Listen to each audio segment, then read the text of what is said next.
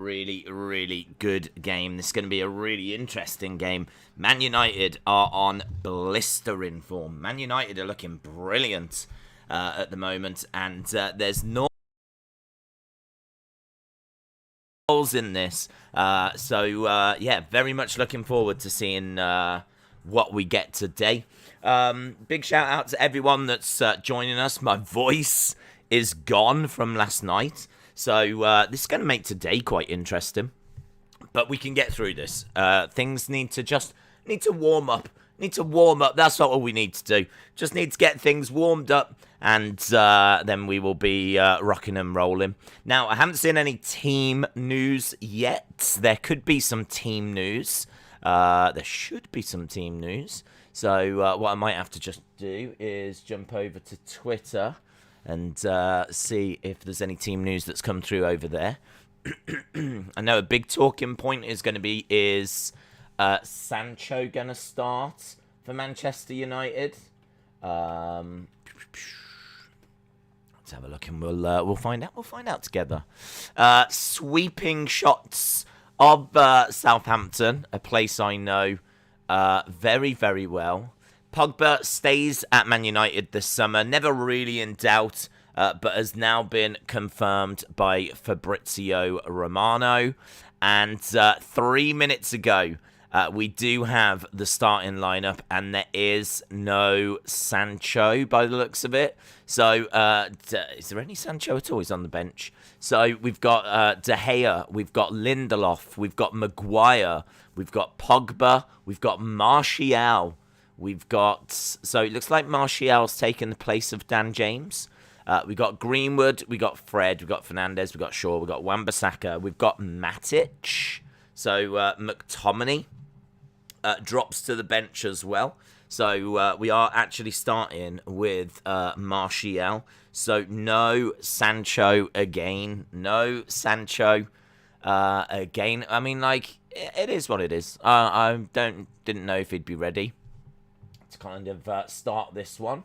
According to Ollie, no is the answer to that. So he's kept him on the bench for now. So no Sancho, but he's sure to come on and make an appearance. Just having a look at Southampton to see if I can see their side. Here we go. Southampton side that's going to play. We do also have Wolves and Tottenham. We've got McCarthy. We've got Livramento. Stevens, Salisu, Perud, Romeu, Ward-Prowse, Walcott, Genipo, Adams, and Armstrong. So that is the Southampton side. Armstrong. Let me just jot down some of these names, and then we can get the tweet out, and then we're rocking and rolling. Then we're cooking on gas. Then I can jump into the chat and say hello to everyone. So, there we go. And as we said, Tottenham versus Wolves, I think, is going on at the same time as well.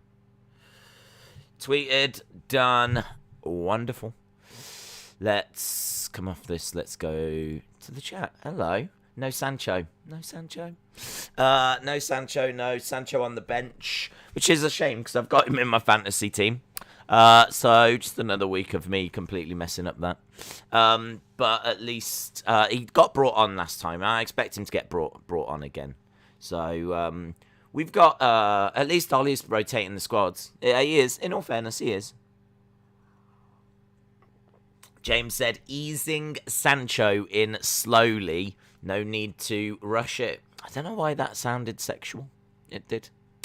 David said no Phil Jones. Oh, do you know? Let me have a look. No Phil Jones. And also, fun fact, I actually wasn't even looking at anything then. No Phil Jones, and I'm really pleased about that. So yeah, no Phil Jones. Wish him well in his future endeavours. But yeah, no Phil Jones today. I can't remember if this game last season resulted in it being 9-0. Let's have a look. The joys of Google. Southampton, Manchester United. Let's have a look. Let's have a look and see. 2020. 2020. No. Man United won 3-2. I mean, in all fairness, there were still 5 goals. So, Man United won 3-2.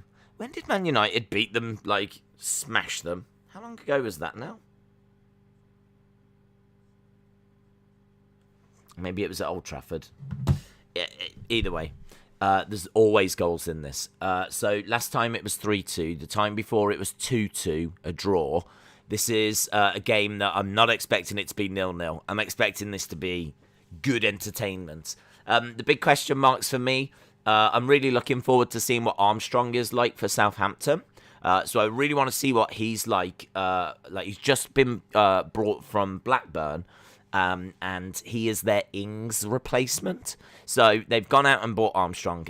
Che Adams, it's obviously another year for him. He has got to step up. In a way, Che Adams is their replacement for Danny Ings. So I'm looking at that Southampton attack to see, what can it do? I'm looking at it from a fantasy points point of view. So I'm looking to see what can that Southampton attacker do. In regards to United, they were just wonderful. They were wonderful. I mean, first half against Leeds, I think they were winning 1-0, and then they just clicked into gear, didn't they? At one point last week, it was 1-1, and then it ended up being 5-1 Manchester United. So I think that second half performance was really nice. You can't rush that. I mean, it'll come when it comes, when things are flowing and they're in a groove. And who knows, they could find that groove. They could get into that groove much earlier, and this could be a devastating night for Southampton, with Martial and Greenwood and Fernandes and Pogba, and there's just so much attacking talent on the pitch. Should be able to get the result. They're all, in fine form. I'm expecting United to win this. In regards to Arsenal, actually, I should look at Arsenal, shouldn't I? I should look at Arsenal and Tottenham, because I don't want to be ignoring those. Those games are happening as well at the same time. So we've got a couple of Tottenham Wolves, I think it is, sorry. Arsenal are actually later. We're doing a couple of games here. We're doing Southampton, Manchester United, and then afterwards we do Arsenal, Chelsea, I think it is. Right, here we go. So the Wolves side has got... This is the Tottenham side to face Wolves. Lloris in goal. Tanganga, who was amazing last week. Sanchez, Dyer, Reguilon, Højbjerg, Skip, Dele Alli, Lucas, Bergwijn, and Son. So Kane is named amongst the substitutes. So that is the Tottenham team. Let's have a look at the Wolves team. Let's see if we can find any information on Wolves. Wolves. Your team to face there. There we go. Jose S.A. Semedo, Kilman, Cody, Seiss, Markle, Moutinho, Neves, Trincao. Don't know how you pronounce that name. Jimenez and Adama Traore. That is the Wolves side.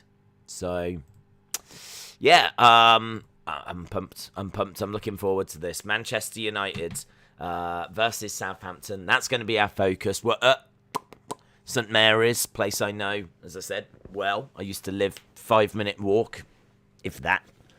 I mean, you could see how great the area is. You could see, how lucky I was to live around there. But, yeah, we did do you know what? Actually, we did a video. I did a toy hunt. I think it's the Tyler Bate one. Where we actually walk here. And then there's even a bit that I filmed going over that bridge. That bridge there. There's a bit in the video where we go over that bridge. So, I used to live, up here. Up this bit. And so I used to be able to cut through these kind of buildings. Cut round the back. So I'd be able to get like here. So yeah, come down there and then cut across that bridge. So yeah, St Mary's, it's all right ground, not bad ground at all. It's been around since 2001. I did hear that people are a bit down on it. So they polled a load of fans, and I think this came out like near the bottom for like the worst and the best grounds. But it doesn't look bad, does it? I mean, it's not a bad-looking ground. I don't know what the facilities are like. Maybe the facilities are just rubbish. But, yeah, it was built, I want to say it was like 2001 when they moved into St Mary's. They're just showing, yeah, the 9-0 was February of this year. February 2021. That's when they lost 9-0, and it was at Old Trafford. Must have been at Old Trafford. They lost 9-0. February 2021. And I thought it was even older than that, to be honest. But, yeah, this was... there's been some great meetings. Look, they're just showing 6-3, Southampton 6, Manchester United 3 from 1996. That's what Sky Sports are showing right now. Man United in their blue and white striped away kit and sharp on the front. There's McClare and Keane, and it's brilliant. There's Beckham running over. Ugh. I miss them days. Oh, that dink by Matt Le Tissier brings back memories. Matt Le Tissier just dinking the ball up, and Peter Schmeichel just had to watch it go over his head and into the goal. It's just an incredible match. What a match this was. I forgot about this game. I remember the game. I just forgot about it. That brings back some memories, that does. James Chadwick says 10-0 today then. 10-0. Days, what do you think will happen this Friday with Roman, Brock and Heyman? I don't know. I can't wait to find out. That's the story, isn't it? That's the story. What will happen? I mean, it's going to... I feel like it's leading to the match, obviously, between them. I'm not expecting a swerve where they're in the same faction or anything. I think there's going to be... I think it's leading to a match. I've got to think Heyman's going to stand by Roman. I can't... I mean... Roman's got to be the heel in this, and Brock has got to come across as a face.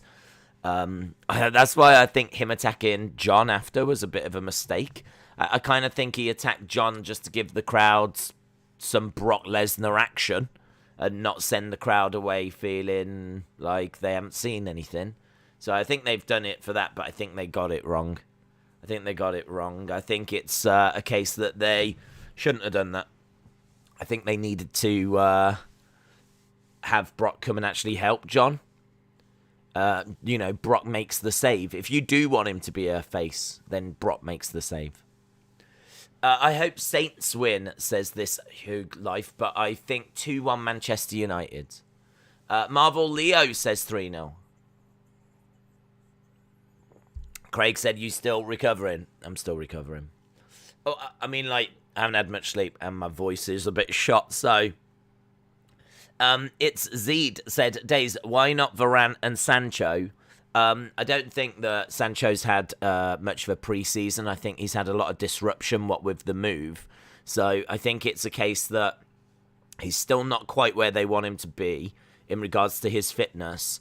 He's good enough to come on and make cameo appearances, and they brought him on last week. So he's already played, he's already had a good half an hour or so.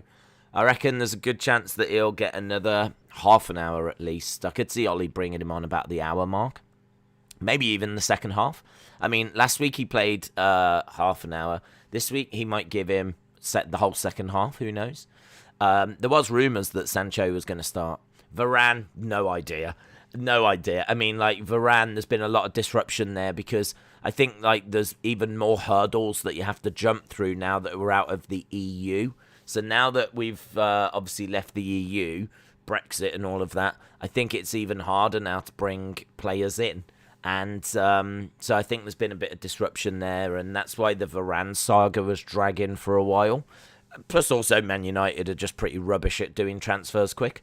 So I think that again, the pre-season's been completely disrupted. No injury or anything along these lines, but you couldn't just drop Varane. He'd be a headless chicken. Like, you've got, I don't even know where his fitness is. I don't know how long he would last in a game. From a tactic point of view, he's not going to be up to speed. Like, I just imagine they're working like night and day to get him where they need him to be. But I think Varane's a little while off, to be honest. I don't think Varane next week or even the week after. So it's all right. I haven't got an issue with it because, the later he starts, then, the more hopefully we could get out of him. Because he's kind of having his pre-season and his break now. So that, once he starts, it's going to take him a little while to warm up. And, boom, by the time we get into like October, he should be in a good place. I would imagine. I wouldn't expect him in August. Maybe not even early September, back end of September into October. I think that's where we should be rocking and rolling. So, yeah, I wouldn't worry about it. I mean, Varane, we didn't have him last season. Do you know what I mean? He's coming. We've got him. So don't worry about it. It's done. But, yeah, I wouldn't expect him yet. Days, love the energy. Sometimes I thought you were drunk. I was drunk on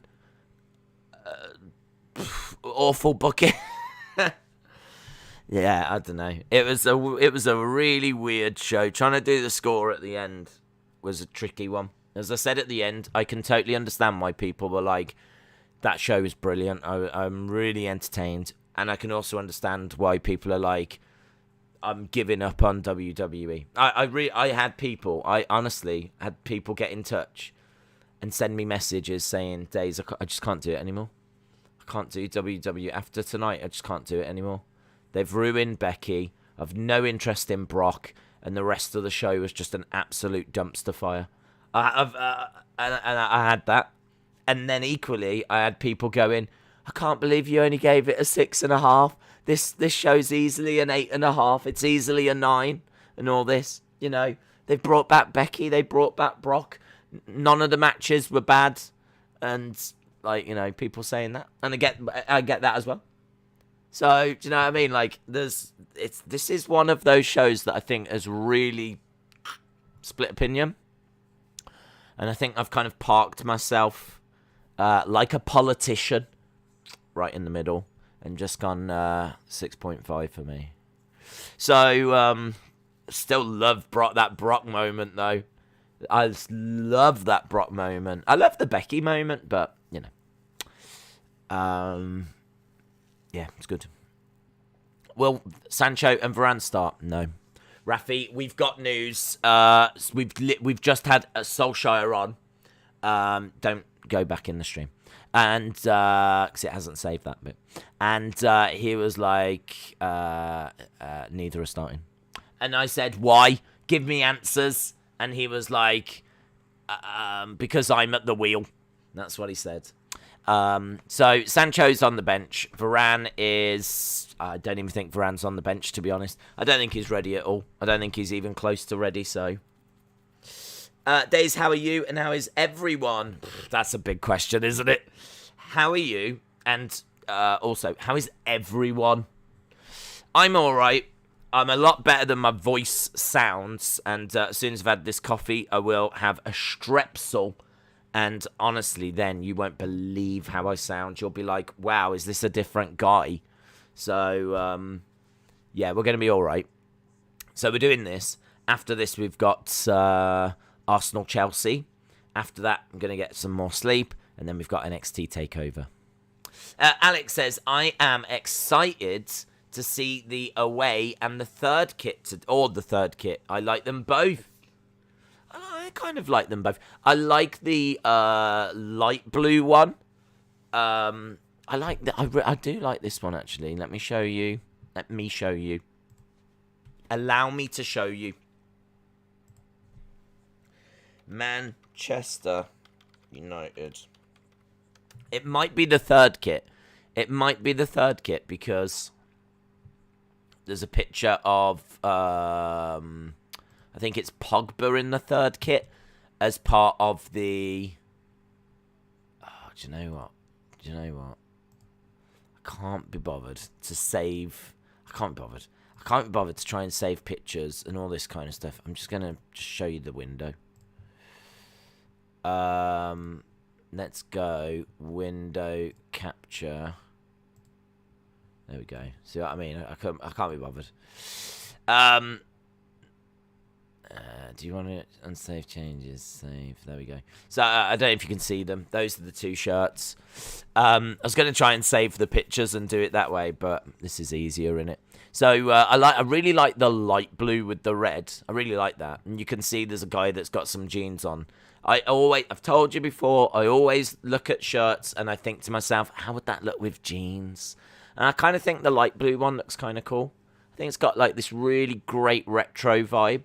I wouldn't have it with light jeans. I'd probably wear it with like dark jeans. But that's just the fashionista in me coming out, guys. But yeah, I do like the light blue one. The third one is the dark blue with the yellow. I don't mind it. I don't like it as much. It's got like these weird arrows, hasn't it? Like going down. It's going down on the front, going up at the back. I mean, it's fine. It's all right. It's all right. It's all right. But if someone was like, "Oh, which one?" No doubt in my mind, I'm going for the light blue. No doubt in my mind. So, yeah, I think we're playing in the dark blue today. I think we're playing in the dark blue. I think. And I'm only basing that on the announcement image that came out that I think had Pogba in it. So, Daisy, is that a green screen behind you? No, it's that these are actual shelves that are empty. So I need to try and fill them up. And also, yes, it is a green screen. I watched your Brock reaction vid because I missed the end of your stream. How is your voice after that? My voice after that sounds like this. My voice right now sounds like this. The reaction is real.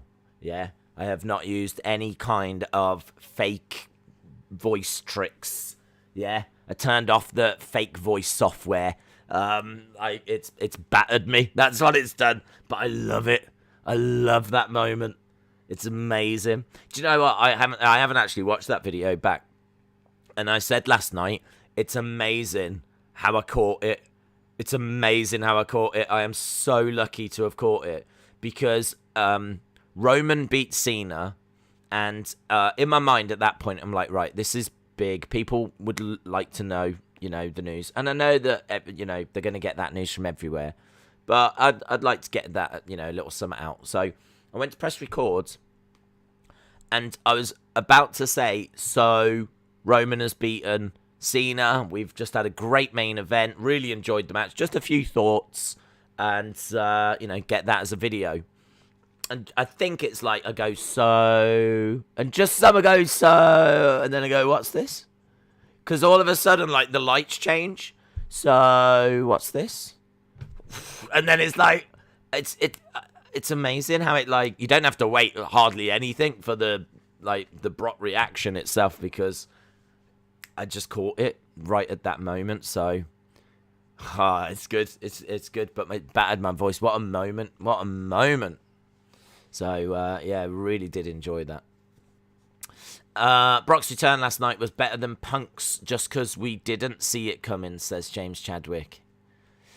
I think Punk is a bigger moment. If someone said you could only see one, then you'd watch Punk's. But from a surprise point of view, yeah, I agree. I mean, we knew the Punk one was happening. From a surprise point of view, the Brock is a bigger surprise. But if I had to pick one, if someone was like, right, would you like to see Brock come back at SummerSlam or CM Punk come back at AEW? I'd be like, yeah, 10 out of 10, every day of the week, CM Punk. If I hadn't seen either. Lashley put in, can I just tell you, Lashley did a Stone Cold thing. I don't know how old it was. I've not seen it. It's brilliant. It is brilliant. I actually watched it for about half an hour after of him talking about, like, he comes across... I wish they would give us that depth. I watched it, and he talked all about what it was like being in MMA, and he talked what he had to do to train. He was talking about training with Cormier, training with Cain Velasquez. He was just going through all this detail, and I was just like, this is the most invested in Bobby Lashley I have ever felt. Like, it was brilliant. It was brilliant. I haven't seen that WrestleMania 37 documentary yet. I want to watch that. But I was watching this Stone Cold podcast thing, the Broken Skull Sessions with Bobby Lashley. It's brilliant. Half an hour, I was hooked. I mean, all of them are good, aren't they? I wasn't surprised that it was good, but yeah, I was so invested. Craig said, Lashley putting Goldberg's son in the Hurt Lock was a desperate attempt to keep this feud going. The feud is stale. Can I just tell you that they're talking quite a bit about Arsenal. They're talking a lot about Chelsea. I mean, that is a massive game, but I'm not too worried about that because we've got Southampton Man United in half an hour. So Southampton Man United is our main focus. In the background, we will have Tottenham versus Wolves. We've already spoken about the teams, so we know what's happening there. And yeah, I'm expecting a Man United win. I'm expecting this to be quite comfortable. I'm very interested to see Martial and see how he plays. He was kind of our number 9 for a while, but for whatever reason, it just didn't work out. I think he missed a few chances, and I think they looked at it and they were like, we need a proper number 9. We managed to get Cavani, and I think Cavani has shown what a proper number 9 can do. So I think since Cavani came on the scene, that's really opened Man United's eyes. And I think now they're like, yeah, okay. We can't get by with Martial. We need a proper number 9. So, you know, there's big speculation that next year Man United will get Mbappe or Haaland or someone of that ilk.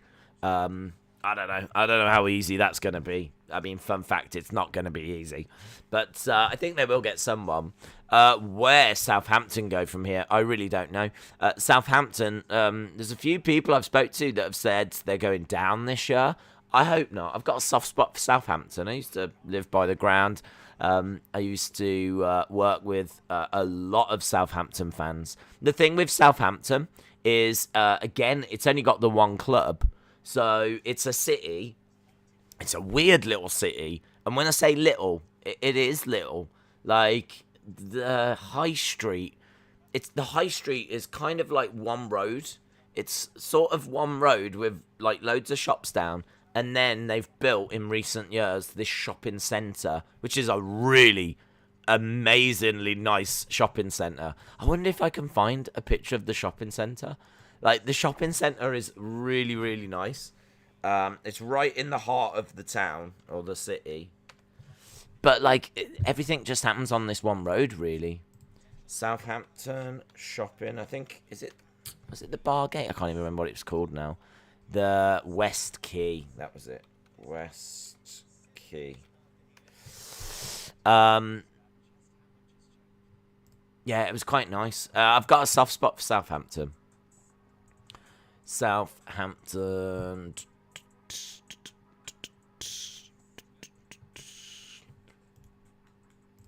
So, in the middle of... Here we go. Image. I'm going to show you their shopping centre. I know that sounds weird, but it's nice. It's nice shopping centre. It's quite modern and looks really cool. Look at that. What I love is the top, actually. I don't know if you can just see it's got like wood panelling at the top, and it's so weird, their shopping centre, because like you kind of walk. It's really nice. 3 floors. The top floor is all food. It's got some lovely wood panelling up there. Wagamama's and McDonald's, and you can see like Vision Express. John Lewis is a big like department store chain here. All the loads of shops on each level. And it's nice. And let me click remove. It's really cool because you kind of walk from the high street down this row of shops, and then it just opens out into that. Opens out, and you've got like the food court, and it's all glass roofs, so the light's coming in. And it's just the way it opens out. It's really well done. The architecture's lovely, and it's nice. It's a nice place, Southampton. Like, but as I said, quite small, and I got a soft spot for them. So I think they'll lose today. I need them to lose today because I'm a Man United fan, but I don't want to see them get relegated. I got a real soft spot for Southampton. Really bring through some players as well. I mean, Virgil van Dijk came through Southampton. Gareth Bale came through Southampton. Alan Shearer was at Southampton. Like, some massive names, Matt Letizia, of course, have come through Southampton. Most of Liverpool came through Southampton. Like, quite famously, they were pinching loads of Southampton players, weren't they, over the years? So, yeah, I like them. Southampton days, absolutely. Kevin said, Days, AEW missed a trick. The Punk shirt should have had, on return, had back logo. The one they're selling is just the front logo. I don't know. I don't know. I prefer. I think what they're doing is perfect. To be honest, I wouldn't like the shirt as much if it had CM Punk all on and stuff all over the back. Maybe they're missing a trick because it could have AEW all over it, but the shirt would be worse. Like, again, I want a shirt that looks cool with jeans. I want a shirt that I can wear in a pub that looks cool. And this looks cool with that design. If it had, like, CM Punk, AEW written all over the back, that would take away from the shirt. So I'm grateful that it's just what you get on the front, because I really love the shirt, so I wouldn't change it. Do you see Danny Ings' overhead goal? I haven't seen it yet, no. We were talking about it yesterday. I know it's a worldie. They do an interview with Romelu Lukaku. So Sky Sports talking about that. Oxlade-Chamberlain. Yes, you're right. Oxlade-Chamberlain. Peter Crouch. Yep. They've come through with some fantastic players. Josh, I can't reveal that information, but what I can tell you is it was an entertainment store.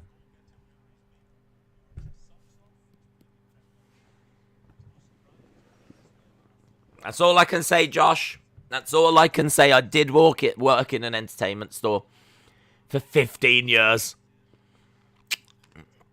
And I know their CEO. I know the CEO of that company. And if you showed him a picture of me, he would be able to name me. Just because I've had quite a few meetings with him. And, yeah, it's... I miss it. I do miss it. It was a really, really good store, and really fantastic people. I miss the people. But, I don't know. It was just that this got bigger, and you would find yourself being at work going, oh, I could be doing this. Oh, I could be doing that. Oh, we could be... Do you know what I mean? I mean, we stream a lot, and we weren't streaming at all back then. When I lived in Southampton, we weren't doing streams. We weren't doing watch-alongs. So... Days, why are all of the big stars going to SmackDown with Brock and Becky?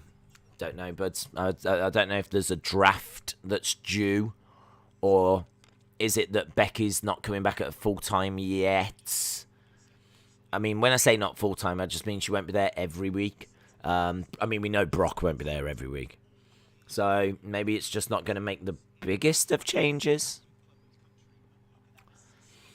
I mean, storyline-wise, Brock being with Heyman makes sense, and Becky's got to be with Seth, so what do you do?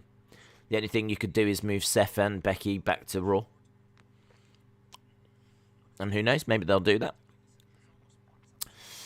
Days, what are your thoughts on the red Man United shirt? Love it. Yeah, I think this season's shirt is good. Fine with it. It's very plain. The one thing I would say is... I'll see if I can find it. I've done it again. I don't know why I've done that. I don't even know why I say it. I've got the... I mean, look, there it is. I mean, this... I should have just shown you this, because you could see even more pictures. of Southampton, the food bit at the top, the different pictures, West Quay, some lovely images there. Let's have a look at Man United's Man United home. Man United home. So Man United's home shirt. It's not the one with Chevrolet on. It's this one that's you can't really see it. Ben White, some well apparently. So it's the one that says Team Viewer, all at the top. If you look at the top row, top row. So Team Viewer, I like it. It's plain. Yeah, you can look at it and go, well, there's not really much to it. That's fine. I totally agree. Love the collar. If you actually look at, mentally take everything off apart from the badge, the collar and the sleeves, and it's proper like 1960s. I mean, look at that white collar. Look at the white sleeve edgings. Like, it's really George Best, Dennis Law, that kind of a vibe. If you take, like, you know, the sponsor off, Adidas off, and certainly the stripes at the top, it's just like, it's basically our 1960s shirt. I love that. But because of, like, the Adidas stripes and the sleeve sponsor and everything, I think it loses the impact of that. If the Adidas stripes on the shoulders were gone, maybe that would come across a little bit more. I think the Adidas stripes on the shoulders are a bit of a problem, to be honest. I would lose them because I think then you've got like a 1960s shirt. The white collar, the white sleeve edgings reminds me of the Busby Babes. It's a callback to the Busby Babes. So, yeah, I love it for that detail. But it's a detail that is easily, like, missed because I think there's a bit that's going on. So, considering it's just like a plain red shirt, there's actually a bit going on there. So, I like it. The Busby Babes. Ben White is scared of Lukaku. Yeah, Ben White missing the game. They just mentioned. The Sharp sponsor on that shirt would look fire. No sponsor on that shirt would look fire. Imagine, take Team Viewer off. Take Team Viewer off and take off the shoulder things. I know you'd have to have something, but yeah. What's the reason why 2K22 out in March is to coincide with Mania? There's apparently nothing wrong with the game. Oh, that's interesting.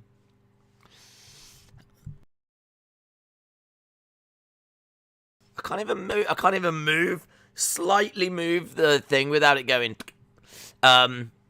It's whenever I just slightly move it.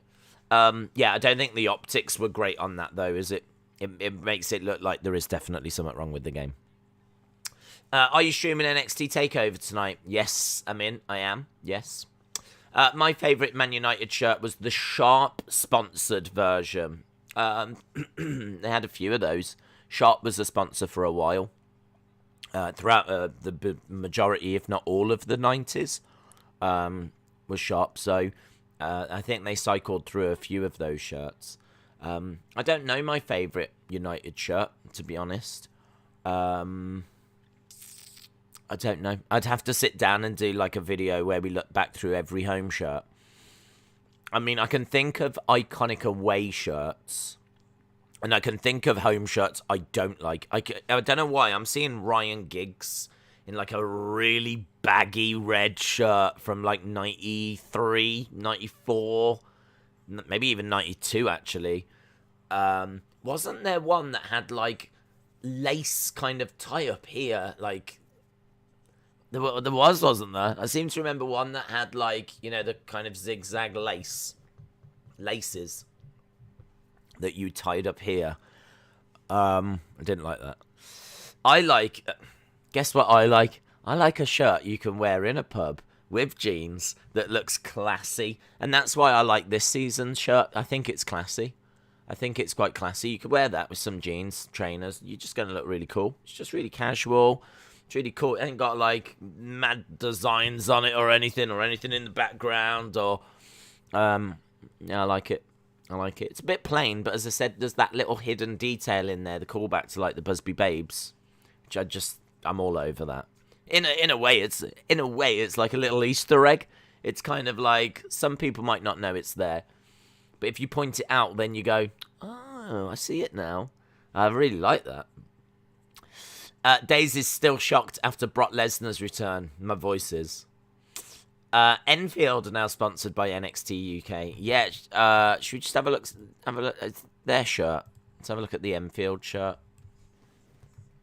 Enfield FC.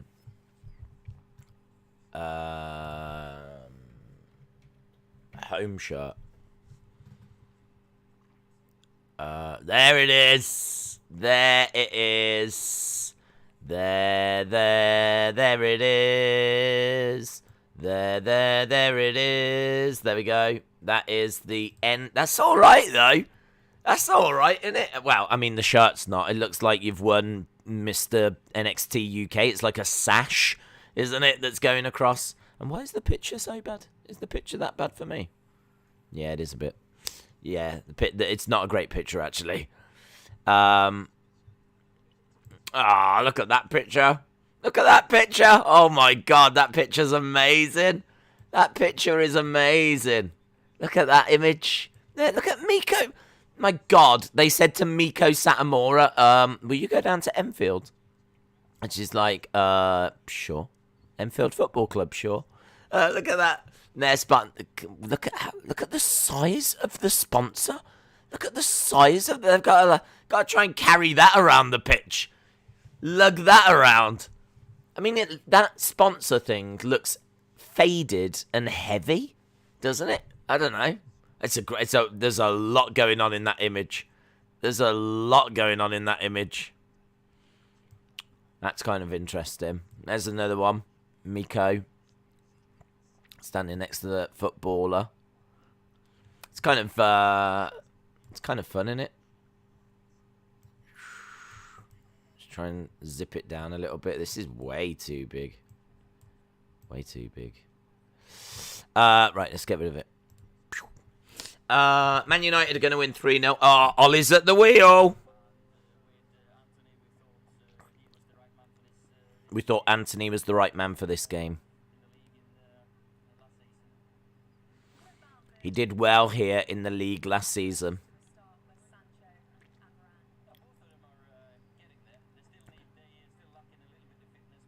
Both lacking a bit of fitness for Varane and Sancho.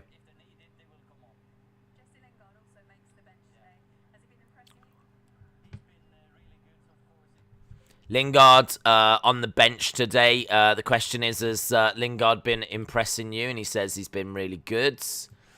Is Varane on the bench then? I wasn't expecting Varane to be anywhere near fitness, to be honest. I didn't notice Varane on the bench, so that could be a little talking point if he is. He is, you know. The bench is Heaton, Dillo, Varane, James, Lingard, Mata, McTominay, Van der Beek and Sancho. I don't expect to see Varane. I really don't expect to see Varane. But I do expect to see Sancho today. Days, how are you doing? What is your score prediction for Man United? Zaher, I'm good. My prediction here, there's a bit of oomph back in my voice now. Had a strepsil. How many strepsils are you allowed, actually? You are allowed... dissolve one in the mouth every 2 to 3 hours. Okay. I am going. I'm going. I could see Southampton getting a goal, but I could see Man United getting 3. So I'm going to say 3-1 United. 3-1 United. And Tottenham Wolves, I'm going to say 1-0 Tottenham. 1-0 Tottenham. And then Arsenal Chelsea. 2-0 Chelsea. Days, I ordered the punk shirt. Very good. I need to do that myself. I can't wait for TakeOver. Cross versus Joe. Dakota versus Raquel. Volta versus Dragunov. Shauna, shout out to you. Go Southampton. Sorry, Shauna, you've spelt Manchester United wrong. You've spelt Manchester United with an S. I don't understand. S-O-U. It's very strange. Weird. I've never seen that spelling. Never seen it spelt that way before. Manchester United. Long live Liverpool. Shauna, shout out to you. Puma design the worst third kits they could ever design, says Alex. CJ Aesbit said SummerSlam was, in my opinion, the best pay-per-view of the last decade. What do you think of City's third kit? What do I think of City's third kit? Do you know what? I don't even think I've seen it. I don't think I've seen it. Should we have a look? Hang on. There is the Man United info I was just reading. Here we go. Man City third kit. Oh my god. Oh my god. What's going on? What is this? What is this? Where's this come from? I haven't seen this. What's Liam say about it?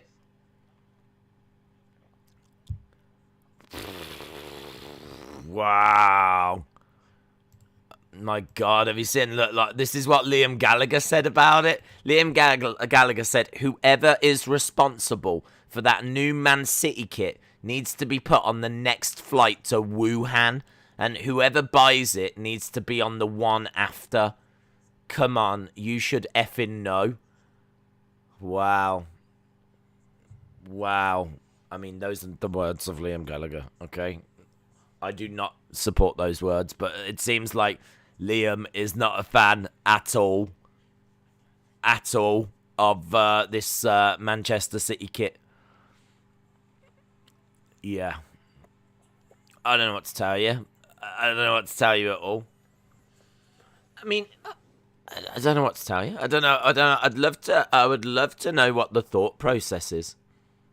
I'd love to know why they think this is the way forward. Do they is this based on like a shirt, just like a normal night out shirt? You know, would you wear that with jeans and go out? I don't know. I don't even think if that. I mean, I don't even think that's a good looking shirt. Do you know what? I honestly, I'm looking at this, right? I'm looking at it, and I'm thinking, do you know who I could see wearing that? Dustin Poirier. I could honestly see Dustin Poirier wearing that as a shirt. He would wear something along those lines.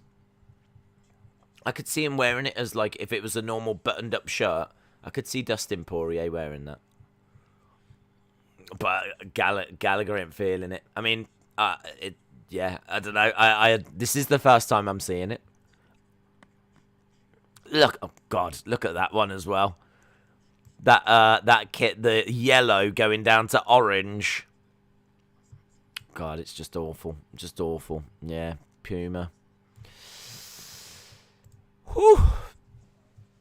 I need to get a puke bucket, says James Chadwick. That looks like a kid's night suit. Predictions for tomorrow, today for you, for NXT TakeOver. Samoa Joe, Raquel, but it all depends if she's getting called up. If she's getting called up, then it's Dakota. Dragunov, I'm going to go Dragunov beats Volta. Who else is facing? Kyle O'Reilly beats Adam Cole. Adam Cole, I think, gets called up. And Cameron Grimes beats LA Knight. Looks like something Baron Corbin might wear. I could see that. It would have to have a lot of stains down it, but I could see that. Brood Edge was a cool throwback. That was a great entrance. That was a great moment. Primo said, how do you think women like Naomi, Liv Morgan and Toni Storm would fare on SmackDown with Becky now joining? I think they would be overshadowed. I think Naomi would have to be a heel. Toni Storm would have to be a heel. Liv Morgan would have to be she would have to be the face below Becky, really. But at the moment that's Bianca. So I don't know, it's crowded. It's crowded. I think Tony and Naomi will be fine if they're heels. Liv, I wouldn't have Liv as a heel. People like Liv. I'd keep her as a face. Come on, the next few pay-per-views, we could have Becky, Charlotte, Brock, and Goldberg as WWE's main world champions. How are you doing? Your voice doesn't sound good. Yeah, my voice isn't amazing. I mean, in all fairness, we did... in all fairness, we did a near 8-hour football stream. And then a few hours later, we did a 7.5-hour SummerSlam stream. So, is it a surprise that my voice is just a little bit rough and ready? I kind of think that I was prepared for it to be a bit shot today, but that's all right. We can ease into it. I'm slowly actually waking up as well. As like, I woke up literally half an hour before we started the stream. So I'm in the process of waking up during the stream. Had a coffee, had a strepsil. Haven't really got anything. Oh. There's always one lying around. There's always one around. I've got a Tenzing as well, so amazing. So that'll keep us going. Yeah, no, we're doing good. I'm proper excited. Manchester United. All over this. Did you know that Becky Lynch is a City fan? Oh, did you know that I just started hating her? No. I didn't know that, no. Actually, I was scared last night. I thought Roman would lose. Brock has took your voice to Suplex City. My score for SummerSlam is a 7. And I agree with your thoughts, says Tharuka. Shout out to you, buddy. Harley said, I had 3.5 hours sleep. Oh, look at this. Rock and roll, baby. This is rock and roll. This is what rock and roll is. Liverpool versus Chelsea next Saturday and Man United versus Wolves next Sunday. I always think that's a tricky little game, but I mean, like, I don't really know why. I mean, there shouldn't be a reason as to why I think that really anymore. Wolves are struggling a little right now, but I do always look at that and go, oh, don't fancy it. I look at this game and I'm like, I quite fancy this for United. I quite fancied Leeds last week as well. I fancy tonight. Wolves, there's always something about Wolves. I don't know if they're a little bogey team or if we just like... I just remember when we played them like 4 times in quick succession and when we were really struggling. But I mean, like, that's when they had Nuno, that's when they had Jota. That's when they had Jimenez at full, health. I don't quite know if he's back up to speed yet. So, I don't know, maybe now's a good time to be playing Wolves. Because they could be a little problem team. Who do you think will win the Premier League? I went with Man City, with Chelsea second and Man United third. Eagerly awaiting the match, says Denish. Yeah, same here, bud. Who do you think will be top 6? I can't remember. I did a prediction video that's got all that. I remember top 4 as being what you would expect.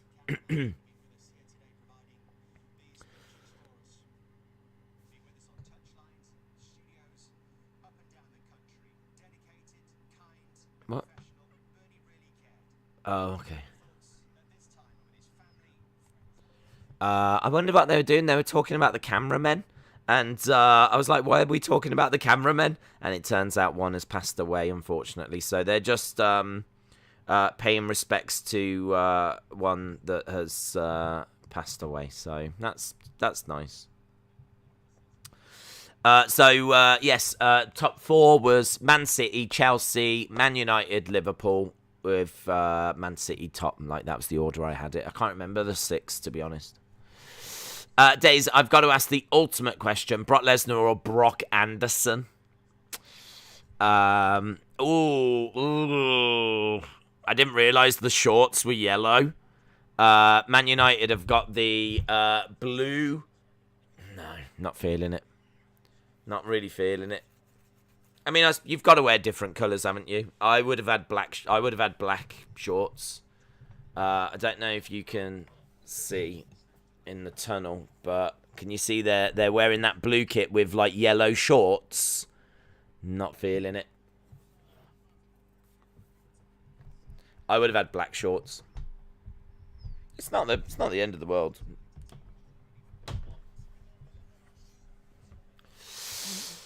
It matches. I mean, it matches the sponsor and the Adidas thing. Like, yellow is the color they've got as the thing. It's not the end of the world. I just didn't realize that's what you wore it with. Southampton coming out. They've got their black shirt. There's quite a few empty seats there. I don't know if people in Southampton are still waking up or what's happening, but yeah, great to see fans back. Of course, the stadiums were empty all last year. Lesnar's the only guy with a man bun that I don't want to fight, says Dark Angel. I've not slept at all, says Mouldy Spoon. I'm going to try and get some sleep before Takeover. No way, you've been up all this time. Days, what do you think is going to have happened in SmackDown after Friday night SummerSlam? What do I think is going to happen at SmackDown? I don't know, buddy. I couldn't predict. I mean, obviously we're going to get fallout from everything we've seen, but exactly how that all goes, I'm not sure. Trying to admit, my voice also doesn't sound too good today. This is Ollie's year to win something, says 2 beats apart. I agree. He could really do with getting something this year. I think we are also going to have Tottenham and Wolves at the same time, aren't we? We're watching Southampton, Manchester United. Where is the Tottenham Wolves game? Is it at Wolves? Oh, it must be, because Tottenham were at home last time. Let's have a look. BBC. Kane on the bench at Wolves. Yeah, it's they're at Wolves, aren't they? They must be at Molineux. That's only down the road. Well, I say down the road, but right. Wolves now. Spurs. There we go. Anthony Martial. So I don't quite know where Martial's playing. Are they going with where are they putting Greenwood? Are they putting? Looks like Greenwood's on the right. Pogba's on the left. Fernandes in the middle. Martial up front. Pogba on the left has actually worked really, really well. It's worked really well.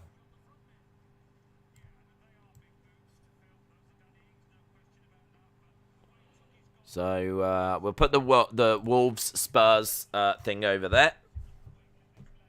Adam Armstrong, 35.7 kilometers an hour he can go. He's as quick as Adama Traore.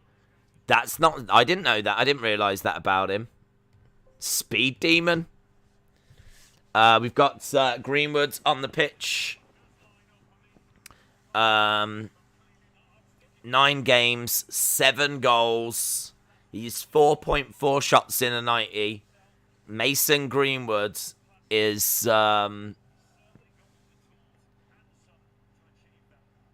yeah, undroppable, isn't he, really, at the moment. In fine form. Right, we're about to get underway with Southampton versus Manchester United. Lot of empty seats. Lots of empty seats. I don't get why have we got all the empty seats. We're not operating with the reduced capacity, are we? Right, they all take a knee. I can't get my head around why there's so many empty seats. It kind of feels like we're at 70% capacity, 75% capacity. Either way, we're up and running. I'm guessing that it should be around 2 p.m. UK, because I am 4.5 hours. It is 2 p.m, yes. Enjoying the chat during my work day, working at an IT help desk from home. The streams make my day go faster. That's cool. Shout out to you, Craig. That's cool. There's empty seats at Southampton. Yeah, I don't get why. I don't know why. Right, we are... let's forget it anyway. Who cares?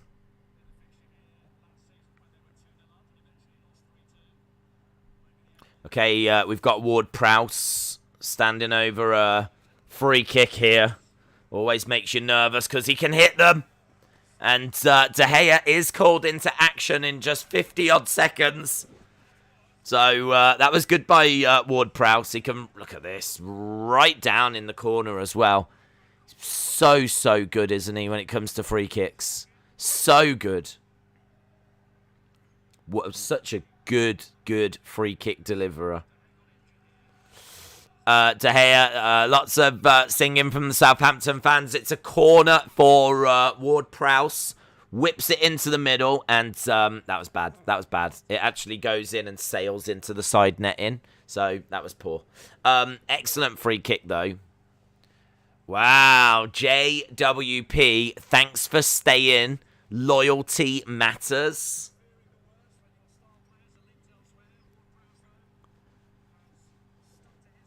Ward-Prowse, thanks for staying. Loyalty matters. Right, more of Maguire passing it to Lindelof. Lindelof looking to... I thought he was looking to play into Wan-Bissaka. Wan-Bissaka in quite a bit of space. Into Lindelof. Looks like they're pressing United quite high, and United giving away the ball. Lindelof giving it away. Pogba picking it up, playing it into Shaw. Shaw on the ball at the moment. We're in Man United's half. Lots of pressure being applied here by Southampton, and I've got to tell you, Man United not dealing with it. Man United not dealing with it.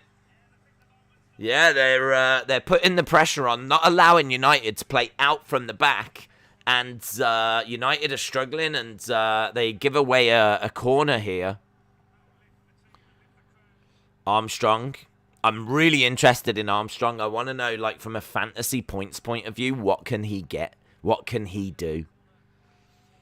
Looks like they're Ward-Prowse looking to whip this in again. Obviously, there's no Danny Ings in there, but they do have Che Adams. They do have Armstrong. Ball whipped in, but no one in there. Plenty of Man United shirts clearing the ball away. Falling to a Man United player, Pogba on it. Lovely ball by Pogba. Nice ball, but just a little wide for Greenwood. Managed to get onto it. Wan-Bissaka. Fred keeping the ball. Into Pogba. Pogba goes down. Referee not interested. Southampton win the ball back. It's a good little game, this. Good little game. Already 3 minutes in, and we've seen a couple of corners, and nice ball by Pogba just to get it out of defence. Make that transition from defence to attack. Nice pass in the midfield. A little bit short for Fred. Ball goes out, though. It's going to be a Man United throw-in. Jack Beale, shout out to you. Days, this is basically Sweden jersey. Where are you watching it? Yeah, I'm watching it on Sky Sports. Days, did you see the tweets I tagged you in to help with the background? Not yet. I will go back through because I am interested. So I will try and go back through my history. But as you can imagine, what with SummerSlam, everything exploded. So I will try and find them. I do want them. Ball played forward. Here's Theo Walcott. Walcott playing the ball into the middle, and the ball just bounces through into the arms of David De Gea. So De Gea gathering that up, and nice start by both sides. Actually, I might be able to get the stats on screen. They should be. Normally you have to wait a few minutes, but there should be enough data now that we're 5 minutes in to have that info. Let's get this one. That one. Let's change it over. So we should have the stats. There we go.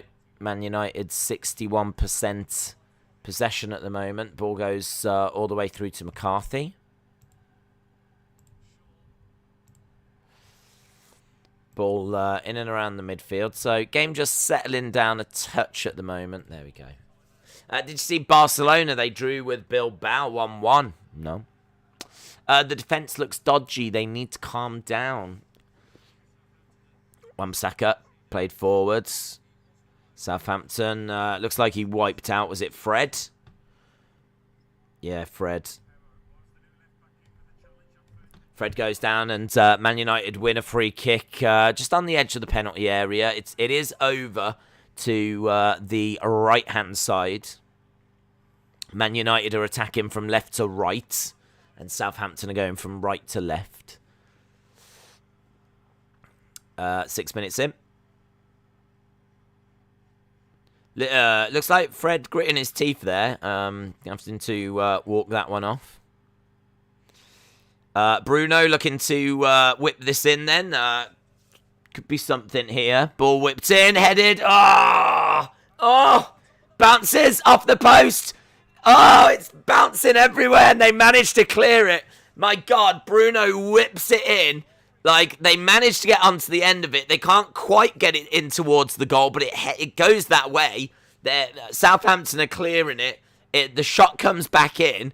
Everyone's like, has it crossed the line? Where have they cleared it from? It's just this big scramble, this big mess. We're just seeing that the ball bounces off the crossbar. It's headed back. I mean, it can't have crossed the line. It can't have crossed the line because the referee's watch would have gone off, his little wrist thing. That's amazing, though. The initial header, the ball loops up and actually hits the top of the crossbar, bounces back, is headed back towards the goal, and is then cleared. It must have been off the line. It's a real scramble. Yeah, it's off the line. Like, it is cleared off the line. That is amazing. 7 minutes in, Man United get the ball cleared off the line by Southampton. It's a real scramble. Into the middle of the park, into Wan-Bissaka. Wan-Bissaka out to the right-hand side. Greenwood still with, takes a shot and it trickles wide. That was poor by Greenwood. That was poor. That was fun, though. That was fun. Spurs have got a penalty. Have they? Off the line, off the crossbar. Shauna said, so before I discovered Liverpool, I followed Man United because of David Beckham. He played for them at the time. When he left, I lost. I was fickle. That's all right. At least you can hold your hands up to that. That's all right. Alex said, so much action already. It's brilliant. Zahair says, penalty to Spurs. Penalty to Spurs. We'll have to see what comes through. Is that game being shown? I don't think that game's being shown anywhere here. I don't have visibility on that. So they're just showing Varane sitting in a United shirt. He's got his United jacket on. Penalty to Spurs. I'll go on Twitter, see what's being said. Latest Spurs scores. They're saying Dele Alli has scored. Unbelievable. Penalty to Spurs. Spurs are leading. Okay. Looks like it is a goal. Yeah, Ali scores it. Dele Alli. I mean, Harry Kane. This must be hurting Harry Kane. Mustn't it? Harry Kane is all about breaking Alan Shearer's Premier League goal scoring record. He would have took that penalty. He would have got a goal today. So, Spurs.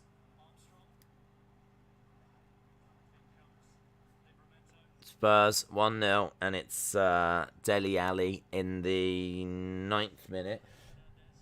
I'll have to have a look at the fantasy thing to see if there's anyone credited with the assist. Fantasy. Let's have a look. No assist. No assist in that. So, Spurs 1-0. No assist. Right, 10 minutes gone. Great opening 10 minutes. So much fun. 0-0. Spurs are winning 1-0 against Wolves thanks to a Dele Alli penalty. No assist. So, for all you fantasy fans out there, if you've got Ali, amazing. If not, don't worry about it. I doubt many people have got Ali. Man United have managed to get a free kick, though. And it's over on the left-hand side this time. But it's quite a distance away from the penalty box. It's certainly not shooting distance. This is going to be one that's going to be looped in again. Man United have just clicked into a different gear here. Shaw. Of course, Shaw came from Southampton. Shaw. All them players they named didn't name Luke Shaw. He was at Southampton. Ball whipped in. Pogba gets the shot off and it's cleared. So the ball falling to Pogba. Pogba looking a bit frustrated. Knows he should have done better. Yeah. So Pogba couldn't get the shot like quite off. Couldn't get the ball out of his feet. Ball whipped in by Greenwood, taking the corner. Punch by McCarthy. Bouncing around edge of the area. Pogba gets fouled. This is edge of the penalty area, but it's right over to the left-hand side. Shooting distance. Well, it is shooting distance, but the angle's off. So I'm not sure that we will get a shot from here. But lots of constant pressure for Man United. Lots of constant pressure. We've got Shaw and we've got Fernandes standing next to each other. I don't know who fancies it. I don't know if Fernandes fancies a shot at goal here. As we said, it's right over on the side. We're talking the left-hand side. He's going to have to whip it in. He could definitely have a pop from there. Shaw whips it in for a header, though, and Pogba again puts it over. Needed to keep it down, yeah. So they didn't go for the shot. Whipped it in. Pogba, relatively unmarked, actually, but puts it over with his head. Days, I'm going to say Man United 4, Southampton 1, Wolves 3, Tottenham 1, Chelsea 4, Arsenal 1's a hair. I would love that day if that's going to happen. Are you looking forward to Wolverhampton Man United next week? Sure, but I'm quite happy with what we've got this week, so I am looking forward to next week. Another place that I used to live, Wolverhampton. I lived in Wolverhampton. I've worked and lived in Wolverhampton, so I know that place quite well as well. Days, I was rewatching Brock's Return. Heyman's selling was brilliant. When you saw Paul, he was acting like he was about to pass out. Here we go, ball dinked in, penalty area, but Southampton clear. Yeah, I need to probably rewatch it. I was disappointed they didn't show us Paul Heyman. Like, you're having to watch him in the background. It didn't feel like they showed us Paul Heyman. It didn't feel like they made Paul Heyman as much of the story as I wanted. I suppose there's time for that. Into the middle, we've got Fred playing it out to the left-hand side, but well cut out by Southampton. They were trying to get it over to Shaw. Here comes Southampton breaking forward. Do you think WWE should pair Liv and Toni Storm as a tag team? You could. Don't know that I'm desperate to see that, but you could do that. I kind of like Toni Storm as a bit of a heel. I don't mind her as a heel. She was a heel in NXT. I don't know what she is at the moment. So I don't know. You could go that way. I wouldn't hate it, but that to me is just a story that could be many stories. You could do lots of things with Liv and Toni Storm. And that's one option. I don't hate it. Southampton on the ball at the moment, playing it into Ward-Prowse. So struggling to get out of their half right now. And Man United pick their pockets. Here comes Fred charging forward, plays the ball through. Fred trying to win it back. No, that's good play by Southampton. Nice through ball by Fred, but just couldn't thread it through. Fred couldn't thread it through. Whoo! Didn't expect that this early. Let me tell you. Fred couldn't thread it through. Here we go. Ball bouncing off Fred. Fred's been everywhere. Fred's doing well here. I like Fred. Getting stuck in. Battling. Winning the ball. Luke Shaw's looking good. Fred's looking good. Fernandes is looking good. Those would be the people that are sticking out to me at the moment. What was SummerSlam like? WWE a lot recently, and I was working, so I couldn't see it. SummerSlam had highs, it had lows, it had bad matches, it had good matches. It was kind of all over the place, to be honest, in my opinion. I ended up giving it a 6.5, but there's people that loved it, there's people that hated it. It's one that really splits opinion. It's a weird one. Looks like Fred was trying to play the ball into Wan-Bissaka, and it ends up just going straight out of play. So, Man United 5 shots to Southampton 1. Days, unbelievable scenes. What are your thoughts on Becky returning and Ponytail Brock? Becky's return was good, and then, in my opinion, ruined by what happens with the match. Because now, when people say Becky, I'm not like, oh, what a return. I'm like, my first reaction is, which isn't right, is it? That can't be what they were going for. Ball played in by Southampton, but just goes straight the way across and out the way to the other side. Brock with the ponytail, I really thought he was going to get rid of it. We saw pictures of him with that, and I was like, nah, he won't have that when he comes back. That's just like what he's got at the moment. But no, he's kept it. This is what he looks like now. So, different look. He's mixing it up. I bet Mattel are happy. I bet Mattel right now are working on the new Brock. Ball in the middle, and De Gea boots it down, and it's bouncing around Man United's half at the moment. Headed forward. Romeu on the ball. It looks like it's going out, and it's a throw to Southampton. It doesn't feel like Becky is the champion. That's how shocking it was. Do you think this takeover will have a goodbye feel due to its rebrand? Not sure. I don't think it'll have a goodbye feel. I think it's just I think it's a rebrand. So no. I don't think it'll have a goodbye feel. Long kick by McCarthy. Ball played forward into Pogba. We're on the left-hand side at the moment in Southampton's half. Pogba goes down. Ball bouncing around. Southampton get it. Play it back. Goes all the way back to their keeper. Launches it. Gets it straight out of play at the halfway line. So it's a throw-in for United on the halfway line. It would be weird to do Brock Roman and Extreme Rules, so I think they'll do it at Saudi. Do you see Brock on the Bearded Butchers channel? Yeah, cool to see him at channel. I didn't actually see him on it, but that's where the images came from. Oh, is this Shaw? Shaw driving forward, trying to play it through, and it does get through.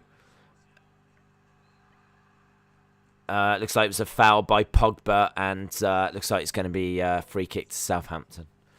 Well in their own half. Some really good play by United. Honestly, they're so fluid and exciting to watch. Martial, doing some really good work. Lovely little dink from Fernandes trying to get it back into Martial. There is some great link-up play. Man United at the moment dominating. 62% possession, 5 shots. Only the one on target, though. That's the problem. There's not much that you can say. Oh, it's filling up now. Looks like it's starting to fill up. Still empty seats, though. Still empty seats. Fernandes playing it forward to Greenwood on the right-hand side. Greenwood charging forward. Plenty of Southampton players back. Fernandes whips it into the middle. No one there. Ball comes out to Greenwood. He plays it back to Wan-Bissaka. Edge of the area. Wan-Bissaka out to Greenwood. Greenwood back into Fred. Fred to Greenwood. Greenwood on the ball at the moment. Plays it into the middle. Pogba turns. And it's going to be a throw-in. Throw-in to United. Right the way into Southampton's half. Who's playing up front? It is Martial that's playing up front. We've got the champions, Arcade Bro. Yeah. Ignorant American question. Why do teams have kits in colours other than the team colours, not including throwbacks or special events? Like Liverpool's got an all-black kit, but they are red usually. So when Liverpool play at home, they will play in red. But if they went to Man United, who also play in red at home, they need a different kit. They need different colours because Man United's colours are red.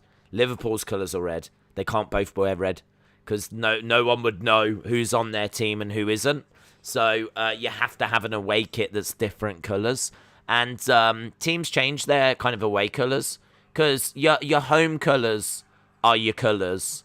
And then it kind of gives you a bit of freedom to explore what to do with an away kit. The question comes, why is there a third kit? And that's a perfectly good question. And the answer is money. Money is the answer.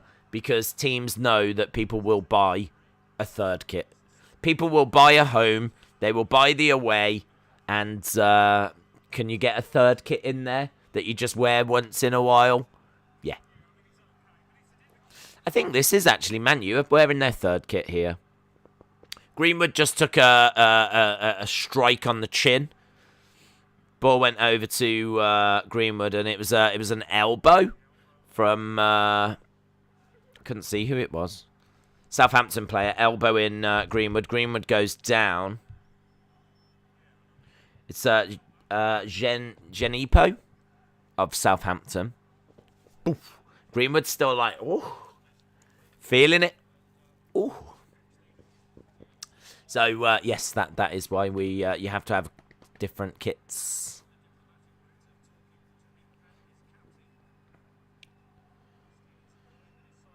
Stevens is quite angry. There's a lot of anger out there.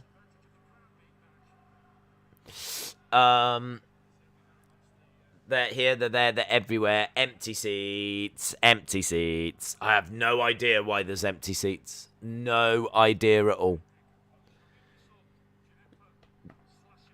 Yeah, Genepo, he lashed out. It's going to be a drop ball to Southampton. Southampton have got the ball. We are back underway. 23 minutes gone. We're halfway through this first half. Man United have been really, really good. They've just lacked like clean-cut chances. But the build-up play's been really nice to watch. Really exciting to watch. Here's Greenwood coming down that right-hand side. Into the penalty area, dancing around. Going to pull it back to Fernandes. Fred. Here's Shaw. Dinked into Pogba, but yeah, that didn't quite read that one. Fred dinked it into Pogba. Pogba didn't run onto it, and it ends up just going out, so. Are you a fan of Thomas Tuchel, Chelsea supporter? Days, what do you think about the new Chelsea home shirt? I don't like it, bud. It's too busy. There's too much going on. I do like clean where possible. If it's not going to be clean, then something classy. This one's got... I said before, I did a video looking at all the different kits. And, Alex Ferguson's there. Alex Ferguson's in the state. He's sat next to Ed Woodward.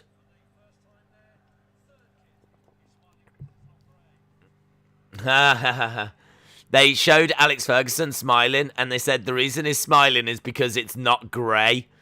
A callback to when Man United wore their grey shirt.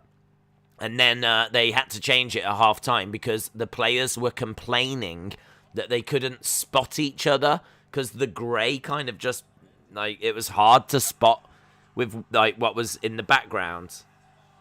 There could be, I don't know, it could be a load of rubbish, but even if it's psychological, it's worth doing, innit?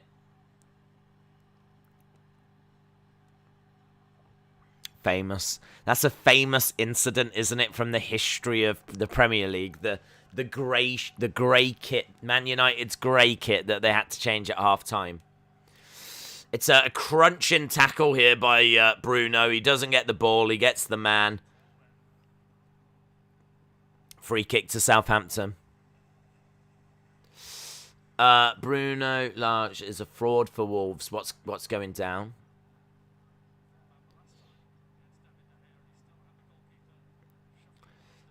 Fightful was Decky's pipe was the biggest pipe ever heard. Ball whipped in, headed clear by Man United.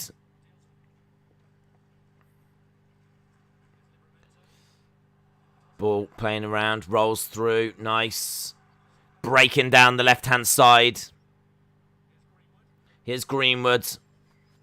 Dancing down the left, and Southampton get the ball cleared.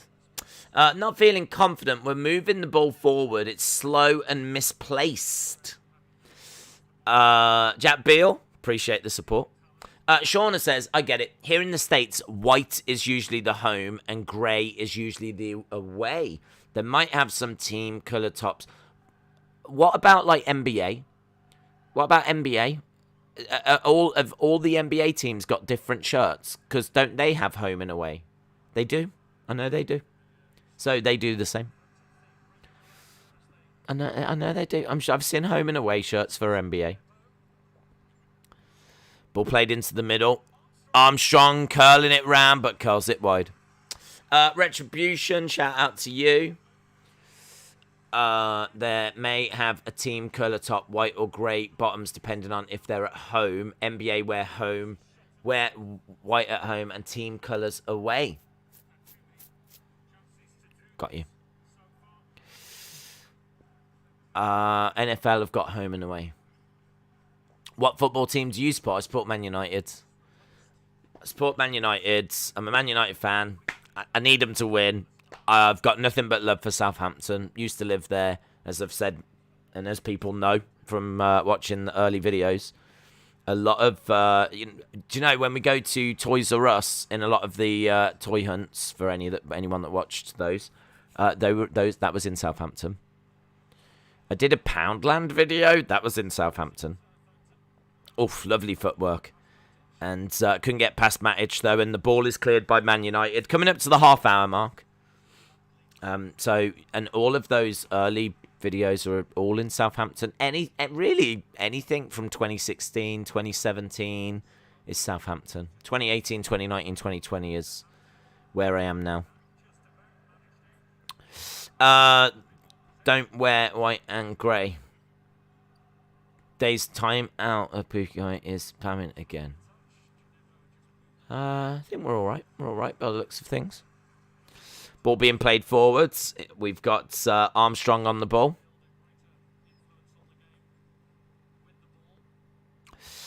You used to go to my local Smiths.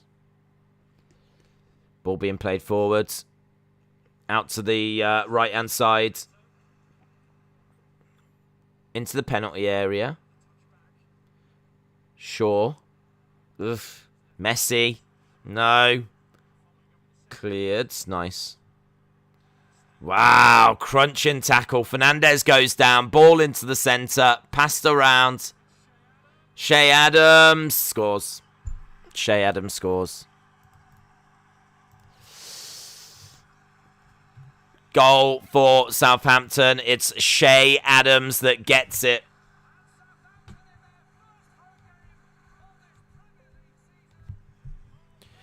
Right. Shea Adams scores. Where do we go? We go here. I'm not worried. I thought that they would score. I thought that they would get a goal. Adams scores in the 30th, maybe 29th. I'm not sure who provides the assist. I can get that info.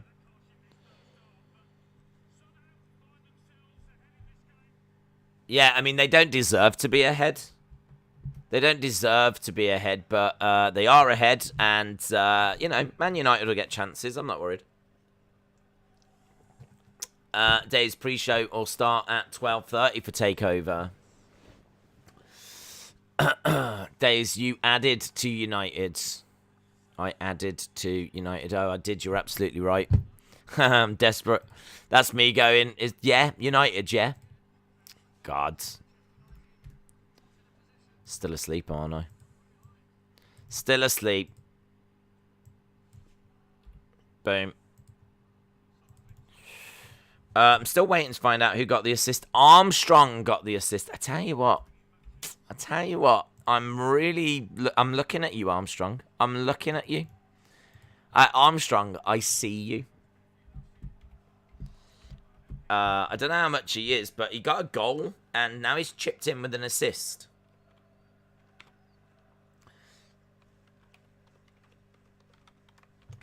They're singing When the Saints Go Marching In. That's the name of... that's what they refer to themselves as, the Saints.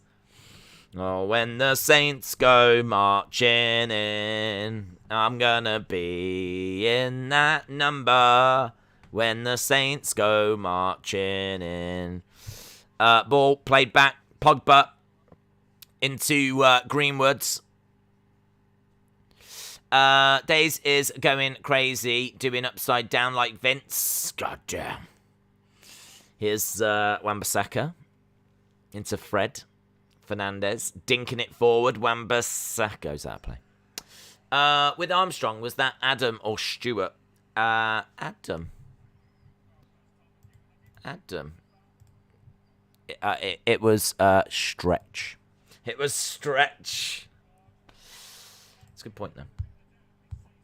It's a good point, well made.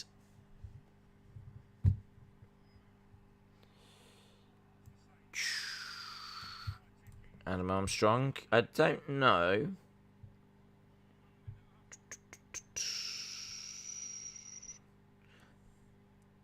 It's the only Armstrong on the pitch.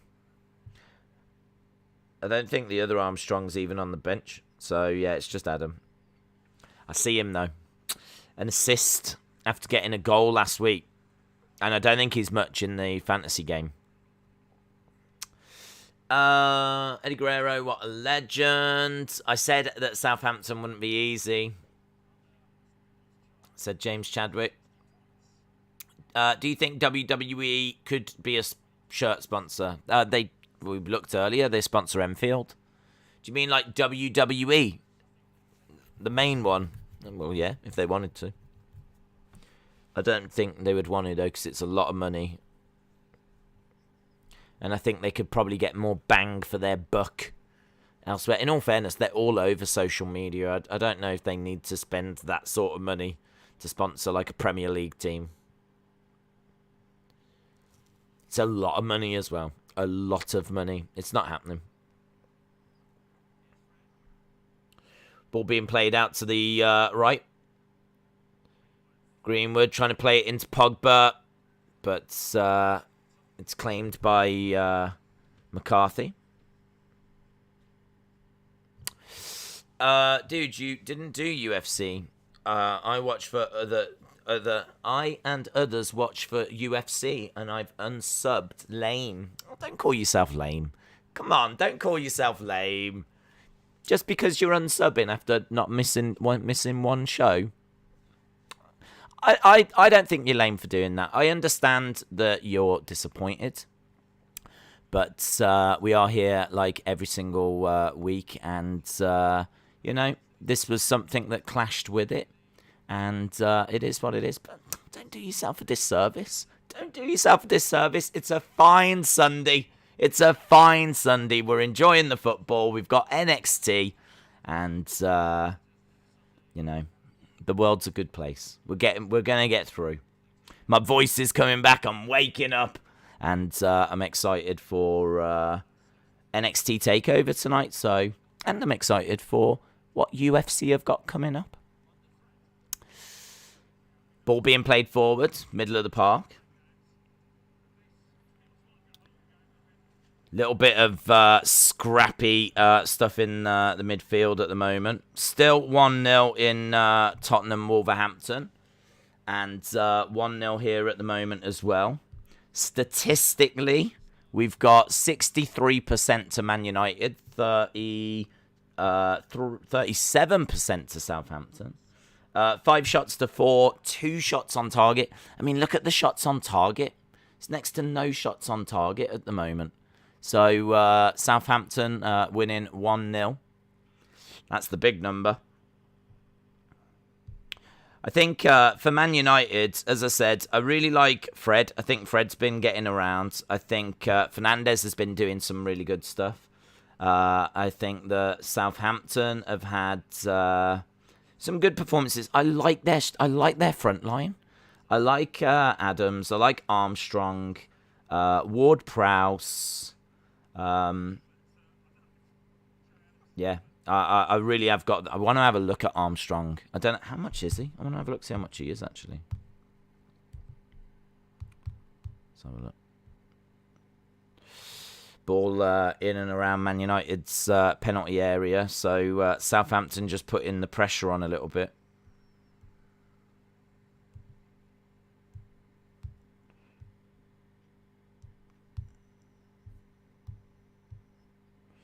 $6 million. 6 million. Got a goal last week and an assist this week. 6 million. 0.5 better than Tony, who still hasn't scored for Brentford. Tempted. I'm tempted by Armstrong. Fred is past his due date. Lewis said, I feel like McTominay needed to start today instead of Matic.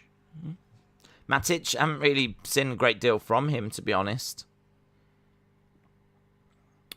It's going to be a corner to Southampton. Ball is whipped in and it's right near the line, bouncing around. And Southampton trying to get it clear. I do, and it's going out. Greenwood, sure. Almost coming up to the 40-minute mark here.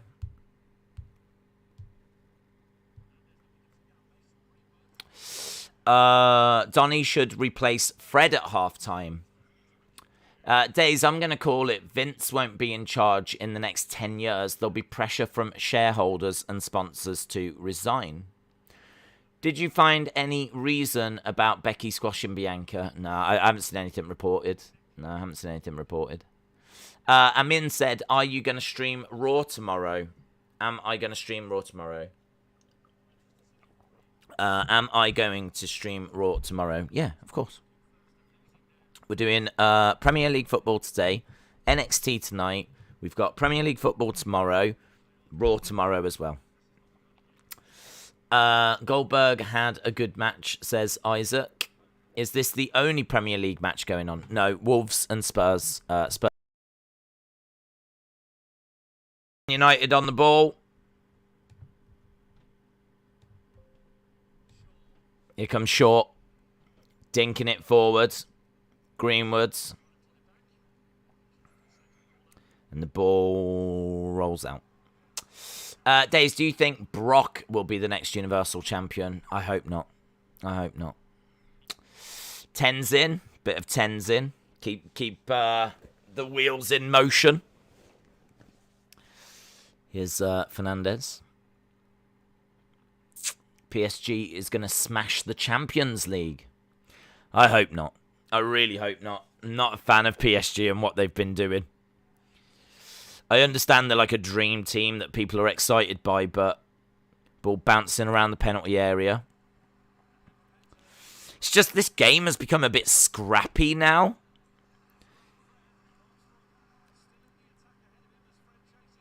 Oof. Ball into the middle.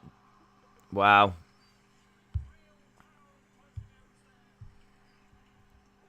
Yeah, Southampton doing well. They've got the ball just on the edge of United's penalty area.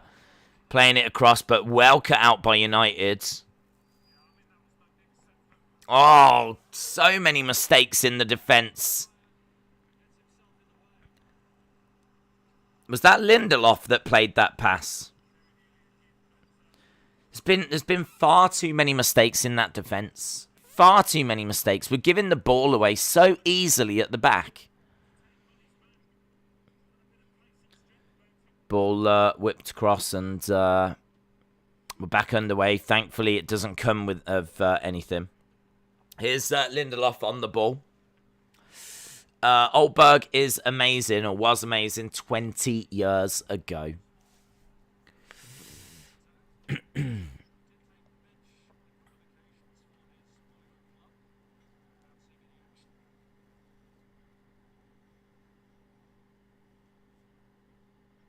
Ball being played forward. Fernandes. Shaw. Martial dinking it back to Shaw, but didn't quite reach him. Southampton cut it out. Middle of the park. All goes down. Referee's given a free kick. Centre. Just outside the penalty area. This could be a nice little position here. This could be a nice little position for United. Just clatters into him, and it's Greenwood that goes down. Is it Bertrand that gives it away? No. It's Perraud. Perraud? Yeah, this is shooting range.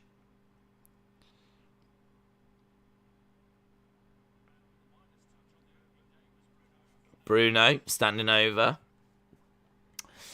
Do you think Brock is back as like a final boss because Roman has never beaten him on a big stage? I'm concerned that Vince won't be able to help himself and give Brock the title. He could. He could give Brock the title. He really could. Final boss? I don't know. The Rock might be the final boss. But yeah, I don't know. I don't know how this one goes. Because he's going to have spent a lot of money to have got Brock back. So I'm not sure how this one goes.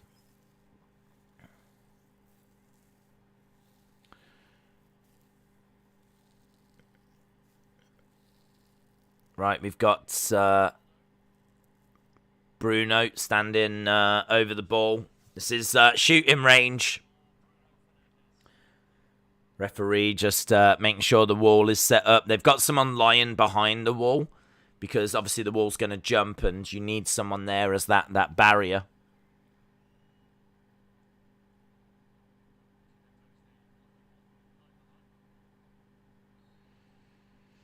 Fernandes bounces off the wall. Bounces off the ball, bounces out of play. Going to be a United corner. Disappointing. Hard to get it over the wall, though. Hard to get it over the wall. Vince doesn't care about pay previews at all. Here we go. Looking to whip it into the middle. Headed towards goal. Good save by McCarthy. Having to get down low there. Yeah, that was good. Volta versus Brock. I'm all about that, says Alex. Someone thought Southampton lying down. Yeah, it's because when the wall jumps to get as much height as possible, what teams were doing is just kicking it underneath. So you have to have someone lying there to kind of block as much when they jump. It blocks as much as possible. Mouldy Spoon says, awful performance. I think the defense for United has been giving away the ball too easily. I think that we were looking all right for the first 20-odd minutes, 25 minutes. And then they get the goal on the 30-minute mark.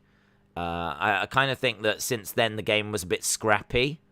Once we're like passing it around and connecting, we're looking quite good.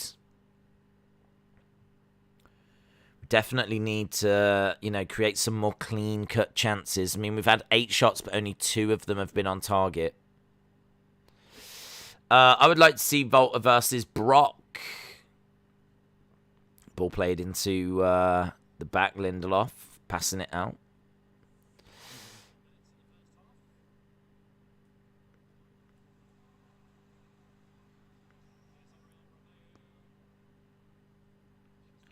I like to see Volta versus Brock. Ball being played forward and it goes out. We've got a couple of minutes of added on time. We're into 30 seconds of that. Looks like it's going to be 1-0 at the half-time break. Can you shout out my Man United fan zone page on all social media platforms? Well, I mean, I can do it here. Kinda. The Southampton goal has now gone down as a Fred own goal. Has it really? Has it really? They've given it as a Fred own goal. Let's have a look. Fantasy Premier League are still listing it as Che Adams. I mean, they could change it, of course. But at the moment, it's still being listed as Che Adams. So if they're going to change it, they'll change it there. Have they changed that on the fantasy game, do you know? CM Punk's return was awesome. It was. Are there any returns that you expect after Becky and Brock? Not that I can think of, apart from Bailey. But, I mean, that's not going to be for a long time. I can't think of anyone else. Throw in by Southampton, headed forward. Pogba on the ball. Flash score has got it. Okay. Yeah, they've changed it. After a review, Southampton's goal has now been deemed an own goal by Fred. So, yes, that's 31 seconds ago that's come through. After a review by the PL Goal Accreditation Panel, Southampton's goal has been awarded as an own goal by Fred. So, look at that. You were straight on it, bud. And then 31 seconds ago, that's come through. So, yeah. So, Armstrong's denied. That's harsh. Adams.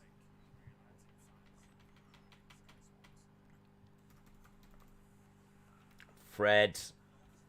OG. Man United, to me, are not playing bad. I think that they've been the better side. So I can't say they're playing bad. The problem that they've got is that they're just not creating clean-cut chances. They're getting in and around the penalty area, but they just can't. I mean, you know, Southampton are sitting in deep, and it's just hard to get a shot off or find a way through. Or, I mean, like, we've been getting a bit of success from crosses. It was, I think it was a corner where they headed the ball onto the crossbar, bounces off, and then they head it again, and it gets cleared off the line. Like, United had a shot cleared off the line. We've seen a couple of crosses that have come in. You know, Pogba, I remember putting it over as well. So I don't know if there's maybe something in trying to get a few more crosses in rather than trying to play it through. See if we can just get a few people in the middle and see if there's any joy we can get there. 'Cause I'd say the bright spots we have had in that first half have come from crosses. I think we're not seeing Fernandes really on the ball, like getting shots off. We're not seeing Pogba being able to create a great deal. Southampton just seem to be a really, really solid, defending really well, getting numbers back, making it difficult for United to really get into that penalty area. And that's the problem up front. At the back, just giving away the ball way too easily. Really, really sloppy stuff. The performance at the back is concerning. You know, the performance at the back just doesn't look right. I don't know who gave the ball away. Like, I know Lindelof did the once, but they're just kind of like trying to pass it. Southampton seem to be putting us under pressure when we've got the ball in our defence, and there's been a couple of times where that has really hurt United. So yeah, I think that it's a problem. It's definitely a problem. One that hopefully they can. With a bit more pressure, with a bit more urgency, a bit more pace, a bit more countering. Not seeing many counters. We're not seeing counter-attacking football.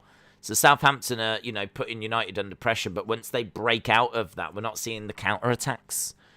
I can't remember any counter-attacks, actually. So that would be something that I'd like to see. More counter-attacks. Maybe, you know, if we've got the ball and counter-attacks aren't the option, maybe looking at some crosses. I'd love to get Fernandes just to take a few pot shots just outside the area, get the ball to Fernandes. Whenever he gets it, they're obviously closing him down, but I mean, this isn't anything that we've not faced before.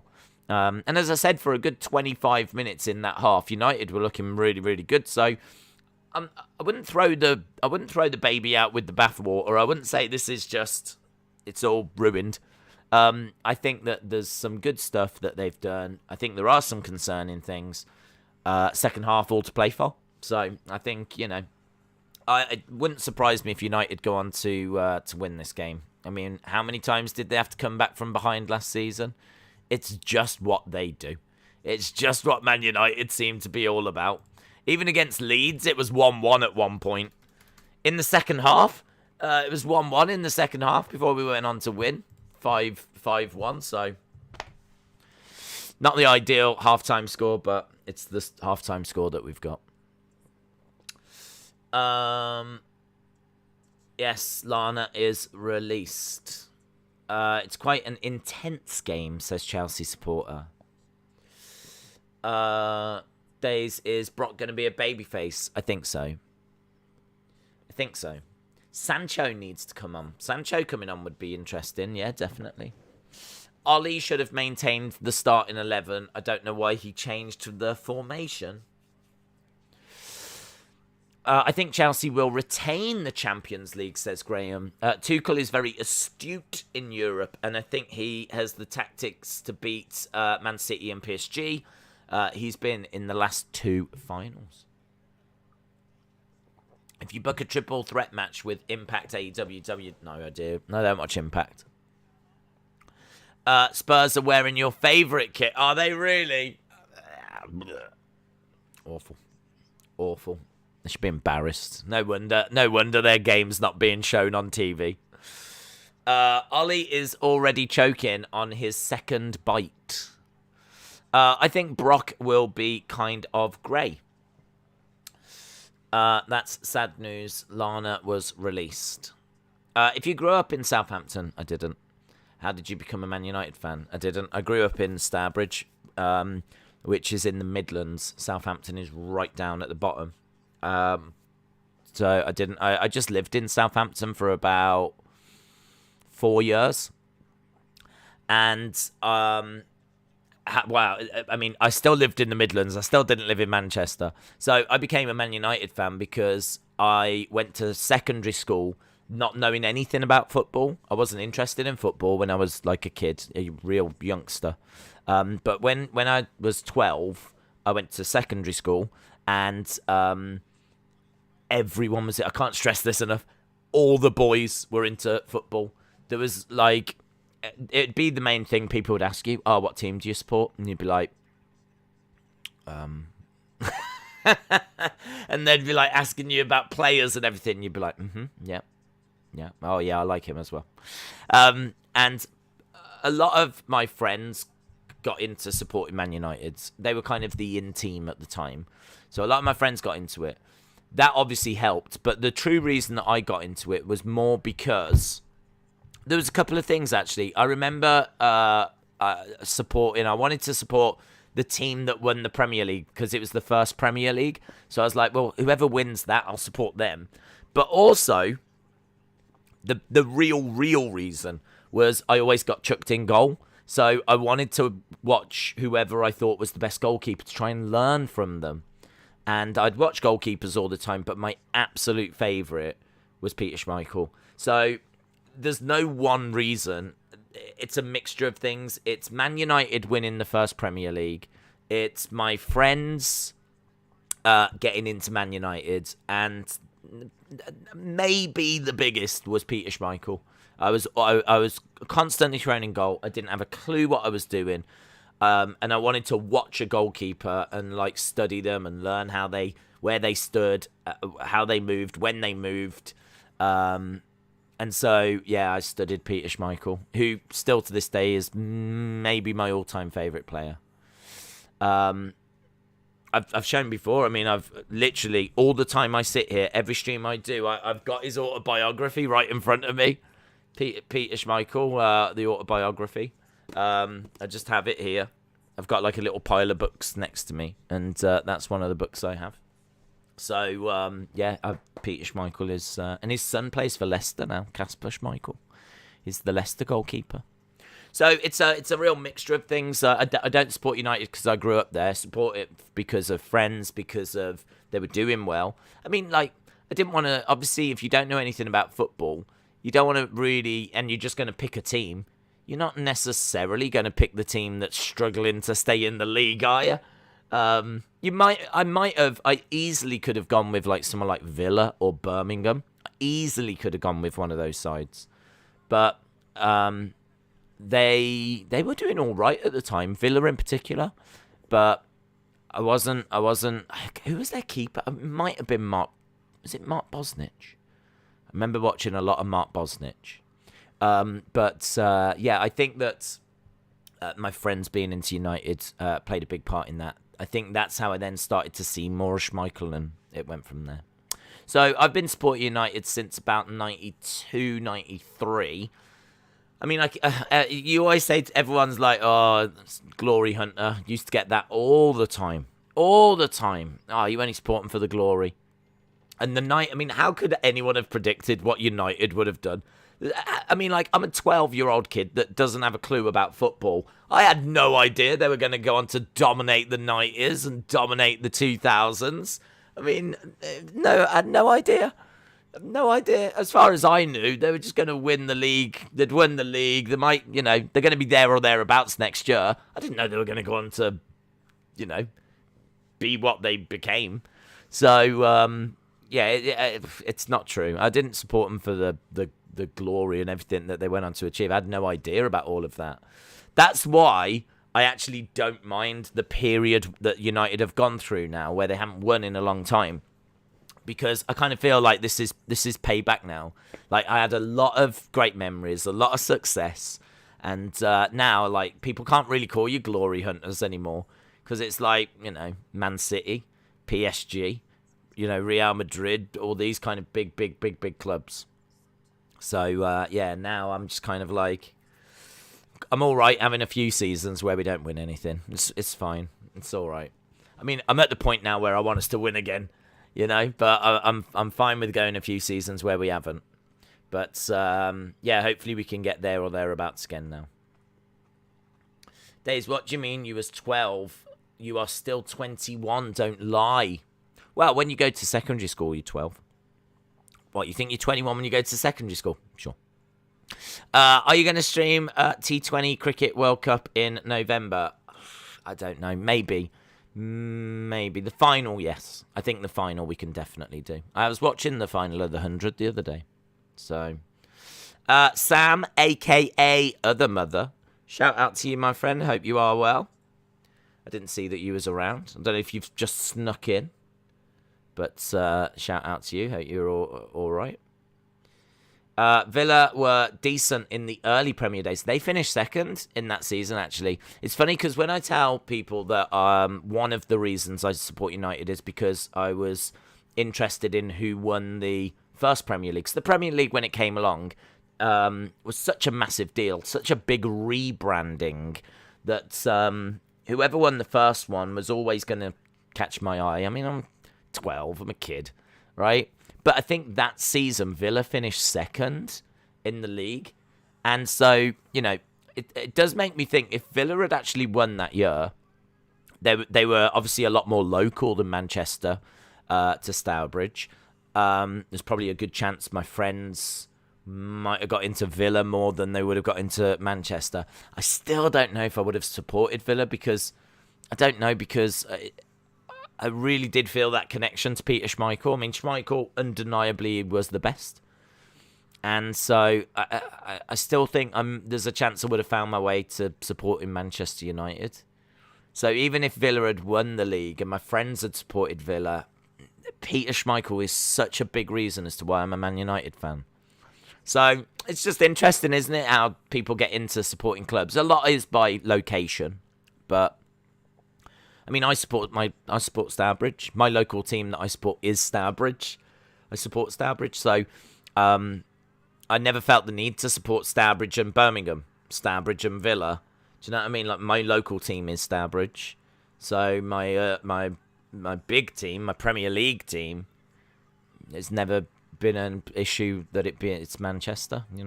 And these clubs are just global now, aren't they? I mean, there's people in Thailand that support Man United and whatever, so I sort of think the location argument's a bit lame. I mean, I suppose I get it if you're in Southampton. Do you know what I mean? If you're in Southampton, you're going to support Southampton. If you're in Newcastle, you're going to support Newcastle. I kind of get that. But what happens when you grow up in Stourbridge?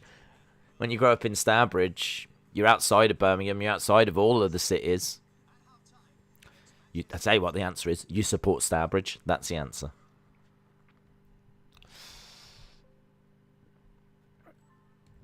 Right, we are getting ready for that second half coming up. Days, I told you Alexa is going to win. Yesterday, says I'm in. James Chadwick said, I lived in Birmingham for a few years. I was in Hall Green.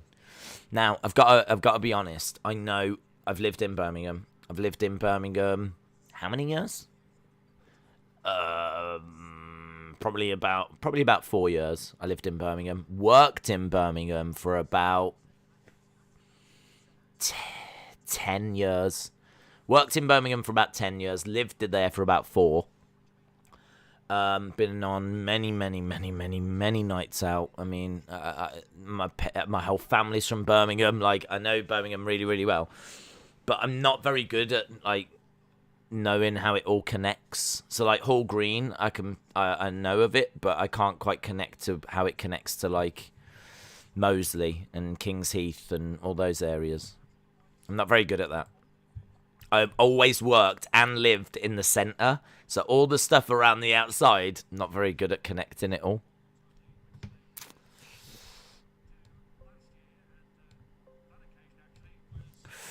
Right. We're back underway, second half.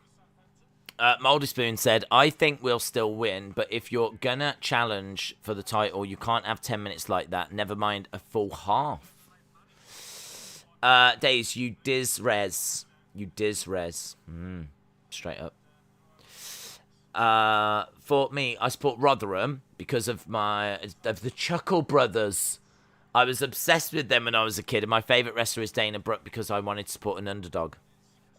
I like that. If you're going to support a team, then supporting them because of some famous people that come from there is a very good reason. That's honestly perfectly fine. Here we go. It's going to be... Pogba's got a little limp. Shadow Gaming saying, come on, Southampton. Edward says, hi, Days. Hi, Edward. Hope you are well. Days always got chucked in goal because he was too rubbish to play outfield. That's how it works in most schools. Yeah, that's true. Ball whipped in. Lindelof heads it back in, but can't get anything from it. It's actually not that I was rubbish out. It's more to do with the fact that I never played football. I mean, was I rubbish out? Sure, definitely. But it was more to do with the fact that, as I said, when I was at primary school, I never actually played football. Ball coming down the left-hand side. Here's Martial.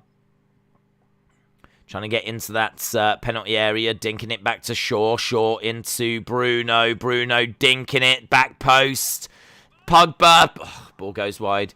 Pogba's saying it's a handball.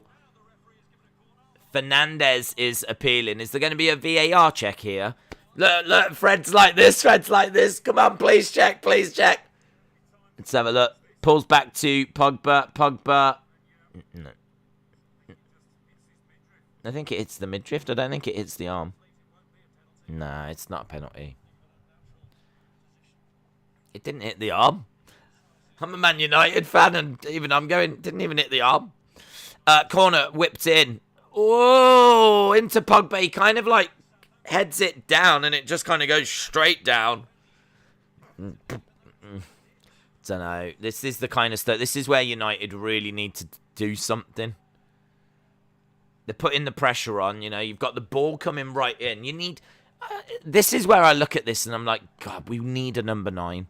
That I look at this and go, we need a number 9. You know, you've got corners coming in, and like Pogba, like just glance in head, and it's just you need someone to like really just get it in the goal. I mean, Martial, they're showing Martial, but What's the Arsenal score? That's not till later. United will win. Southampton are in the bin. Bunker said the Bliss match was poor. See, Mickey said, Days, you disrespected SummerSlam with a 6.5. I disagree. To me, it was a 6.5. To many other people, it was around that score as well. To others, it was lower. The Alexa Bliss match is poor. The Miz segment is atrocious. Goldberg, Bobby Lashley is a mess. I think, a lot of the rest of it is just bland. The Becky moment, I really hated. I mean, I was going into that main event at around a 5.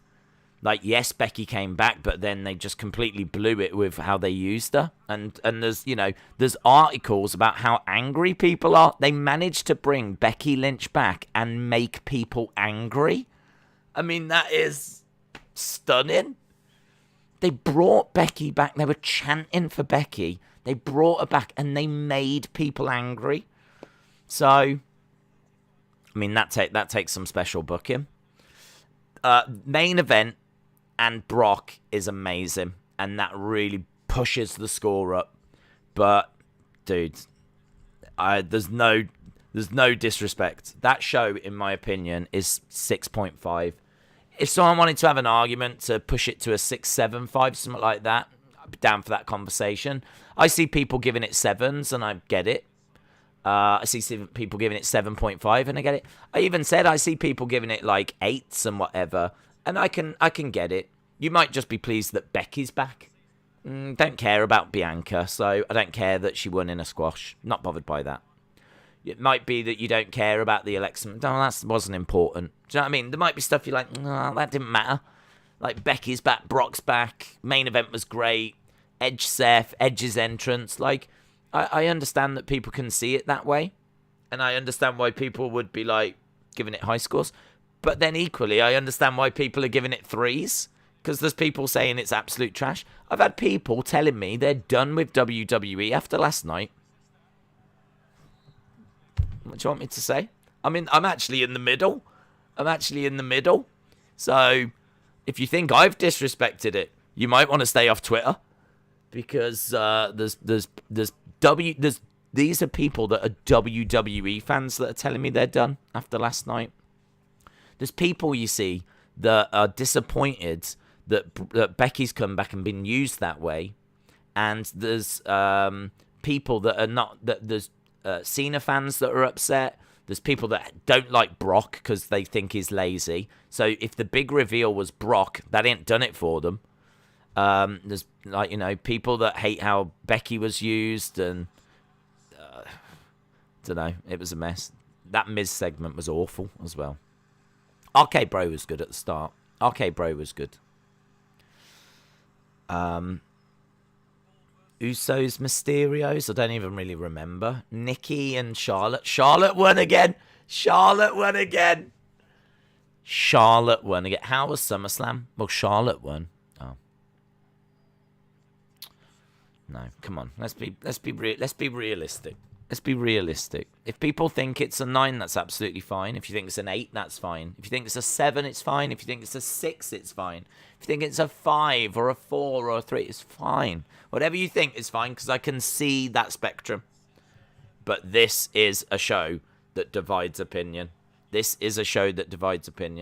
There's one point that I actually showed in last night's stream where Sean Ross Sapp tweeted out, right?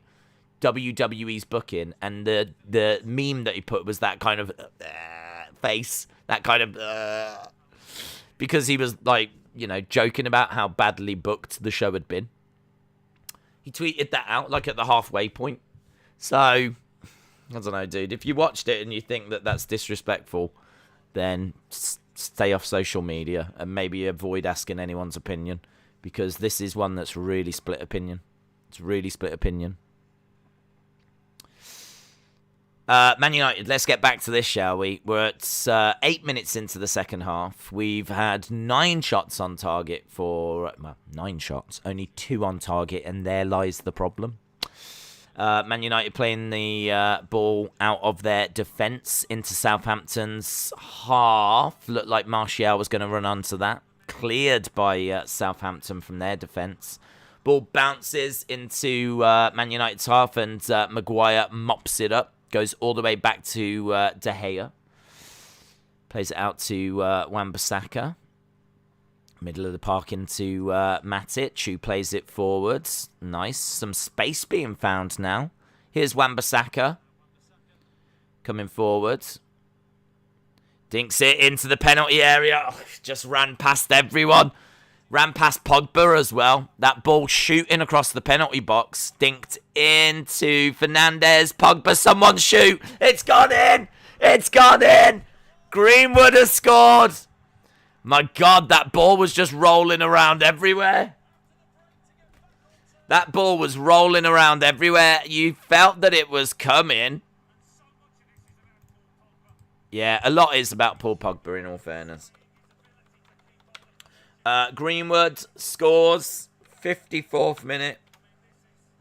So, is it Pogba with the assist? Pogba, or is it Fernandes? Pogba, I think, probably touches it. I don't know who's going to get credited with this.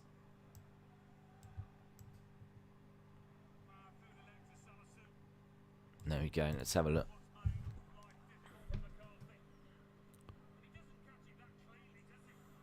We'll keep an eye on the fantasy football thing. Yeah, Greenwood with Pogba with the assist.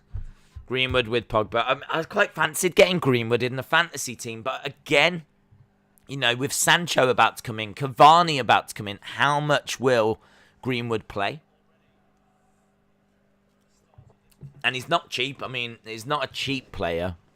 Oh, I don't know. Goal by Greenwood. Yeah, we needed that. We needed to get back onto it. I mean, like, this is a game that will drift. I mean, we were already, like, 9 minutes into this half, you know, before you know it, like 20 minutes have gone and the game's drifting, but 1-1. Ball played forward. Here's Martial. This might just fire United up now. I mean, that's what happened against Leeds, wasn't it? You know, United now full of belief, looking to drive forward, get that intensity. Sancho coming off the bench. Sancho being shown the playbook. Here we go, Shaw. Going to look to whip this in. This is a great time to bring Sancho off the bench. Shaw whips the ball into the middle. Cleared around. I mean, the game is poised for Sancho, isn't it? It's absolutely poised. So we've got big news with Sancho about to come on, and the game 1-1, and Man United just trying to find that next gear now. Lovely ball by Shaw. Lovely ball into Martial. And Martial. Ugh, that was poor. That ball was amazing into Martial. Decent defending by Southampton. Right, Sancho about to come on. Solskjaer just having a few words with him. It looks like Martial might be the player that's coming off. Days, you need to start Sancho. You're costing me a point. You need to start Sancho. You need to start Sancho. I need... well, they do need to start Sancho. I've got Sancho in my one team. I don't have him in the other because I've got Fernandes. Bruno, please do something, says Helen. Right, let's go back to these scores. Still 1-1 in that Wolves-Spurs game. Banana Grape said, I didn't expect it to be this close. I'm expecting him to pull away now.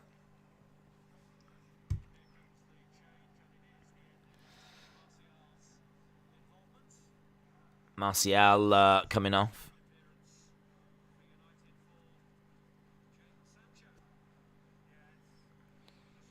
Martial coming off, and here comes Sancho.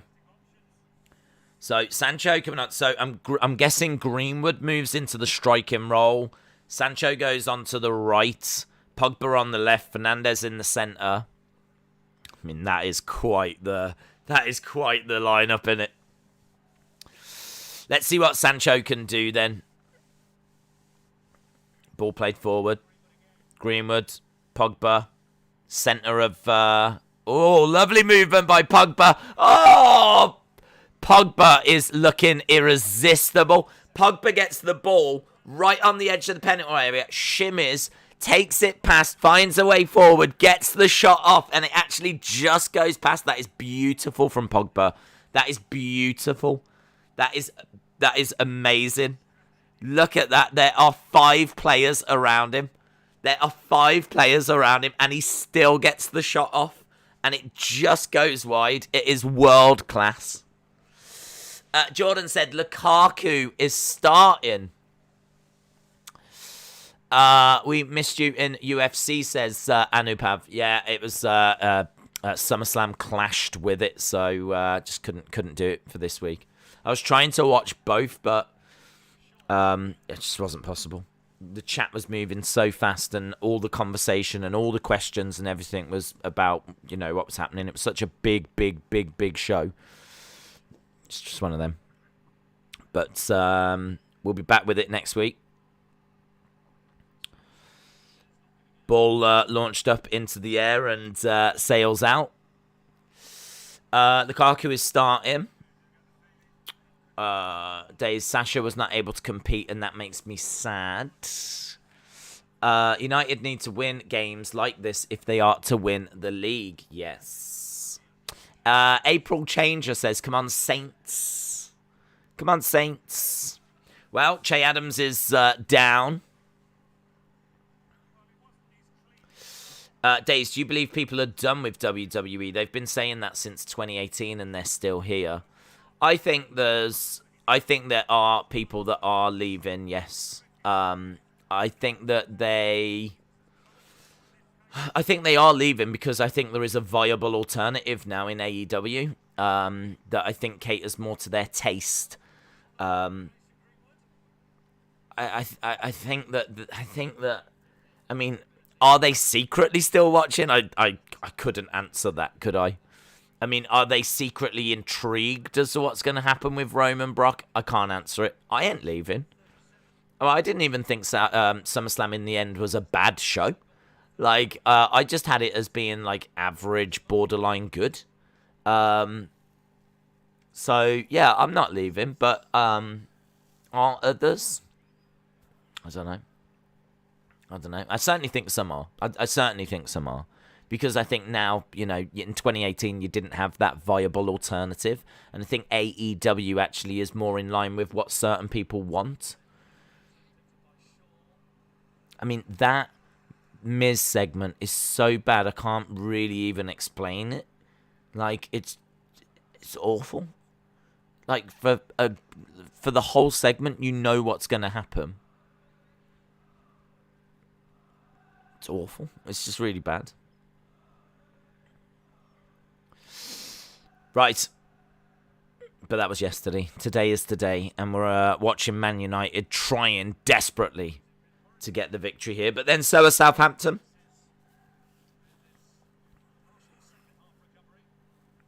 Ball bounces out. United looking for a throw-in. 62 minutes gone. 17 minutes into the second half. Vocal crowd now. Vocal United fans, actually. And the ball into the middle. Played forward. Southampton passing it across. Cleared. Pogba is on 5 assists. Yeah, he's done amazing, hasn't he? That's more. I mean, didn't he have like 3 assists last season? In that one game, he had more assists than in that one game than he managed all last season. I mean, he is on fire at the moment. He is on fire. I mean, it's so you're only allowed 3 players from one team. Like Sancho, Fernandes, Pogba, Shaw. They all feel essential at the moment.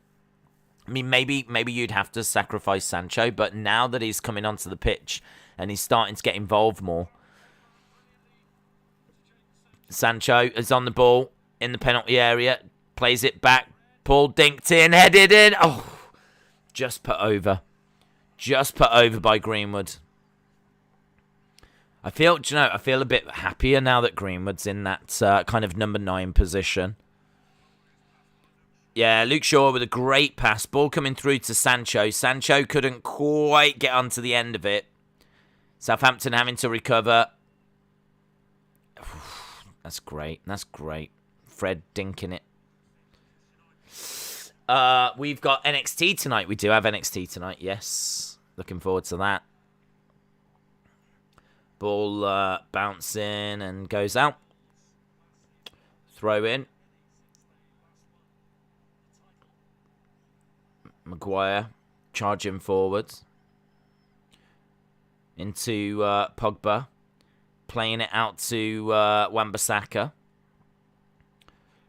Sancho running forward into Wan-Bissaka. Wan-Bissaka looking to play it in. Headed towards goal. It's bouncing around. It's a scramble. And that's surely going to be a corner. Fernandes is asking for a corner. The smile on people's faces. Yeah, Wan-Bissaka looking to get it in. It's a nice header by Bruno, that. Nice header. Not sure. I think are they looking to see what this is going to be? It's a great header. Gets down. Keeper can't keep a hold of it. It's bouncing around. Yeah, I think he stops it on the line, actually. I don't think that goes over. So I think Bruno's looking for it, but Pogba had one good game and everyone is, I don't know, he's doing all right here. He did well in the last game and he's heavily involved in everything here. I really like him on the left, to be honest. United clearing and playing it forward, breaking forward again. Here we go. It's great to see United running. Too many United players in a little group, though. Like Bruno was running, and they seem to get in each other's way a little. Nice, fast-paced action now, though. End-to-end stuff. Pogba just dinking it in. You can tell that Pogba's like really feeling it. It's just playing nice little balls around. He's doing well. Baller. Played into Sancho. Sancho on the left-hand side now. Greenwood's. Fernandes. Fernandes looking to play it in. It's up in the air. Cleared. Shaw is on the ball.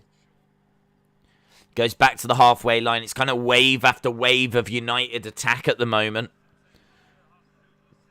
Sancho on the ball. Plays it into the middle. Here's Matic. Matic gives the ball away. That wasn't great from Matic. Sancho. Playing it back to Shaw. Round the halfway line. Shaw charging forward. He's got no one around. Plays it out to Bruno. Bruno to Sancho.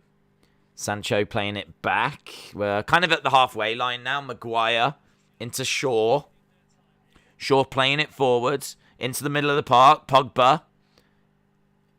Playing it across into Fred. Fred switching it across. Wan-Bissaka. Wan-Bissaka looking to get a ball in. Gets a ball in. It's up in the air. Pogba bouncing around penalty area. Just waiting for someone to get a shot off, but they clear it. Again, coming out to Wan-Bissaka. Yeah, Wan-Bissaka's getting a lot of time, a lot of space. Again, I think Southampton are quite happy for him to have the ball. I mean, it doesn't matter as long as he just gets something in, as long as he gets it in there. Maguire. Maguire's very high up the pitch here, playing it out to Wan-Bissaka. Wan-Bissaka looking to get it into Fernandes. Goes down. Man United is going to win. Ooh, it's close. It's all close. Fernandes twisting and turning on that right-hand side.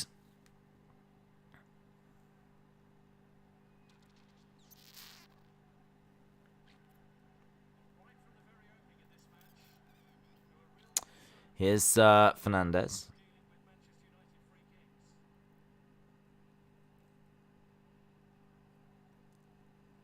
Fernandes looking to whip it in. It's a free kick right on the edge of the area.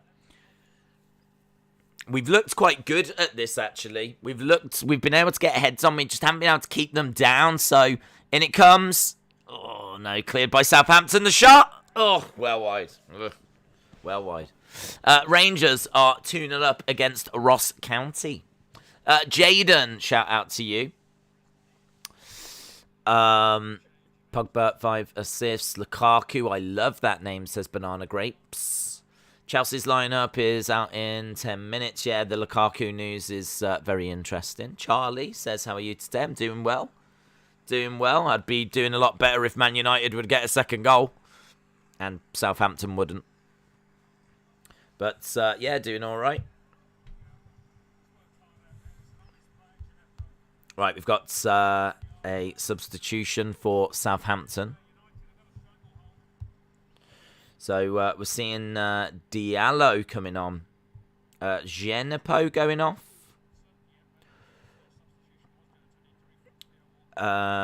Walcott went off and Bednarek has come on as well. Martial has gone off for United and Sancho has come on. That was about 10 minutes ago. Those are the substitutions so far. Headed forward, bouncing around. Pogba. Playing it forward. Ball still bouncing, but Southampton get a hold of it. We got 20 minutes to go. 20 minutes to go, and I completely agree. This is the kind of game that United need to get a result. Don't want to get a draw here. Definitely would be 2 points lost. Pogba trying to play it in. Matic on the ball.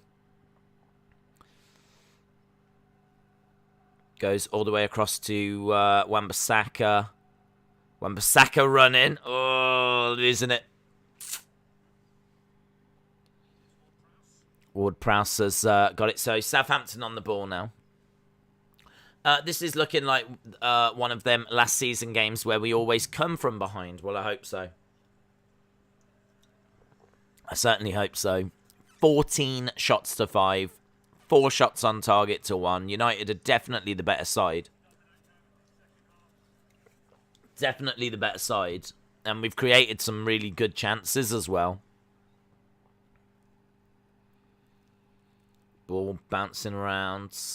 Pogba trying to get onto it. Southampton goes back into their half. Playing it across. Greenwood chasing. Pogba trying to close down. Pogba right now is the furthest forward player that we have. Heading it over to Maguire. Maguire. Good clearance by him. Tidy work by Maguire. Ball goes out. It's going to be a Southampton throw-in.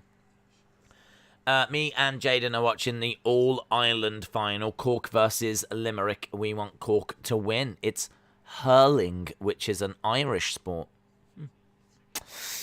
Clemo said, I've got a 6 Xhaka and it's all going well. I need City to get one. Throw in by Southampton. Where is Cavani when we need him? Sad, says Alex. Yeah, you're right. We need him. We really do need him in this game. Shows how important a good number 9 is. But, I mean, as I said, I feel a bit better now that Greenwood is there rather than Martial. Diallo, ball bouncing around. Fernandes trying to get onto the end of it. Southampton just enjoying quite a bit of the ball at the moment. Frustrating. Southampton have got it and we just can't get it off them, but it goes out and it looks like United have got a throw. 1-1 at the moment. Looks like McTominay is coming on. So we might be getting a bit of McTominay. Lindelof to Maguire to Shaw. Back to Maguire. Player on. Oh my God, where was the communication? Oh my God, that is awful. That is awful between Maguire and Shaw. It's a big save by David De Gea. That is awful. Look at that. Maguire on the ball. I don't know if no one told him there was someone on, but before you know it, it's one-on-one. Armstrong with De Gea. Armstrong takes a shot. De Gea having to make a big save. Big save. Yeah. I mean, you could argue that Armstrong maybe should have done better. I mean, he's basically one-on-one. It's just him and De Gea, and he puts it to De Gea's right. De Gea's left to his right, and De Gea makes a big save, but it's another example of that defense just not talking or being switched on, or again, another example of us. Again, we've given the ball away. This defending is awful. This is awful. United get the ball and they just pick our pockets. Southampton just come in and take the ball away from us. I don't get it. I really don't get it. I don't get it. I mean, Ollie should sit these four down and just be like, what went on? Can you tell me what went on? Can you tell me what was happening? Yeah, pressure from Southampton, which is completely unnecessary. Completely unnecessary. Lukaku playing, yes. Oh, header goes wide. It's still bouncing around. United trying to clear it, and they do. I mean, United really don't need to be conceding now. Ball bouncing about, and looks like Fernandes is going to get a hold of it. Launching it forwards. No one there, but at least they've managed to get it cleared and header, and that's pretty good. I mean, Southampton have to just head it out in their defence, and it's really driven United all the way back up the other end of the pitch. Oh, my God. That corner, it's just kind of headed on and then goes towards the back post, and it's like... Oh. Daisy, you're getting better. Yeah, I'm coming more into it all, yeah. It's getting tense as well now. I don't know if you guys are feeling it. I'm feeling it. McTominay has come on for Fred.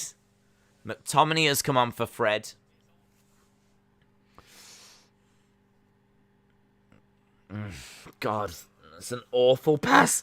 It's an awful pass by Wan-Bissaka. Southampton are through again, and I think we've given away a free kick there. We should have. Maguire gets a yellow. This is just awful. It's just awful. Kane is coming on for Spurs, says James Chadwick. I don't know. I mean, like, right now, you want to see United putting their foot on the gas. Or I do.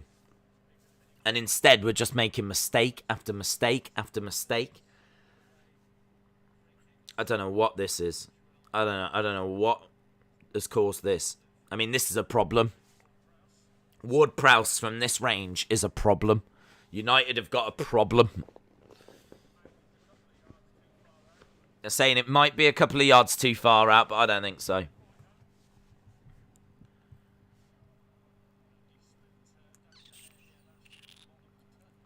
Yeah, this is a problem. Ward-Prowse. Lukaku playing, yeah, big news. Son was the person replaced. That's interesting.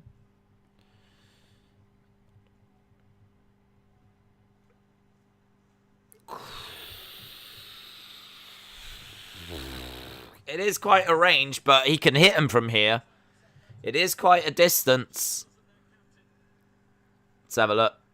Let's see. Yeah, they're having a look at the wall. They're taking their time. All of this is taking time out of the game as well. Oh, there's a push there.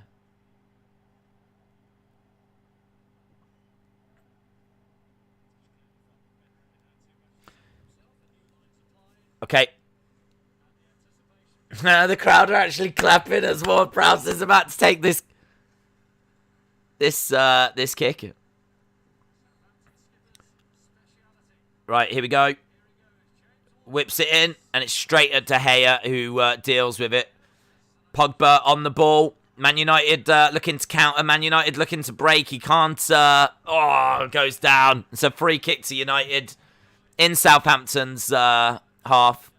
Very simple for De Gea, that free kick in the end. Nothing to worry about there. Where's the momentum gone? Well, our defence has thrown it away.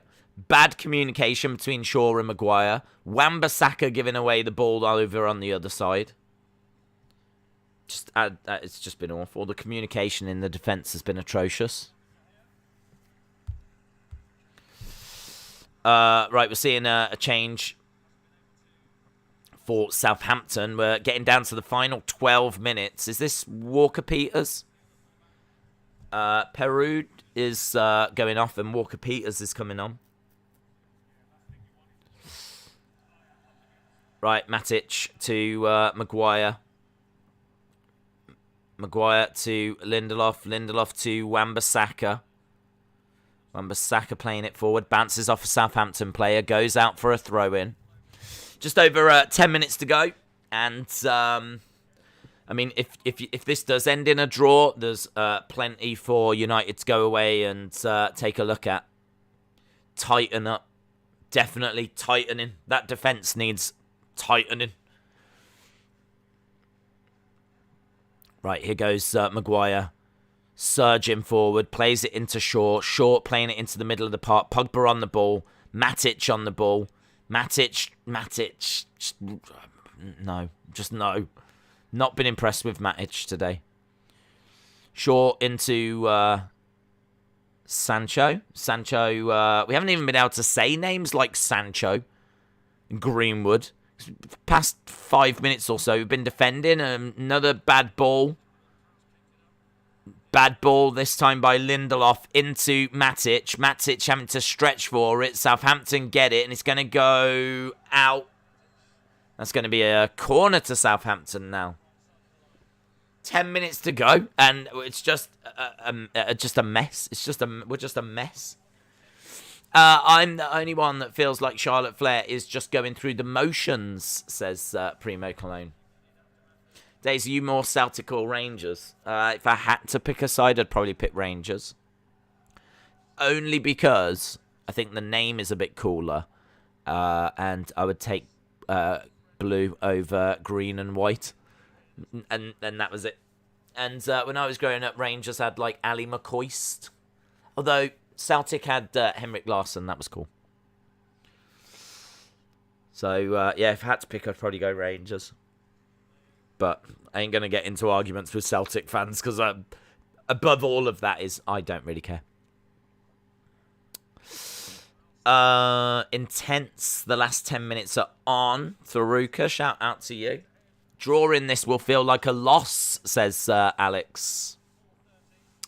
Yeah, people are excited about Lukaku starting for Chelsea. Aubameyang is on the bench. I've got to tell you right now, this Southampton are looking the better side here. They're looking the better side, although they do just give the ball away. Shaw gets it, launches it forwards. Ball bouncing around, running down the wing. Southampton on the ball, charging forward. Oof, big crunching tackle by Matic. Ball goes back to Southampton. Southampton on the ball, trying to play it forwards. Passing it back to Ward-Prowse. Oh, cutting through. That's lovely work by Livramento. They're in and around United's penalty area, just on the outskirts. United have got plenty of numbers back, but the annoying thing is that it's Southampton that are on the attack in these final stages. United just can't get a hold of the ball. I mean, Southampton aren't really causing too many problems. It's just time is going out of the game. You do think there's probably going to be one more chance in this. Sort of needs some Sancho magic, really, but we can't even get Sancho on the ball. We can't get anyone in blue on the ball. Passing it into the middle of the park. Ward-Prowse on the ball. Southampton keeping it, playing it forward, progressing. United get it. Don't give this away. Pogba Pogba's got it at the moment. Having to try and turn. Pogba battling to try and keep it, playing it out. Bruno is down. There's no one up the field. Goes into Greenwood. Greenwood and Walker-Peters. Walker-Peters. Ball goes out. It's going to be a throw into United. So United have got a throw. United are looking to bring on Lingard. Lingard is coming on for United. Jesse Lingard. Surprised we didn't bring him on earlier, actually. 83rd minute. I mean, what can Lingard do? I mean, there's no one in there. There is no one in there. The ball is just shot across the goal. There is no one in there. No one in the 6-yard box. There's no one in there. McTominay whipping it across. That is, it's stunning to see, actually. It's stunning to see.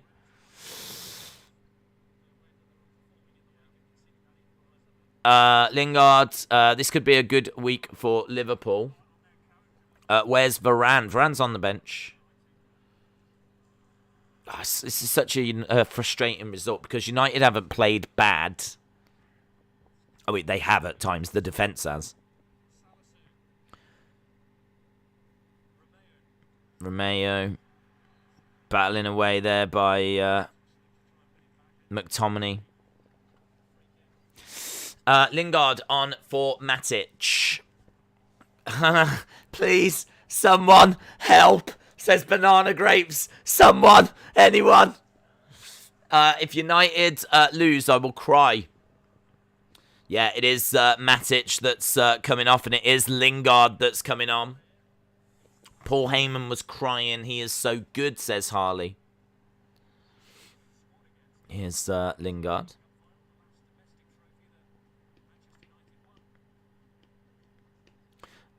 This is frustrating. It is frustrating.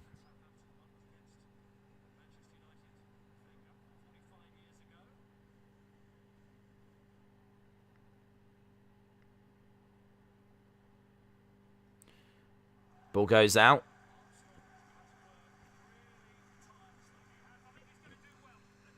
They're saying Armstrong's worked really hard and they think he'll do well. I think that he's got to be gutted that he had that one-on-one with De Gea and put it wide. I think Greenwood's been very impressive today. I think every time Greenwood's been in and around the box, I think Pogba's been great. Pogba, Greenwood, maybe the shining lights. Don't know who would get man of the match. I mean, Ward-Prowse has always been a threat. I do think United have been the better side. Ball whipped in. Punched by De Gea. Bounces out. Maybe it goes to Greenwood. Maybe it goes to Pogba. I mean, those are the two I'm thinking. Last 10 minutes possession. This is an interesting stat. In the last 10 minutes, Southampton have had 60% possession in the last 10 minutes. And we're getting into the 86th, 87th minute. Armstrong whipping it in. Ball bouncing around. United driving forward. Foul. It's going to be a free kick to United.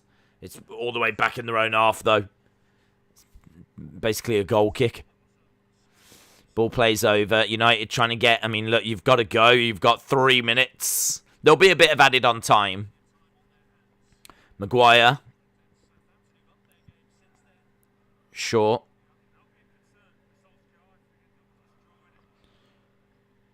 Ball going back to Maguire. Launching it forwards. Just a hopeful long ball. Lingard. Lingard into Pogba. Maguire. Into Shaw. This is a bit better, a bit more promising. Playing it into Lingard. Lingard on the left-hand side. Playing it back to Shaw. Shaw trying to get a cross in. Greenwood, edge of the area. Sancho. Ball up in the air. It's going to go straight into the hands of the goalkeeper.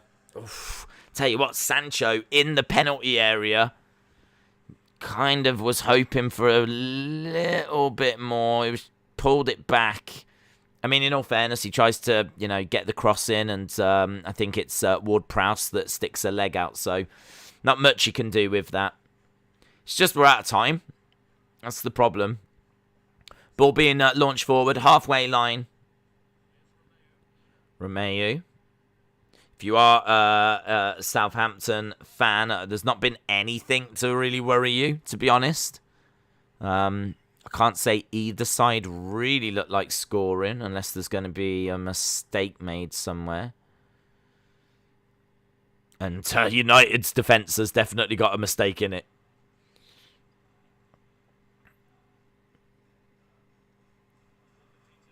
Walker-Peters doing really well against McTominay at the moment. The world now waits on Adam Cole, says Anthony. I will keep supporting Man United and Man United players, says Chow Joe Shua. Days, let's be honest, you need a better manager. I know United fans love Ollie, but you need to get rid of him. Just look at Chelsea, says Shola. It's difficult, innit? I mean, I don't know that I look at this and blame Ollie.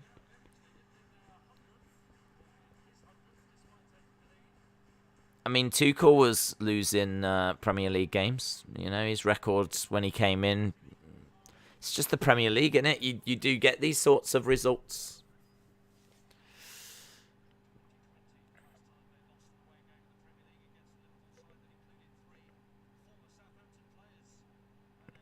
Sure. I don't know how much extra time we've got added on here, but we're into the 90th minute. That's not good enough. The amount that we've given the ball away. That's great, though, by McTominay. And then he gives the ball away. Here we go. Sancho on the ball. There's 5 added minutes. 5 added minutes. Paul comes back to McTominay, who tries to get something in there. United is still on the ball. Oh, my God. Bruno trying to drive forward. Great tackle by Southampton, though. Great tackle. Not a great tackle by Pogba. Not a great tackle at all. That's a card. Yeah, that's a card. Card to Pogba. 5 added minutes. What were your thoughts on SummerSlam? Hit and miss. With some bad moments and some really good moments. So, yeah, it's one that really divides opinion. That's my thoughts on SummerSlam. Do you think Adam Cole is in a position to get a big bag? Apparently so, yes. Come on, the Comeback Kings. The Comeback Kings have got 3.5 minutes. Anything can happen in 5 minutes. Yes, that's true.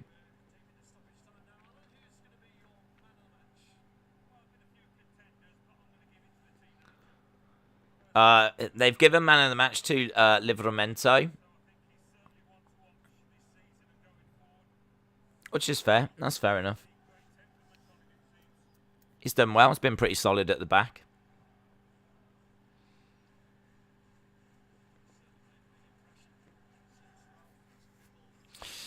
Teammate, we're still waiting here for this free kick to be taken, so we could go over the 5 minutes. It's going to be McCarthy that launches it into Man United's half. Ball bouncing around. It goes out. It's going to be a United throw. Is it a United throw? Looks like it's going to be a Southampton throw by the looks of it. Days, what are your thoughts on the Brock Roman thing? What do you mean? Brock being back, loved it. Brock Roman, looking forward to it. I don't know. I don't know what more there is than that. It's exciting. Ball in the middle of the park. United have got it. Here comes Shaw, trying to break forwards. Shaw playing it out to Lingard's. Lingard's trying to. He's got some options. If he switched the play, it's a couple of players over. Pogba spots them, plays a long ball, too long, and it just sails out. This has got 1-1 written all over it, I think. 1-1 written all over it. Zahair says Lukaku is starting. A lot of excitement around that. A lot of excitement. James Chadwick said Fergie time, baby. Who do you pick to win it? I need to see the build. I honestly don't know. I mean, he's only just come back. My initial gut reaction, probably gonna go Roman. But I mean, I don't know. They're spending a lot of money to bring Brock back, so I don't know. It's a hard one. It's a really difficult one, that one, because they're spending a lot of money on Brock, and do you have him lose? I don't know. There's ways out of it. You know, you could have him win, but win by DQ. You could have him win by count out. So he wins, but he doesn't get the title. I'd maybe do that for the first one. Wan-Bissaka playing that ball forward. Again, it just goes out. It's just not their day. It's just not their day. This is a draw, and it was a fun match. Will you do the Chelsea match? Yes. Someone, anyone, help, says Banana Grapes. Someone, anyone. Dave says AEW offered 8 figures to Brock and WWE doubled it. My God.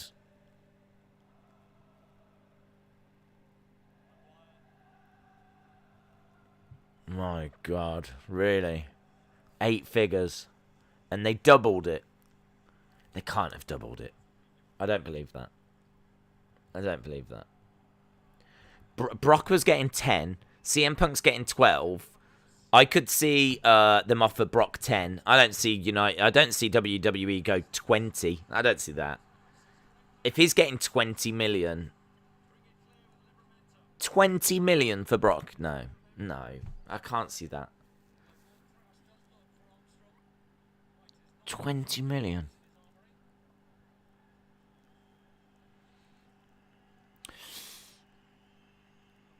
Lots of blows and the crowd. I think we're done. I feel like we're done.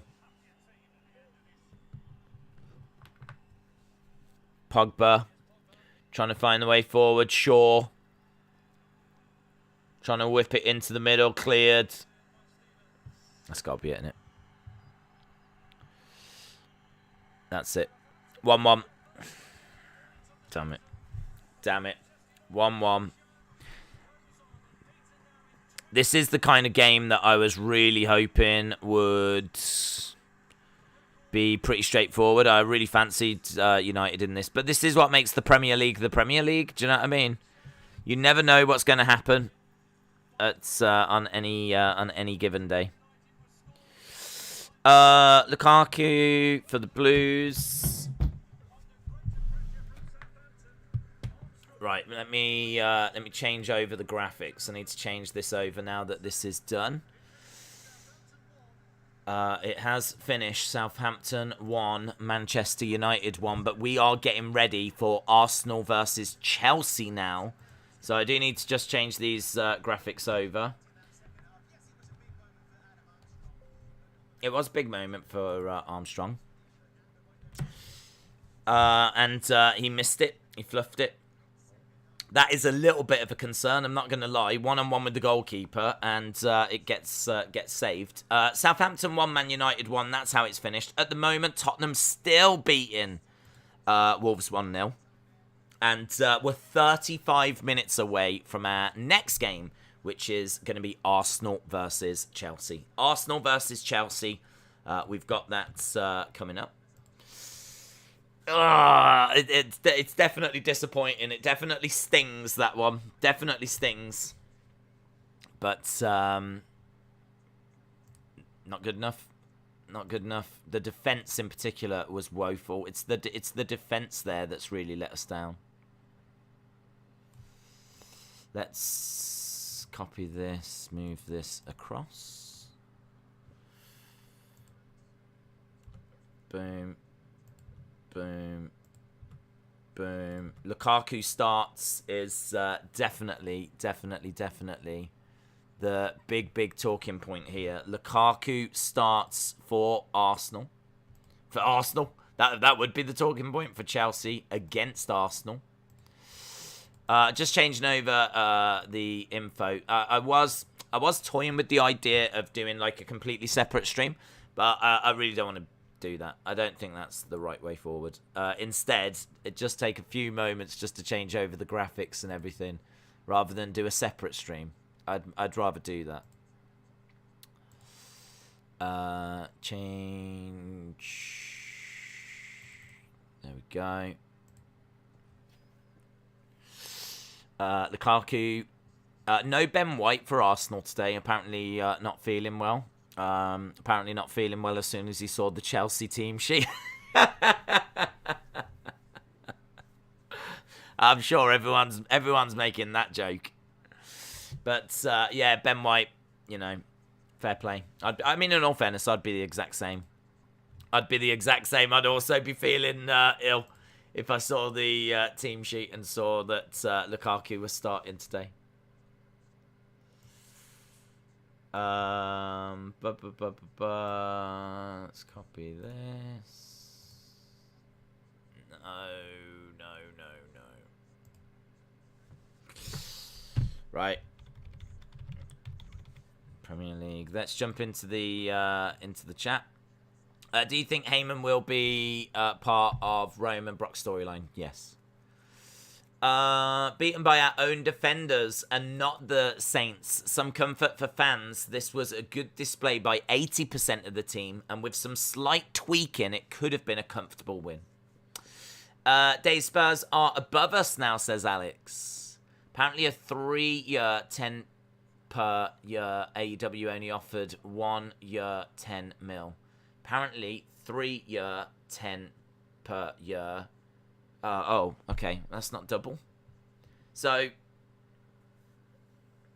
okay. So both offered 10 million a year, but AEW, okay. So AEW said you can have 10 million for 1 year, and WWE said you can have 10 million for 3 years.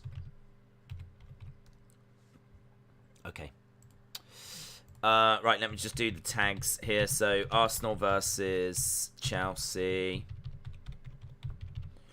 Arsenal, Chelsea. Arsenal. It's a big game. This is the debut of Lukaku. Well, he's been obviously at this club before, hasn't he? He's been at Chelsea before. The return. That's how I should put it. The return. Arsenal, Chelsea. Arsenal, Chelsea, Premier League. Arsenal versus Chelsea live stream.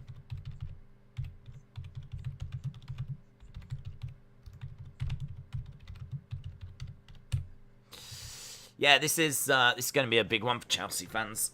See how Lukaku links up. I think that you know, it's going to be so exciting to see him. The team is Mendy, Azpillicuerta, Christensen, Rudiger, James, Jorginho, Kovacic, Alonso, Mount, Lukaku, and Havertz. That is who is playing today. So, I mean, Mount and Havertz linking up. James getting crosses in as well for Lukaku. There's going to be plenty for him to feast on. I mean, this is exciting. I am excited to see what they can do and what they can come up with here, because it is an exciting signing. There's no two ways about that. It's a big statement of intention by Arsenal. Keep saying Arsenal. Arsenal would absolutely love him. It's a big statement of intention from Chelsea. You know, they win the Champions League and then they go out and buy one of the world's great strikers. I mean, there's going to be a lot of eyes on this. See how he settles in, see how he does, see what his link-up play looks like, what his movement looks like. I'm really, really looking forward to this one.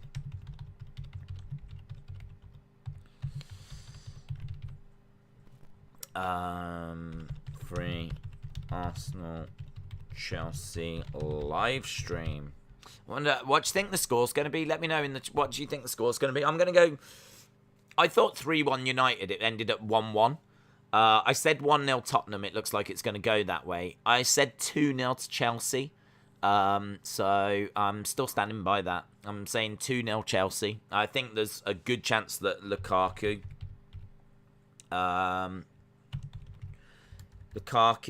could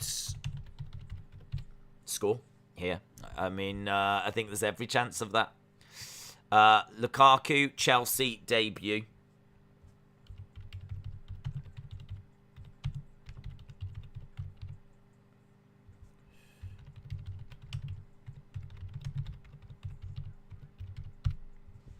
Is it known in America? I keep meaning to ask this. Is this league, the Premier League, known as the EPL? In my head, it's known as the EPL.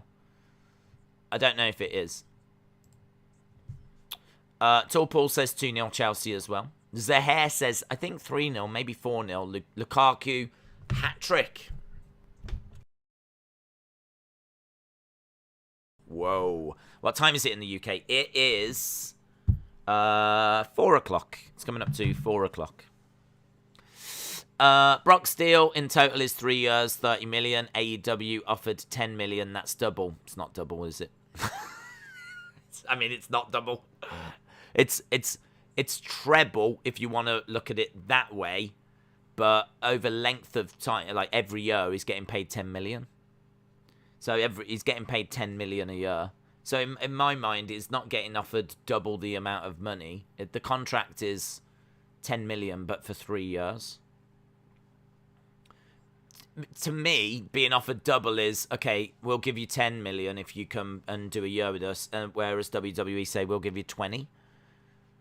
To me, that would be double. I suppose, yes, technically you could say, well, we'll give you 10 million for 1 year. Well, we'll give you 20 million for 2 years. Across 2 years. Yeah, I can see the argument that that's double as well. But if you're saying that it's 3 years, could you make the argument that that's treble? Maybe you could. It's an argument I don't want. But interesting all the same. Interesting all the same. I tell you what, I bet Vince was breathing a sigh of relief when Brock agreed. God, I bet he really was panicking. If they'd have got Brock, I will go on record to say that would be a bigger deal than them getting CM Punk. Because I think Brock reaches more casual fans, and I think Brock has got more credibility with casuals. I think CM Punk means more to wrestling fans. I think Brock means more to casuals. So I bet Vince was sweating that one.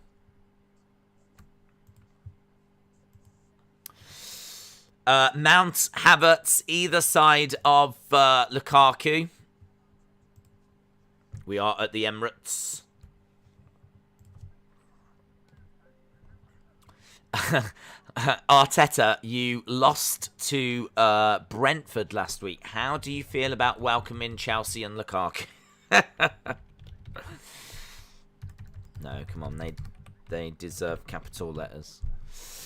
Lesnar would never fit into AEW. They finalized the deal on Friday. Friday. Partying, yeah. If AEW got Brock, Vince would be dead. Tottenham got molested. Check the stats. Did they get the win? I'm guessing they did. Tharuka said, my prediction, Arsenal 1, Chelsea 2. Adam says, what a crazy weekend. Definitely. So many talking points. So much going on. I want to make sure these are about the same size. They deserve to be the same size. It's better. There we go. Arsenal, Chelsea. Still looks like Chelsea's a bit bigger, but... yeah,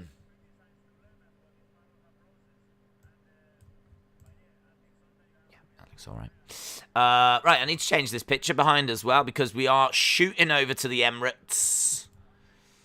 It's exciting, isn't it? We are about 25 minutes away. Emirates Stadium. Lukaku starts. Arsenal are playing Leno, Cedric, Holding, Mari, Tierney, Xhaka, Sambi, Smith Rowe, Pepe, Saka, Martinelli. Aubameyang is on the bench. So Aubameyang on the bench and Ben White. Oh, COVID Ben White. I didn't know that. Bellerin has got a thigh and Ben White has managed to get COVID. Saka starting for Arsenal. Arsenal's player of the year last year. Emirates.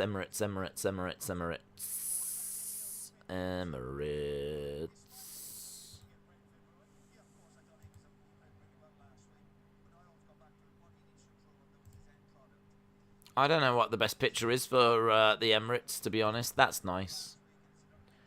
That's nice. Probably go for something like that.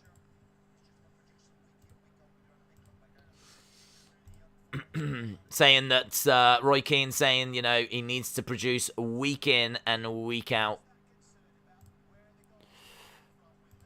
Saka, but he is their player of last season, and I love Saka. I think everyone loves Saka. Like, what he did at the Euros was immense, and not even like the penalty miss. I'm not even talking about that. I'm just talking about, like, people love Saka.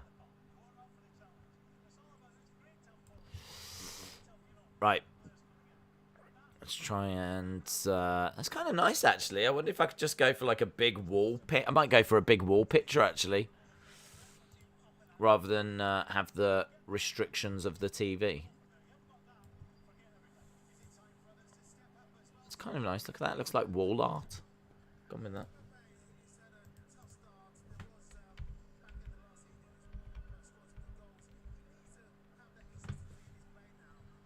Yeah, that's kind of cool. Wolves literally had 25 shots and failed to score. Will tonight NXT be worth watching? Yeah, I think so. Right, let's try and blast through these. What a crazy weekend of wrestling. I agree, Adam. Days, do you think Paul Heyman will be part of Rome and Brock? Yes. Febin said, do you think Brock's return was bigger than Punk? No. I think it was more surprising, but not bigger. Wolves had 25 shots, says Jamie. Anthony said, Dave says Bray is signed and argued they are going to have to slow down on signing people. I don't think there's really anyone else for them to get. Maybe Braun. Tharuka said, it's good week for sports. I agree. Banana Grape said, Chelsea look bigger in the font. I think we fixed it. Have we? Maybe. Richard said, what was the final score for Man United Southampton? 1-1.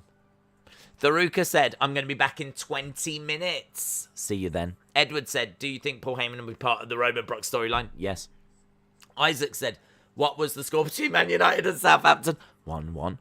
Jamie said, Wolves literally had 25 shots and failed to score. Adam said, will tonight's NXT be worth watching for someone that rarely watches NXT? I believe so, because I think there's a chance Samoa Joe could become champion. There's a chance that Adam Cole leaves NXT. There's a chance that we get a match of the year contender with Volta and Ilya Dragunov. So, yes, I believe so. Zahair said, Days, Ollie said that Varane and Sancho are fit to start. What happened? They didn't start. He said that they needed a bit more on their fitness, but both were on the bench. That's what I heard him say. Edward said, Days, do you think Paul Heyman will be part of... Yes. Adam said, congrats on 239, road to 240. Yes, big thank you to everyone that subscribed. Really appreciate that. Isaac said, Saka is an amazing player. I agree. Anthony said, Dave says, AEW time point. Yeah. Zahair said, Ollie said, we read that. People who were racist to the players, that was bad. I completely agree. Nubia said, looks good. We read that from Zahair, and he said, Dave also said he doesn't think AEW is going to sign Cole. They should have waited and then gone for him. I don't think Cole's a game changer for them, though. I don't think Cole's a big deal for AEW. I think AEW is trying to attract like casuals. They're trying to get like, you know, Brock would have been a big deal for them. CM Punk's a big deal for them. Adam Cole, who's been in New Japan and NXT. No. Daniel Bryan's big for them. Adam Cole's not big for them. He's big for their fan base. It's nice for their fan base, and it's I suppose you could say big for like some wrestling fans. Not all wrestling fans. I mean, the 1.8 that watch Raw, the 2 point whatever that watch SmackDown, it ain't gonna get them. Like, Adam Cole is cool and he's credible, but he appeals to a very small audience at the moment. So yeah, it's not a game changer. It's not a game changer at all. He's a great wrestler. He definitely adds to the company. He definitely provides, you know, something else for them. He's like another Hangman. It's like adding another Hangman Page. But in order to get him, you're going to have to spend some serious money. And, do you know what I mean? King Joe said, I think Man City and Chelsea are the best favourites to win the league. I think Chelsea will win. Man City gets third. Man U will get second. Edward said, name one person who would return that would be bigger than Punk. There isn't anyone. There's no one that can return that's bigger than Punk. Punk's been away for 7 years. People have been chanting his name, desperate for him to return. There is no one that is bigger than Punk. To wrestling fans, there's no one that's bigger. To casuals, you could make the argument The Rock would be bigger.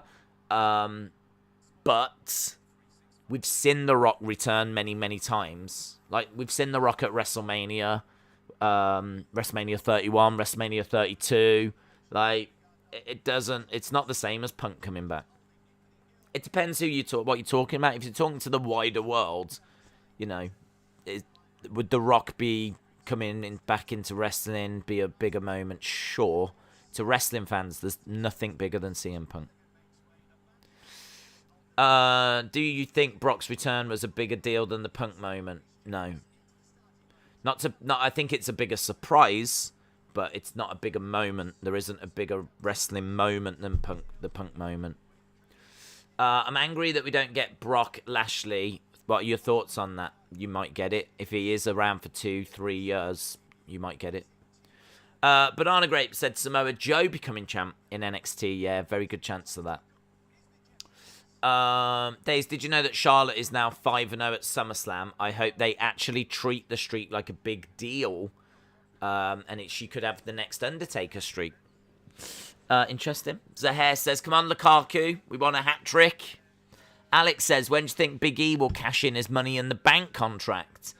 I wouldn't have him do it until after WrestleMania, personally. So, I'm not sure. I'm not sure. Hard to say when he'll do it. Are you ready for Volta versus Ilya? Oh, very much ready. I was about to say The Rock would be bigger overall in terms of rating and money. But wrestling fans, Punk, yeah.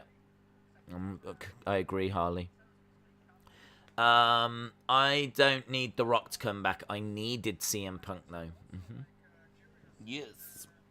I'd like AJ Lee to come back.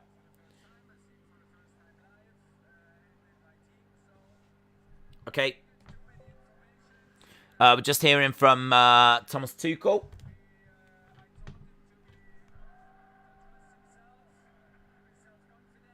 Be self-confident. We can adapt around him.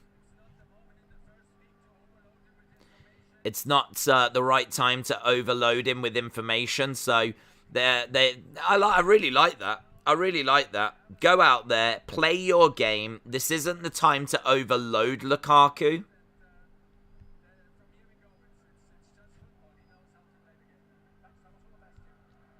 Right, Arsenal versus Chelsea. We are getting ever closer. The game is starting in 15 minutes' time. 15 minutes' time. Arsenal have got Saka. They've got Smith Rowe. They've got Martinelli. Chelsea, though, have got Lukaku.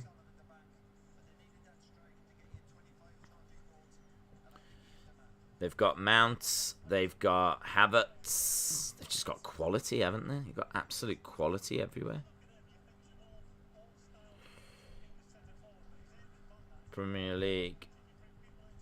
Arsenal, Chelsea. There we go. Right. Just want to get this tweet out so that people know that we are actually doing this game. I've had a lot of people asking me, are you doing this one? This is the big clash of the weekend, isn't it? Would AJ Lee coming back be as big as Becky's return? To wrestling fans, yes. To casual fans, no. Becky is bigger to casuals. She main evented. She was the man. I mean, she got bigger than AJ was with the whole man thing. And obviously her being with Seth. And she's been around a lot more recently.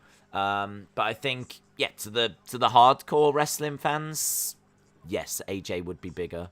But to the casuals, no, Becky's bigger. And to the non-wrestling fans, Becky's bigger. Well, non-wrestling fans, I suppose that's casuals, isn't it, really? Do you like Arsenal? I'm not really bothered, to be honest. I don't really have feelings towards or against. Kind of feel that way about Chelsea as well. I'm a Man United fan, and I don't really get stuck into moaning about other teams or bantering other teams. I don't mind.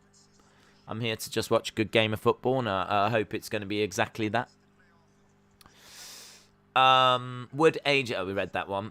Born and let Lukaku do his thing. Days, would you think Werner will get back to scoring like he was at Leipzig? I think that it's got to be confidence. It's got to be a confidence thing because at Leipzig he was absolutely smashing them in. And even for Germany he was doing well. And he just seems to lack confidence. It just seems to be a case that he's just not the player that he was. I don't know if Chelsea's just not the right fit. I don't know if he's not comfortable. I don't know if there's things going on behind the scenes. I don't know what it is. I honestly don't know. All I know is that I wanted him at United, and when Chelsea got him, I was worried. When Chelsea signed Timo Werner, I was worried.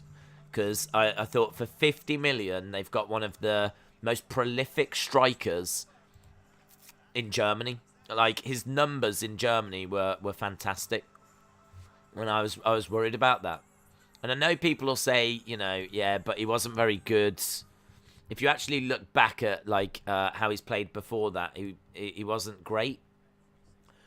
Leipzig really is where he came through, but before that he wasn't getting those kinds of numbers. But I just kind of think that he's matured. He's got to a point in his career where things were starting to click. And now he's gone to Chelsea and he's missing easy chances. And I don't know. I don't know if it's confidence. I don't know if in that moment you've just got, rather than just do it. Do you know what I mean? Rather than just not think about it and just do what you can do. He's thinking about it. He's got doubt. He's maybe trying to get a slightly better position. Or honestly, I don't know. I don't know. What I do know is that I would give Chelsea 30 million for him and take him at United. I'd take the chance. I'd take a chance on him because he was prolific. He's still a German international. Prolific striker. Ideally, I'd want to go and get, obviously, a big name. But I'm talking about, have him as a bit of a... I don't want to say a backup striker because that doesn't really do him service. He could go to a smaller team and be their main striker. Absolutely. But I think his confidence is shot. And I think that he's going to really struggle now. Unless Lukaku coming in just takes the weight off his shoulders. Now he isn't carrying the burden of being the main striker. So maybe that takes the burden off his shoulders. Lukaku's here, and it's like he can just play now. It's going to be very, very interesting to see how this second season goes. But I do think you'll see improvement. It reminds me a lot of Torres. Do you remember when Torres moved from Liverpool, went down to Chelsea, and just fell apart I don't know what it was. I don't know if it was the expectation. I don't know if it was London. I don't know what it was. But Torres went down to Chelsea and completely fell off a cliff. It really reminds me of that. I still think there's a really good player in there. A really good player. I like Timo Werner. I really do like Timo Werner. But you wouldn't take that chance on him now in regards to like 50 odd million. I mean, for 50 odd million, you spend a little bit more, you're getting guaranteed, no doubt quality, whereas Werner's got this question mark over him now. So, Tammy Abraham just went for 30 odd million. I reckon Werner's about that price now. I think you paid 50 or Chelsea paid 50. His price has fallen, definitely. But I've got to say, if it turned out United had signed him, if United signed him in this window for 30 million, I'd be like, all right, I'm down for that. Could it backfire? Sure. Could you always sell him to someone for 25, 20? Sure. Are you going to lose anything? I don't think you will. I think you'd always be able to sell him somewhere for 25, 20. Take a chance. Timo Werner could be amazing. Could be amazing with the balls coming in and whatnot. I mean, we've got Greenwood, who does a good job for us. I still worry that we need more. I mean, obviously we're going to get a big striker next year. We've got Cavani that's going to come back, but we are operating with just Greenwood and Cavani. Martial can play there, but I'm not sold on that. I always said I'd have took Ings at United. I'd have took Ings, and I would take Werner, but not 50. No way 50. Forget that now. That's done. I think Days is waiting for the return of Linda. Days, when Cena hit all of those AAs, did you think it was over? I thought it was over when he hit the AA off the middle rope, yeah. I thought at that point it was like, ugh. That was the bit where I was like, wow, they're throwing everything at him now. It's a good match, really good match. I'm sad that now Timo will start very rarely as Lukaku is the new starter. David said, I don't rate Werner at all. That's fair enough. I mean, judging on what he's done in the Premier League, I don't blame you. Man United have just solidified ourselves as a top 4. If Ollie drops another 2 games, he's got to go, says Mouldy Spoon. Man United, Reading, that's the Women's Super League. Dave supports Man United. I support Liverpool, says Blake. That's fine. I was quite happily watching a Liverpool game the other day. Getting quite emotional as the fans in Anfield were singing You'll Never Walk Alone. It's beautiful. Martin Odegaard signed from Real Madrid and on Friday, and he's come out to speak to the fans right in front of a sprinkler.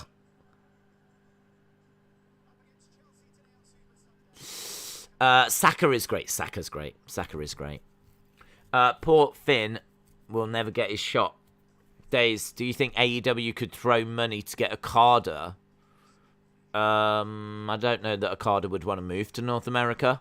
I don't know that he would want to do that. And I don't know how much that moves the dial. I mean, it depends what you're trying to build, isn't it? I mean, if you're just trying to build a really great roster and you're not worried about the star power, then you could get Okada. Well, could you get Okada? I don't know. Would he go? I don't know. But you've got to weigh up like how much money it's going to cost and how much money is going to make you, because it's definitely a balancing act. It's difficult. It's difficult. I mean, Okada grabs the attention of wrestling fans. Definitely grabs the attention of wrestling fans. But we have to come to the realization there's only about 2 million of them. Judging by the ratings, there's about 2 million wrestling fans. And that's it. What you need to do is tap into that wider audience. And you could argue that Okada will do that. Because, he's so good and the matches will be so good that it will catch people's attention. But how much money do you spend to take that risk? Because you don't sign Okada and then all of a sudden start doing 3 million or 2 million. Like, Okada doesn't move the dial that much. Brock does. Brock does. And that's why I think Vince was, breathing. Cena does, Brock does, Rock does, any of those kind of people that are off doing Hollywood stuff, people that are visible to the casuals, they move the dial. It's probably, it's why Logan is sniffing around WWE. It's why AEW bring in the likes of Mike Tyson, so that they can tap into that side of things. Okada doesn't tap into that side of things. Okada's in New Japan. How many people watch New Japan? Wrestling fans do.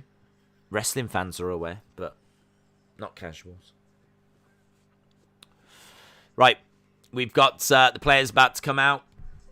We are at the Emirates. Chelsea making their way out. So, Chelsea making their way out, and we still haven't seen... Have I seen Lukaku yet? There he is. Right at the back. Right at the back. Applause by Chelsea fans. A lot of excitement by Chelsea fans. Lukaku walking out. I mean, this is what's great about football, isn't it? This is the dream football stuff. Your club goes out, drops 100-odd million, goes and gets one of the world's great strikers, and that's exactly what Chelsea have done. And, Lukaku walking out in a blue Chelsea shirt. I don't know why WWE would get Roman to say if he loses, he leaves, because to me it made it obvious he would win. They was never going to have him leave. I'm going to disagree just a little, because my concern was that it was so illogical. It came out of nowhere that it made me go, is he ill? Do they need to get him out? Is there something wrong with the leukemia or something along those lines? That's honestly what it made me think. It made me think, is he ill? It was such an illogical, out of nowhere, why has he said that? It did just make me go, I hope everything's okay. I hope everything's okay. I hope that, straight away it made me think of that, but yeah, I didn't. I stuck by. I felt it was Roman. I felt it was Roman all throughout. Even when he said that, I still thought, okay, Roman. I think it's still going to be Roman, but it did actually put a little question in my mind. I wouldn't have done it. It wasn't worth it. It didn't put a big enough question in my mind. It didn't change my opinion on things. I still thought Roman was winning, but I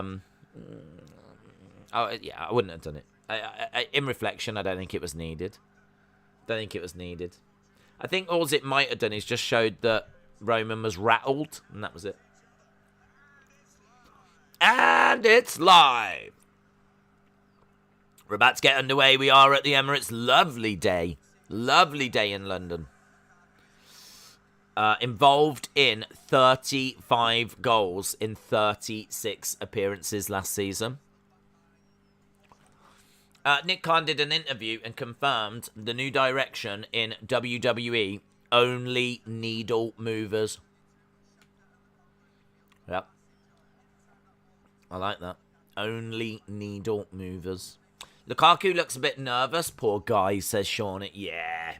Poor guy getting paid how many hundreds of millions. Poor guy. No sympathy, Shauna. No sympathy. Oh, is Lukaku nervous? Oh.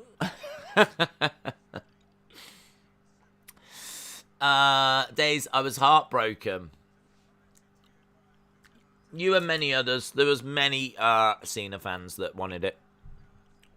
It's the way it goes.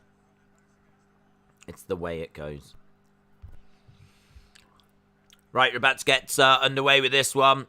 The big clash. They take the knee. We've watched Man United against Southampton. Now we're moving on to the main event. This is the main event. I'm a Man United fan, but even I'll tell you this is the main event. It's $100,000 a week. Helps the nerves, I guarantee you. Nothing like a London derby. Khan says there'll be a big announcement about NXT next week. Oh. Ball being played back. I mean, I must say, I do think it's the right move.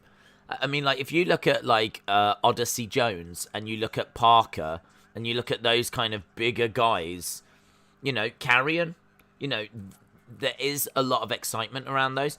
I think they could do a better job of building up a cruiserweight division. I know they've got a cruiserweight champion, but there is no division to really speak of. And I think they could build, you know, do a job with that. But if this is the starting point of just going, look, we've lost our way a little bit, let's stop, rebuild, you know. I'm quite excited by some of the talent they've got. Lovely shot there, edge of the area by Smith Rowe. They've got some good big guys, and if the focus is going to shift on them, that could be quite interesting. And when they call up, like, yeah. Saka. Oh, I tell you what, it's electric. The crowd here are absolutely electric. Here's Chelsea on the ball.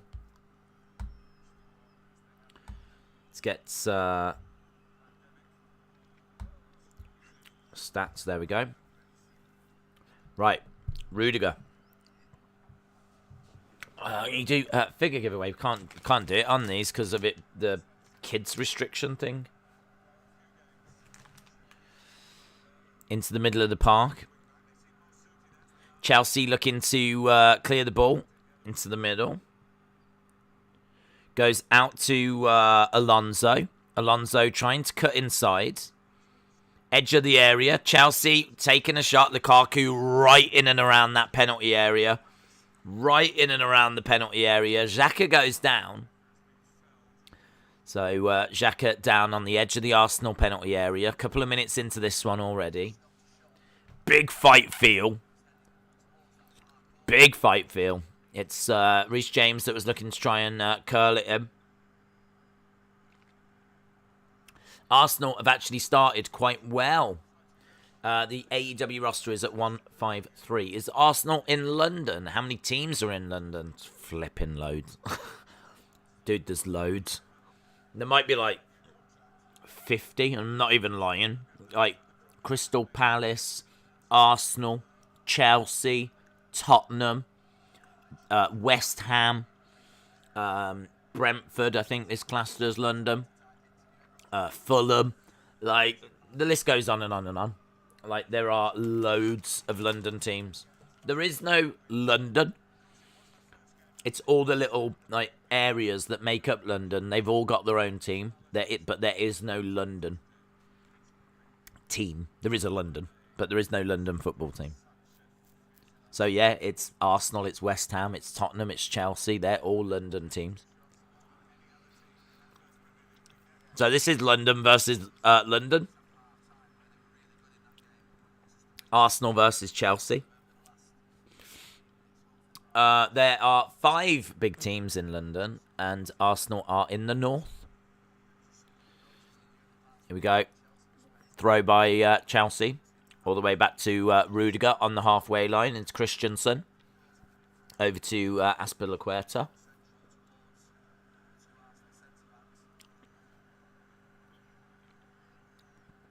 Middle of the park over to Reece James. Back into the centre. Ball being passed around by Chelsea. Just building up their play. Rudiger edging forward. Christensen.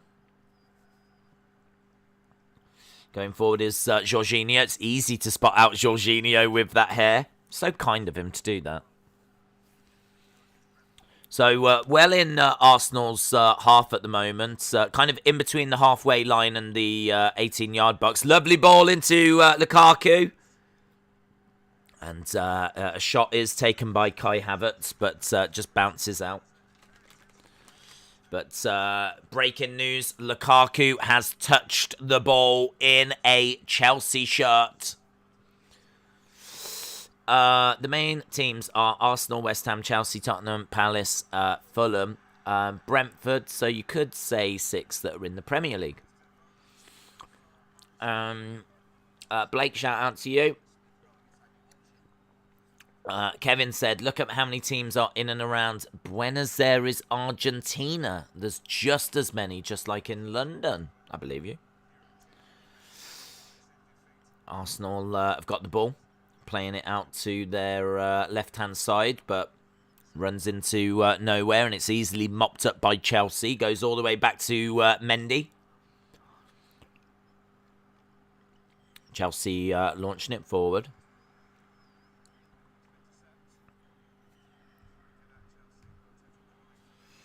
Arsenal on the ball. We might be able to get the stats now. Should get the stats. Let's have a look. Chelsea have seen more of the ball. 63%.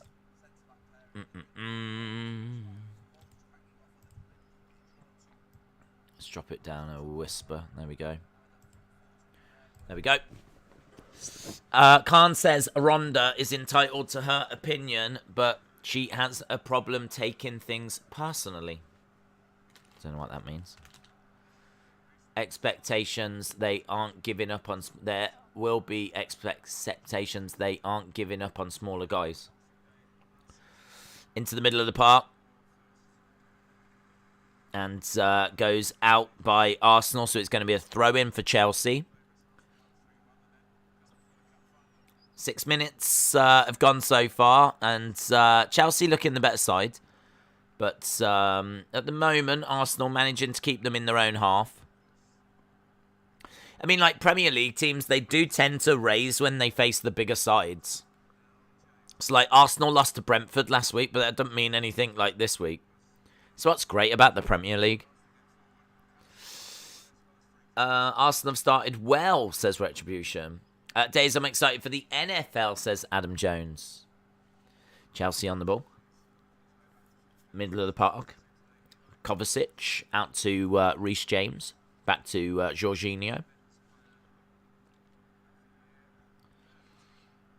Goes out to Rudiger on the left. Into Alonso. Middle of the park. So, nice work there by Kovacic. Kovacic doing really well, actually. I really like their midfield of Kovacic and Jorginho with Havertz and Mount just ahead. And then you've got Lukaku. And then, obviously, they've got their wing-backs with Alonso and Reece James. It's a good team, man. It's a really good team.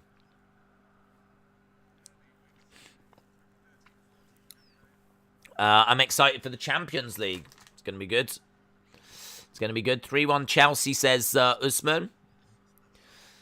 Sean, a shout out to you. Almost 8.5 minutes gone in this one. SummerSlam blew the 2 nights of WrestleMania out of the water for sure.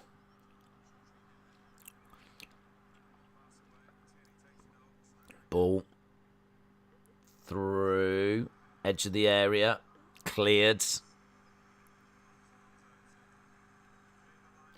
by Alonso. Ball goes across. Holding on the ball.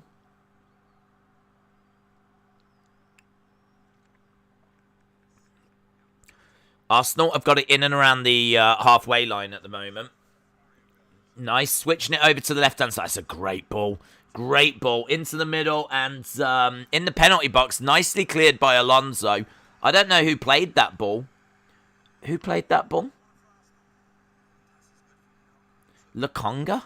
Lokonga with a wonderful ball from the middle all the way out to the left-hand side. Perfectly weighted. That was great. That was great. The Baltimore Ravens are my favourite team. They've got a good chance to win the Super Bowl. Do you think the NXT UK roster will be cut? I don't think they get paid all that much, to be honest. I don't know. I don't even know if Vince knows it exists. Triple H might have been able to have hidden that one on the profit and loss. So I don't know. If it was going to get cut, you'd think it probably would have by now, but who knows? Who knows? Forward into Lukaku. Cleared. Bouncing around into Arsenal's half. They clear it. Are you looking forward to Raw? Yeah, be interesting. See the fallout. Martinelli offside. I am. I'm looking forward to the Champions League. What I like about the Champions League is that there's a big heel for me this year, which is PSG. In my mind, they're heels, and I want someone to take them out. So I don't care who it is. Don't care if it's Man City, Liverpool, United, whoever it is. I want them to take out PSG.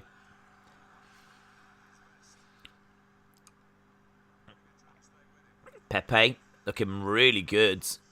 There's a lovely energy, real zip and intensity and freshness about Arsenal here. Just the past few minutes, ball being played across, but it was very poor. Easily cut out by Chelsea. But Lokonga, Pepe, Saka, there's some real excitement and energy from those players.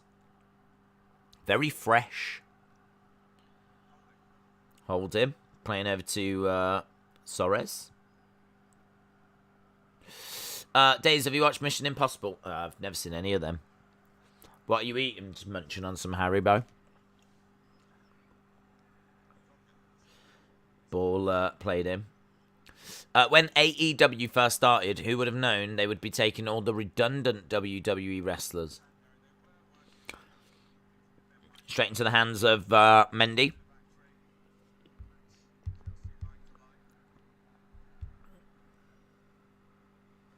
Mendy playing it out to Kovacic.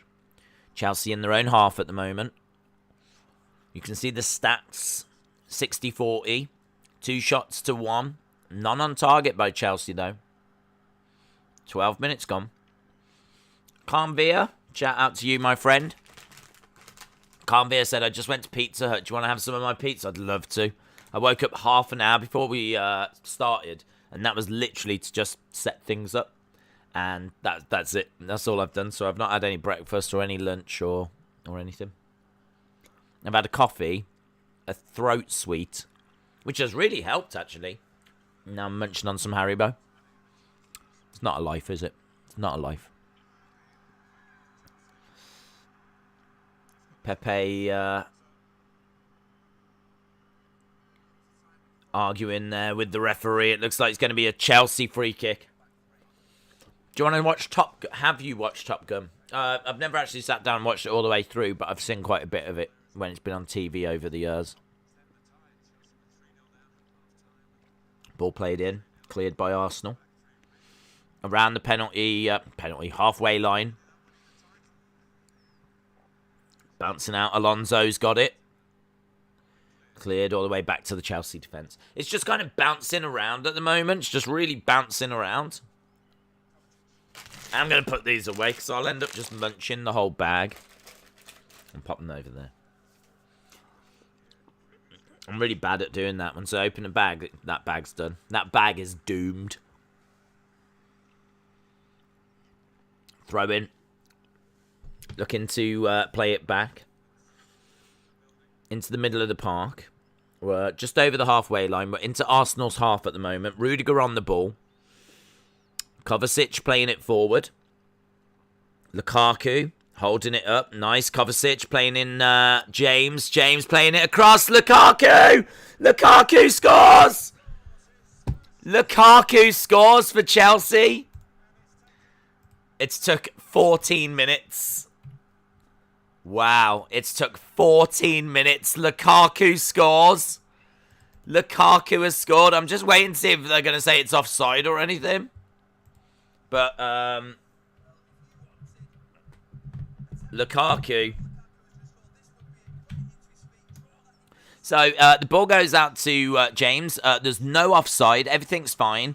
Comes into James. Lukaku's onside, and it's just a tap-in from, like, 3 yards. It's a 3-yard tap-in. It could not be more straightforward. It's do you know what? I'm having a Haribo to celebrate. Lukaku scores. Lukaku has scored. A tap in from about 3 yards out.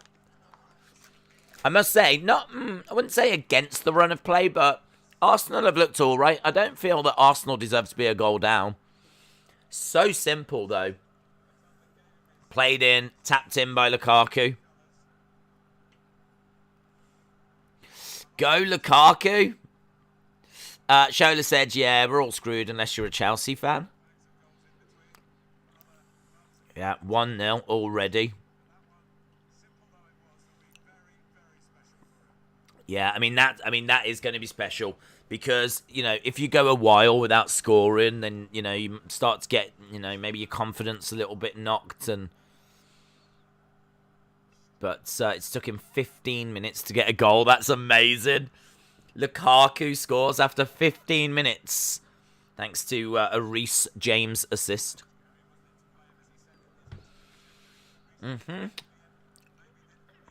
How many soccer leagues are there? It's hard for me to keep track. Oh, wow. I mean, like, pretty much every country's got one.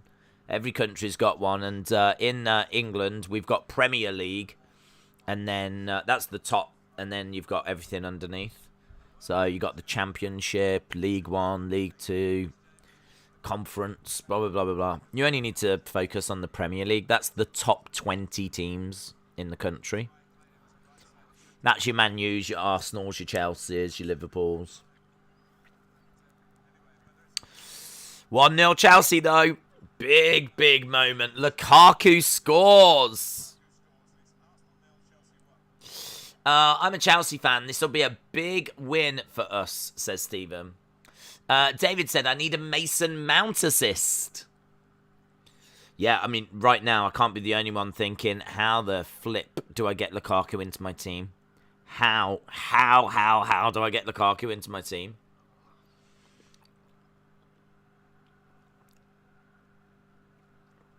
It's got to be possible. I don't care what I have to sacrifice. I'm going to have to sacrifice Jack Grealish. I might even have to downgrade Bruno. I could take Bruno to... taking Bruno to Pogba hurts. Pogba's doing really well at the moment, but is he going to do really well all season? Ball out to James. James looking to dink it in. It bounces off Tierney. I am trying to get into soccer. It's good. Nice. James trying to whip it in to the middle. Straight into the hands of the goalkeeper, Leno. This is my first time watching the Premier League, and I'm going to support Chelsea because of Lukaku. Retribution said, how far do you think England will realistically go next year?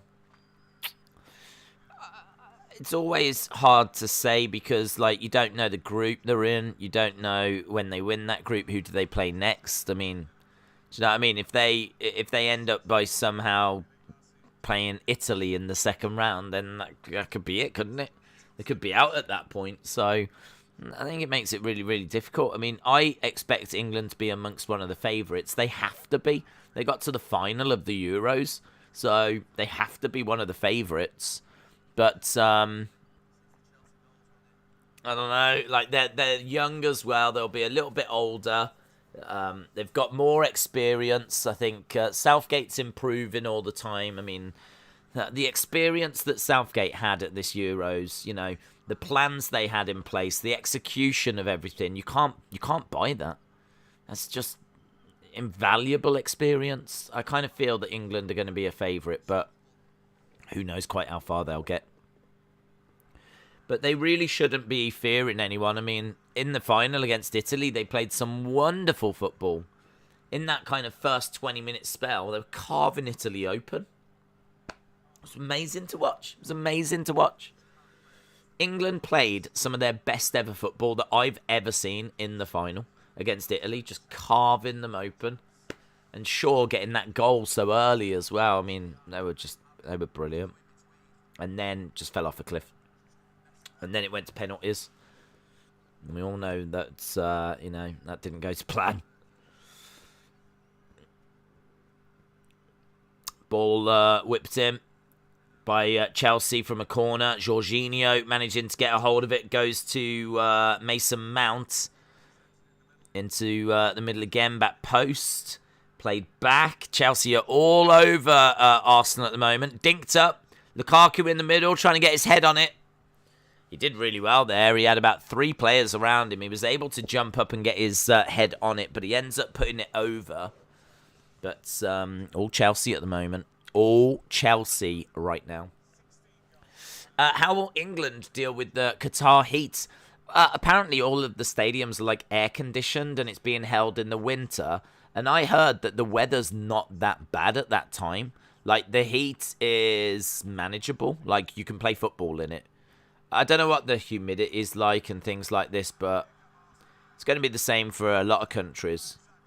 Saka in the penalty area, and he was trying desperately to get past Azpillicuerta, but he couldn't do it. Ball whipped in, headed clear by, I think was that Reece James. Some good defending here by Chelsea. As an AEW fan, I would rather have Riot Cole Murphy than Brock Braun Bray. WWE's problem is booking. They can't book their women's champion and upsets part of their fan base. They had the same with Kofi. Yeah, I mean, I understand as like a wrestling fan, you might say Brock. You'd rather have Riot Cole Murphy than Brock Braun Bray. As a wrestling fan, I get that. But from a... Vince isn't thinking that way, is he? He's thinking ratings. He's thinking big picture. He's thinking moving the dial. He's thinking Cena, Rock, Brock. He's thinking those kind of big names. I mean, it's just a different way of doing it. AEW, you are likely to get an Okada. WWE, you're more likely to get The Rock.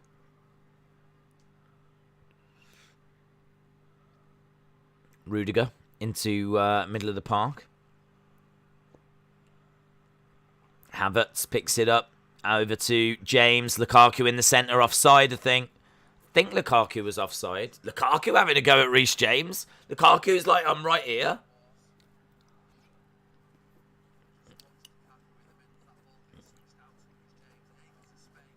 I mean, Reece James found him last time, but Lukaku looked a little offside to me. There. Yeah, you can see, look, Lukaku a bit frustrated.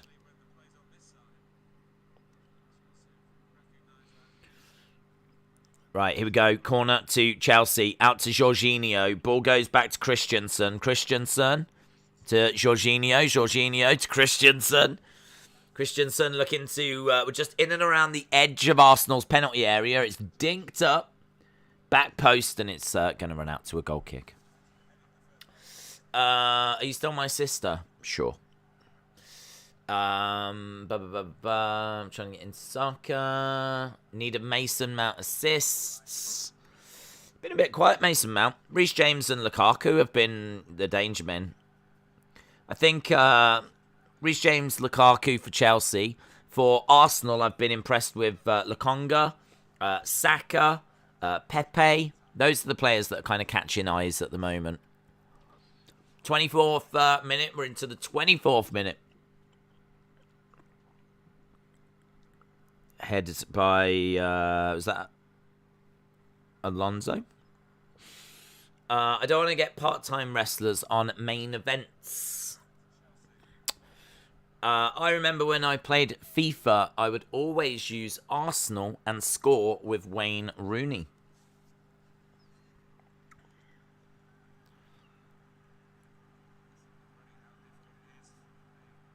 All right, Alonso.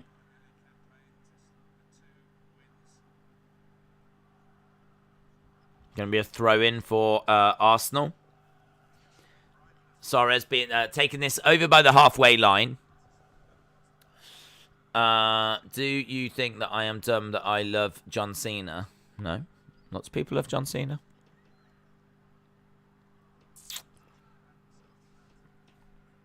Pepe, right, so it's the pace of this has fallen away. We're not seeing that beautiful end-to-end football, those great attacks anymore.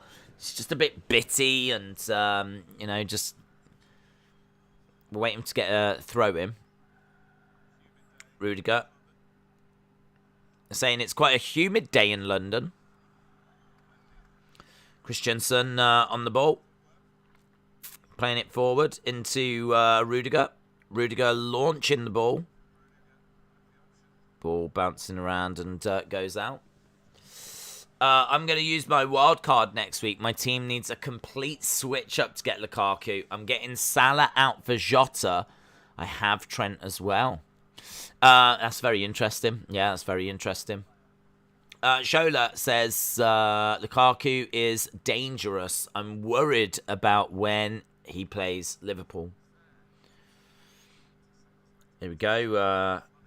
Chelsea trying to form another attack here. Ball coming forward into the middle.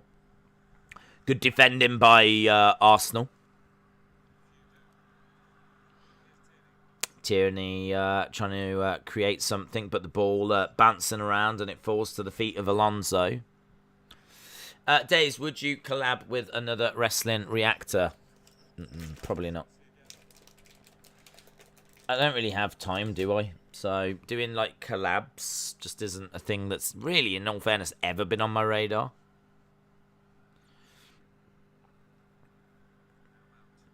Ball going forward. Lukaku trying to get a shot off and the ball bounces out. Soccer time, says Cheese Whiz. Hope you are well. Yeah, it's been a bright start to this one. Lukaku getting his debut Chelsea goal. 15 minutes into this, and he's looked lively, he's looked good. Thomas Tuchel just before the game saying that he told him, you just play your way, we will find a way of fitting around you. I really like that. I think that's really good. You didn't want to overload him with information, just do you. It's quite, he's just literally staying in and around where he needs to be, and the team is just trying to get things into him.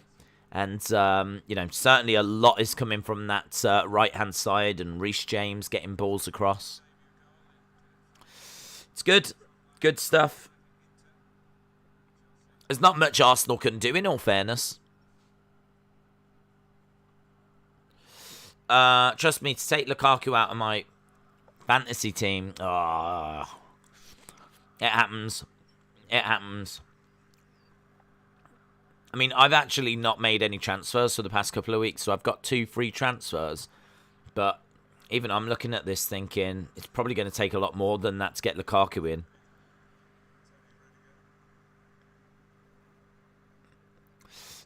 Days, except Roman, who is your favourite male superstar? Probably Volta. That's who. When he's got a match I get most excited for. That is the match I've been looking forward to the most this whole weekend. Roman Cena as well. Jorginho trying to... good. Arsenal at least getting a shot off. Lokonga getting a shot off, but well over.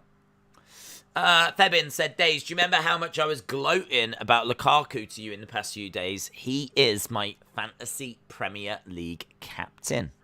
Very good. Very good. Okay. One shot on target each for Chelsea and Arsenal. Ball being played forwards. Middle of the park. Mount. Goes all the way over to Alonso. Alonso playing it into Lukaku, who takes a shot, bounces off a Arsenal defender. And Arsenal trying to break forward, but lovely break of play there. Is that Kovacic? I didn't see who actually did. I think it was Kovacic. Kovacic playing it back to Christensen. Jorginho. To Kovacic. It's gone back to Christensen. They're just passing it around their defence on the halfway line at the moment. I mean, Arsenal are defending quite well. Whilst this is still just 1-0, they're obviously still in this game. Ball goes all the way back to Mendy, trying to explore a different avenue.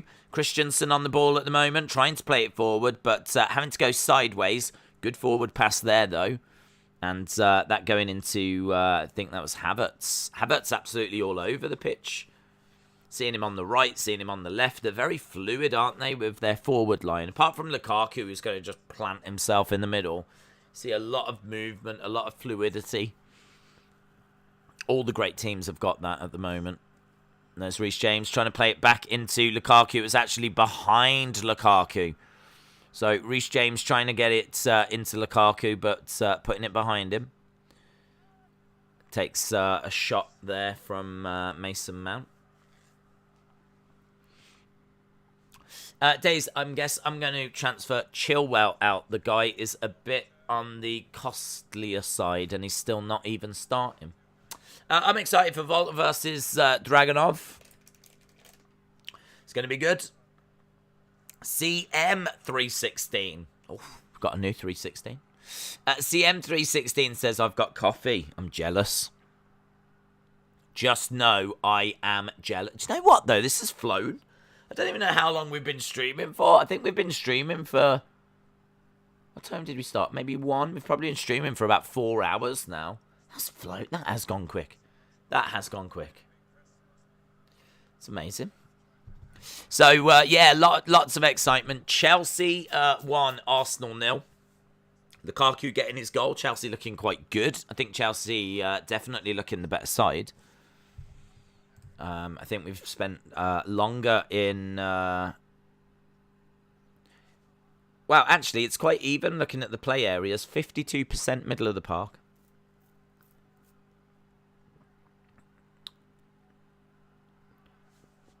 52%. And both other areas have been quite even. So it's kind of an even game, but I would say that Chelsea definitely get the edge. I mean, 8 shots they've had to 2. 68% to 32. Possession. Ball coming down to Pepe. Days, is there any thoughts on the way that Bianca lost? Well, yeah, I mean, I'm not a fan of it, and we kind of speculated last night that could it be that Sasha's out, they needed a big replacement. They had Becky, but she's not been wrestling, so it had to be quick. You know, is it like circumstance that resulted in that being the way it was?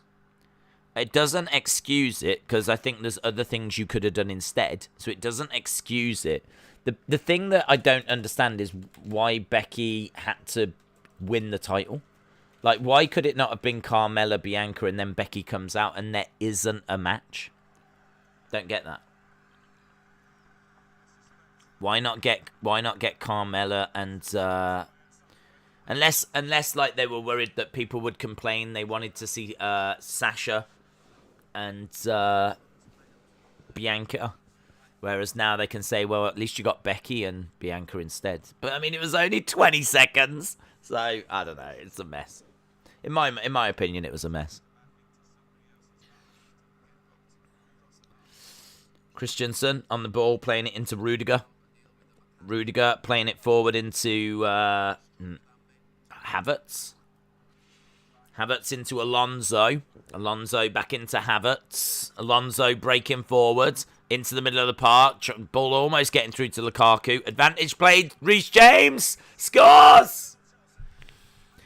He made the first and he scores the second. Reece James scores. Reece James. Reece James. Reece James. I like the look of Reece James. I really like the look of Reece James. He's been heavily involved as well. Heavily involved.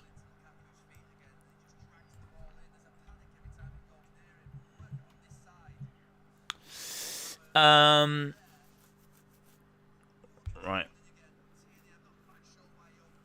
Who actually plays that pass? I can't see who plays the pass in the middle. Is it Mount? It looks like Mount.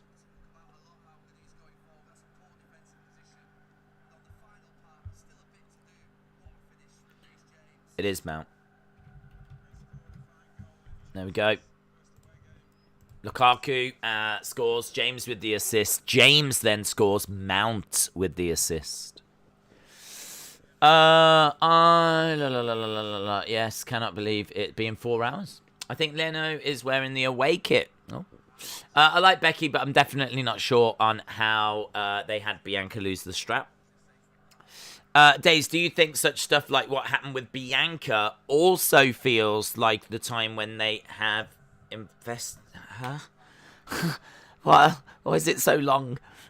Do you think such stuff like what happened with Bianca also feels like all that time till then they have invested in... I'm out. I don't... What do you mean? Are we saying has all the build been wasted? Has all the build in her been wasted? Well, it's not been wasted. I mean, she's still had a title reign. She's still been all over TV. She's still had title matches and been parts of feuds and all of that. So it's not been wasted. It's not like, well, that's it. That's all wasted. But it's just not the way forward that I would have gone.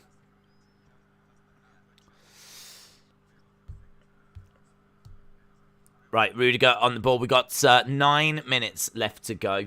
Jason says, this could be a cricket score. Come on, you Blues. Come on, you Blues. Arsenal on the ball. I mean, this could be a cricket score in all fairness. 2-0 Chelsea at the moment. And as I said, I think they deserve the 1 goal. You could maybe make an argument they deserve the second, but...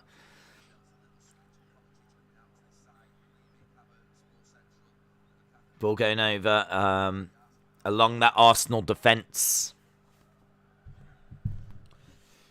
Into middle of the park at the moment. Lokonga trying to find a way forward. What Chelsea are doing a really good job of is just forcing Arsenal onto the edges.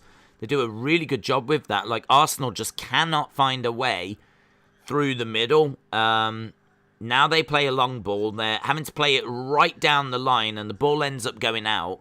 So what Chelsea did a really good job of then is kind of like forcing Arsenal over to the edge. And Arsenal just couldn't find a way across. And they were just getting suffocated.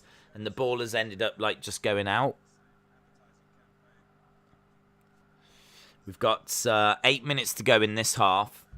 Chelsea 2, Arsenal 0. And Chelsea, many, many people's favourites to actually go on and win this Premier League. Obviously, they are the reigning European champions, which is huge. Ball being whipped across. Smith Rowe playing it out onto the left-hand side. Ball bounces off. Coming through.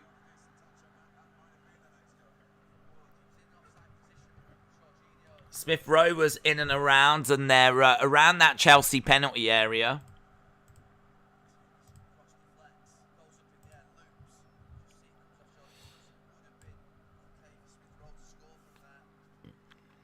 Yeah, it came off a Chelsea player, so Smith Rowe could have got something from that, but it wasn't to be. Chelsea on the ball in their own half.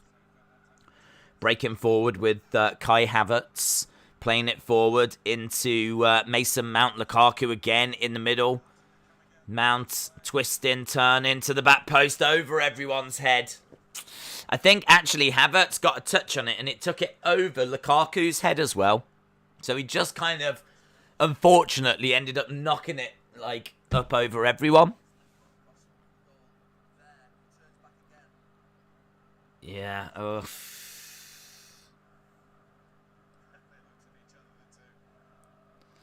Ball played into the middle of the park by Arsenal. We're not seeing much of Saka. Just not seeing much of, like, anyone really. Pepe's a bit more lively. Ball going out to that left-hand side. Switching the play over.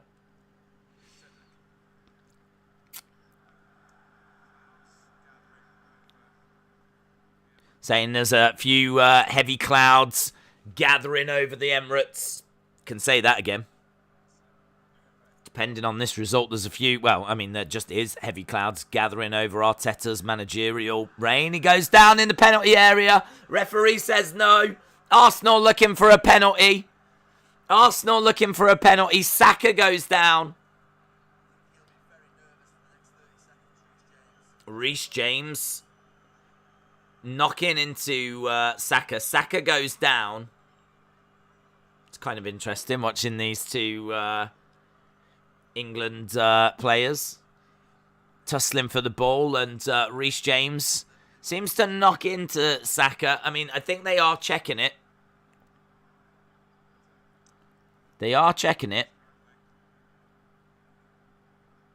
I mean, the ref's waiting to see what's said. The referee has said no, so I think there has to be a clear and obvious error. So they have to say basically, no, you are wrong. It is a penalty.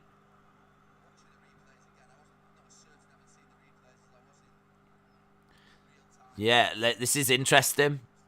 41st minute, but I don't think anything's come of it. It looks like they are just going to take the... Yeah. Referee blows, and it looks like it is just going to be a corner. Referee just wants to have a word with some people in the penalty area. Looks like he's going over. Is he speaking to... Yeah. Speaking to the Chelsea captain. Right, corner. After all of that, it's a corner to Chelsea, to Arsenal in the Chelsea area. Ball getting whipped in. Cleared by Chelsea. Cleared away from the penalty area, and it's kind of bouncing all the way to the halfway line. So, a bit of a missed opportunity there. Big talking point, though. Not for me personally. I wouldn't say it was. You could argue that that was quite soft, and soft ones have been given in the past, so you could make an argument for it. But to me, I would rather see those not given. It's just like Reece James, there's a bit of bump and grind going on. Good work by Rudiger. A little bit of life towards the end of this half. A few minutes left in the half, and there's a little bit of life there. Arsenal starting to just attack a bit more, just get a bit of the ball. They haven't been seeing much of the ball at all, so ball goes back to Saka. Saka in and around that halfway line. We've got just a couple of minutes until we get to half time. And ball goes out. Ball is launched down the field. And it reaches... I think it's Pablo Mari. And then goes out.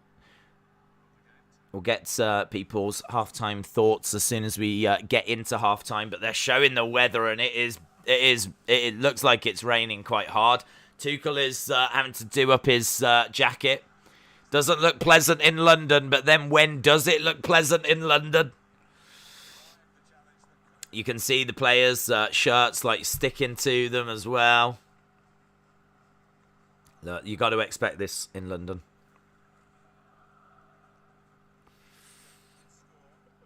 Right, here we go. They're looking to whip it in. Another Arsenal corner into the middle. Goes all the way to the back.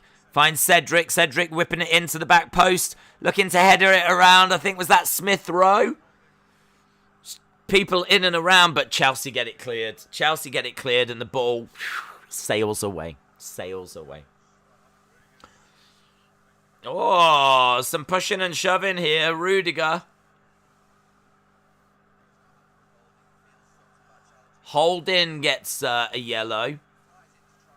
Holding gets a yellow card. There was some pushing and shoving between Holding and Rudiger. Days, can we get a hide and seek at half-time? Well, that would be fun, wouldn't it? That would be fun. There's not many places I could try and fit in one of them shelves. Just like proper curled up. Only when Chelsea are winning make you right. First game, first goal for Lukaku, says Legendary Plays. Adam said, who can be McGregor's next opponent? I think he's got his eyes set on Poirier. It's going to take him a while to get back from that injury, isn't it? And then, I mean, they'll do the Diaz fight, but they can always go to that. He'll probably wait for Poirier to face Oliveira, and then he might, hopefully face him for the title. That's what McGregor's hoping for, I would guess. See, the problem is that if he faces someone else and loses, he starts to fall down the pecking order, doesn't he? Ball in the penalty area. Xhaka trying to whip it in. There's 2 minutes added on time.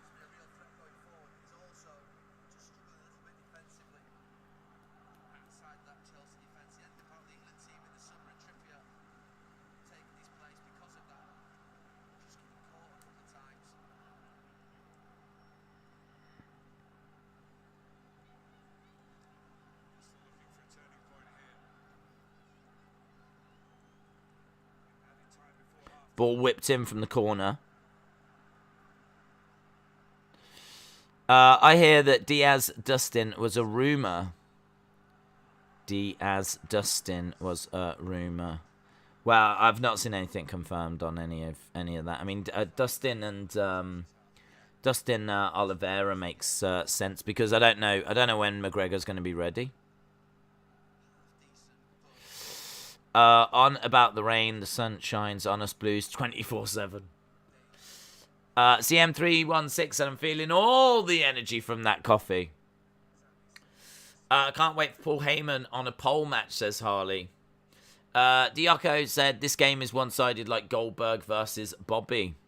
Arsenal have been all right past 5 minutes or so. 5-10 minutes. They've created some chances. They've probably been the better side, actually, but... yeah, I definitely don't begrudge Chelsea their lead. They're good for 1-0, 2-0. And that is half-time. Good job well done so far by Chelsea. I mean, that's what 100 million buys you. How much is Reece James worth, though? I wonder how much Reece James is worth. I mean, he's been doing it's brilliant. Oh, look at the rain. The rain is really coming down. Days, someone made an argument how Bianca was shown as the strongest on the SmackDown, and if Becky has squashed her, how would anyone in the SmackDown roster stand a chance against Becky? Logical, not logical. Illogical? That's illogical. That's like saying... That's like saying... Man United drew to Southampton today. So does that mean that Southampton are as good as Man United? It's illogical. Like, it's, you know, if she's presented as the strongest and the best and someone beats her, that's sport. Like, you get those moments. Those things happen all the time. I don't agree with that argument that, you know, it makes her, like, how can anyone beat Becky because Becky is now super powerful or anything like this? No, that's not how sport works. So, no, I disagree with whoever said that. I'd say Reece James is 25 million. Oh, I think more than that. I would personally would say more than that. 25 million. God, I'll have him at United. Reece James, I'll have him at United. You can have 30. 35. Whipping balls in. Brilliant. It's been brilliant in this game.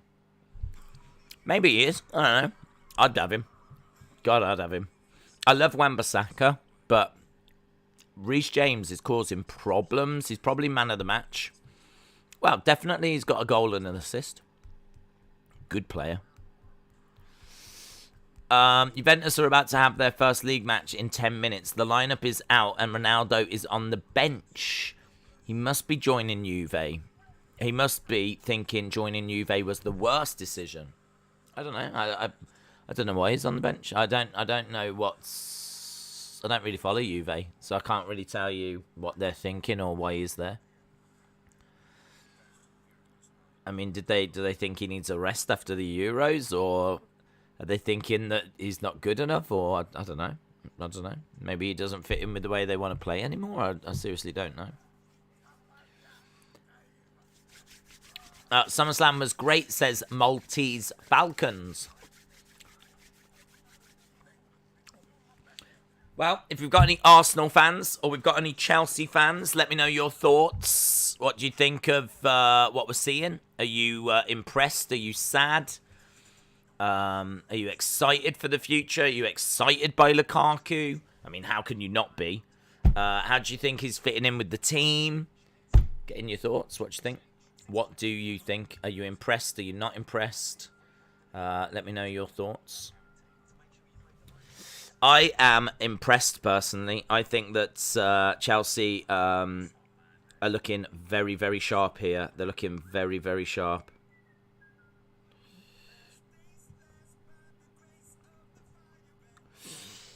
SummerSlam was great.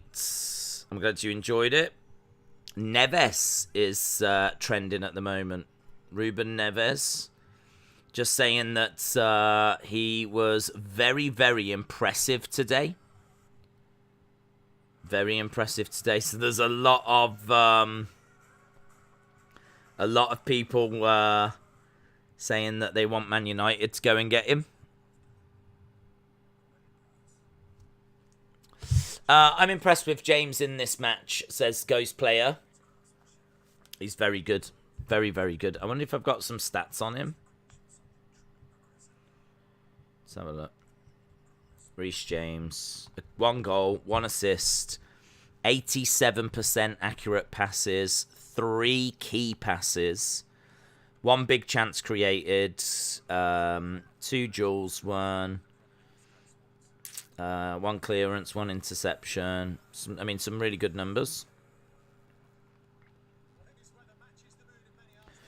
I mean, Mason Mount's got a pass completion rate of 78%. Reece James is operating at 87%. I wonder if there's...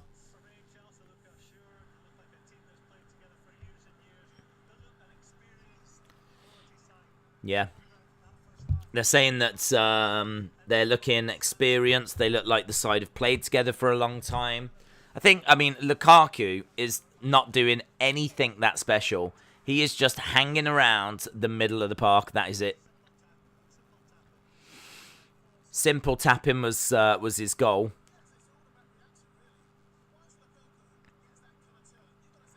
Let's have a look. Chelsea is looking good with Lukaku. Let's go Chelsea, says Tharuka. They are looking very good. They are looking very, very good. Days, do you have merch? Not really. There was some shirts at that thing. There's a link on the homepage at the top. But they're years and years old. So no, not really. I've got Neves in my fantasy Premier League, says Retribution.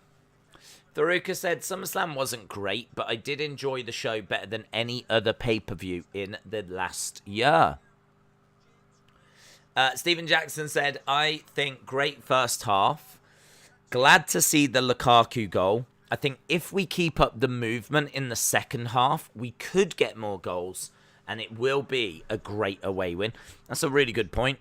I mean, in a way, I think a lot of us that aren't like Chelsea supporters just see this as a very easy Chelsea win, but you can't deny this is, London derby, and this is Arsenal versus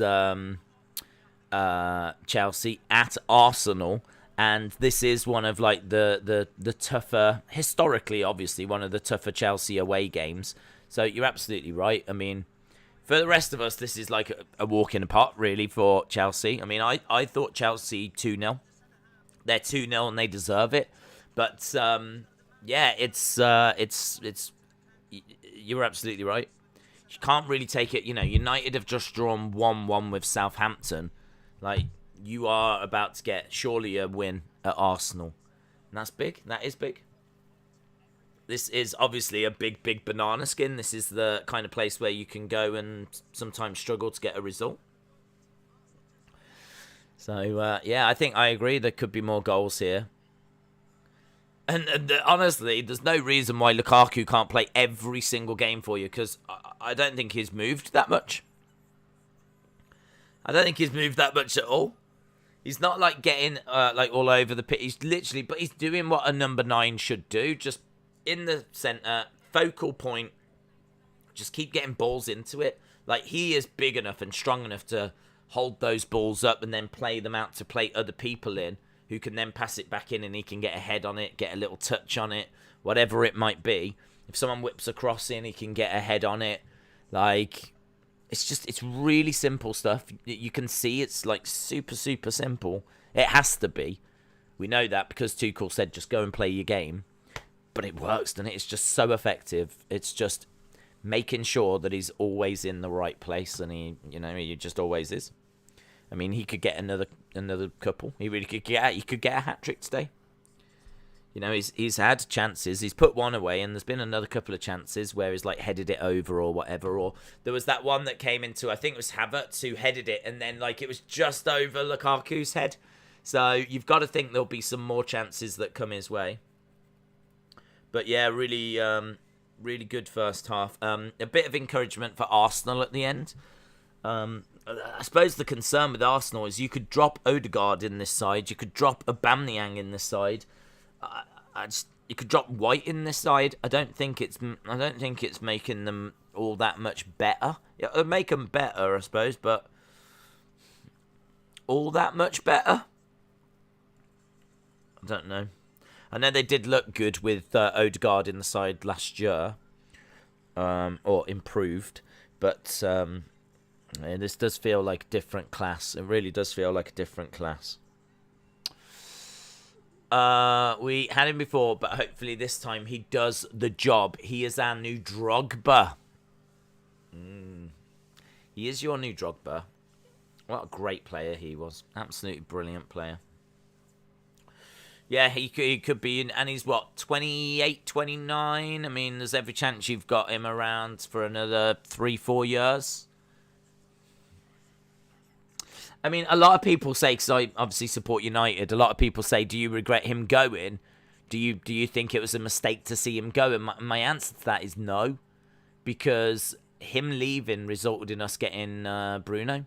And getting Bruno is what really unlocked everything for us. I don't know that we would have got Bruno. I don't know that we would have had the rebuild that we had and the money to reinvest that we had if we hadn't have sold him. Or, would it have been... I don't know. I don't know what it would have looked like. But so I don't regret him going. Do I wish we had him now? I mean, yeah, of course I'd take him. I think the play around now with Pogba, Fernandes, Rashford, Sancho, Greenwood, I think all of that around him now, we're in a much better place. We're in a much, much better place. So yeah, I would take him now. But we'll see who we get next year. United are looking, as we said, at Mbappe or Haaland or someone along those lines. Or like a Lukaku. I mean, he absolutely is top tier, isn't he? So, goal hanging Lukaku, says Retribution. Do you think Chelsea could win the Premiership? Yes. Yeah, they absolutely could. Will they? I'm still going to say no. I'm still going to say they finish second. I don't know about the defense. I just don't know about the defense. I mean, I like the front line. I think Havertz and Mount are both interesting players. Very busy, very active, constantly switching sides and causing problems, pulling defenders all over the pitch. And then you've got obviously really good supply lines. Certainly, Reece James in this game has been brilliant. He's been absolutely brilliant.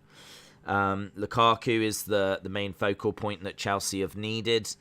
I mean, I must admit, I do look at this, and I think there's nothing Lukaku is doing in this game that Timo Werner can't do. Werner would have scored that goal. He would have scored that goal. So Timo Werner would have got a goal today because the ball is played into him, and it's just a tap in from 3 yards. I mean, it's hard to see. It's hard to see what Lukaku. I suppose Lukaku's aerial threat is going to be a big advantage. And obviously, once he knows the game plan a little bit more, the fact he can hold the play up as well, he's big, he's strong, they can play the ball into him, he can hold up the ball and then play it off into others. I suppose you wasn't getting that from Timo Werner. He's worth having. Like, this isn't like, I wonder if Lukaku's worth 100 million. No, he's definitely worth having. So I don't worry about your front line. I don't really worry about the supply lines. I don't worry about your main man up front. I do just look at the defence a little. And I do wonder a little about the depth. But no,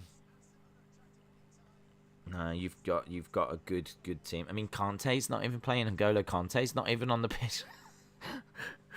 It's amazing, isn't it? Yeah, they've definitely got a chance. Adrian, shout out to you. Hope you are well. Pablo Mari is having a hard time with Lukaku. Understandable. Stephen said Chelsea, West Brom, Everton and United are all the British teams that Lukaku has played for. No games are easy, and it's still early. We'll see near the end of the season when we are champions, says Jason. Who are champions? Who do you support, Jason? Tall Paul said, I think West Ham Leicester will be a good game. I'm looking forward to it, yeah. Edward said, Days, I put $5 on Lukaku to score, Havertz to score, Mari to be carded at 21-1. All that needs to happen is Havertz to score, and I win £105. Very nice. Very nice. Very nice. Right, we're about to get underway with the second half.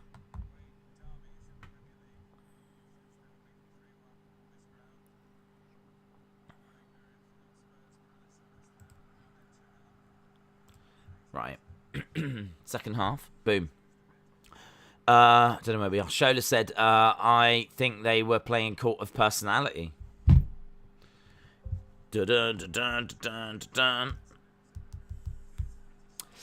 Days, do you think Raquel gets called up? She could do. Yes, she could do. She's the kind of person that they would like on the main roster. She might just be a little bit green, but she's got a great look. I think Rhea Ripley is super marketable. So, yeah. Cade, yeah. Jason, Chelsea. Okay. Febin said, Days, Juventus scored in 3 minutes. Dybala. Ball into the middle, into Lukaku. Played across. Switched around, goes to Jorginho. Goes back to Christensen. Over to Azpillicuerta. Just paying it around. They're well in Arsenal's half right now. What team do you support? I support Man U. Days, if I say Liverpool sign a few more players, we can win the league. Would you agree? Depend. I mean, yes, I would agree. I depend. I don't know who would you sign. Who would you look at? Who do you think you need? That would be interesting. But yeah, of course. I mean, you've got Salah, Mane, Jota. That Elliott guy, he was brilliant. Lukaku, ball almost going out, but cleared by Arsenal. Honestly, I bet Lukaku's standing in this English rain thinking, I was in Milan last week. I miss Milan. Jorginho. Roman versus Brock is interesting because the heel always dominates most of the match, and that's what Roman has done, but he won't dominate Brock. Dalmar said, Days, do you think WWE has so many women on the roster that they don't know what to do with them? No. Well, I don't know that they've got too many women. I just don't think they... I think in Vince's mind, women's matches don't draw the same that men's matches do. Evolution did quite a low rating, and I think that has really hurt women's wrestling, to be honest. So I think that when they have something like Ronda, that's when they're willing to put them as the main event. But I think if Sasha and Bianca wouldn't have main evented WrestleMania if WrestleMania was just one night. Because it was, and in fact, there was lots of reports they weren't even main event in night one. Yeah, I think, you tend to get like the title match, and then, I mean, in all fairness to like Alexa, they are at least running a second women's story of sorts with like the Lily stuff. So they are trying to, do something additional to the title stuff, but I think what it comes down to is Vince is old school and doesn't see women's wrestling being that big of a draw, that being that big of a deal. So they've got enough women just to make the title picture interesting, and he's not really looking to promote much more than that. I mean, all you have to do is just look at the cards and how many women's matches are on compared to men's. And also, I can't remember who said it. Someone actually said, I think it might be Jim Cornette said, that, Vince doesn't see the women's stuff. Because he used to work with him. As being as valuable. Which, historically could have been true. But I'm not so sure anymore. Mendy. Ball goes all the way back to Chelsea. There's lots of running here by Arsenal.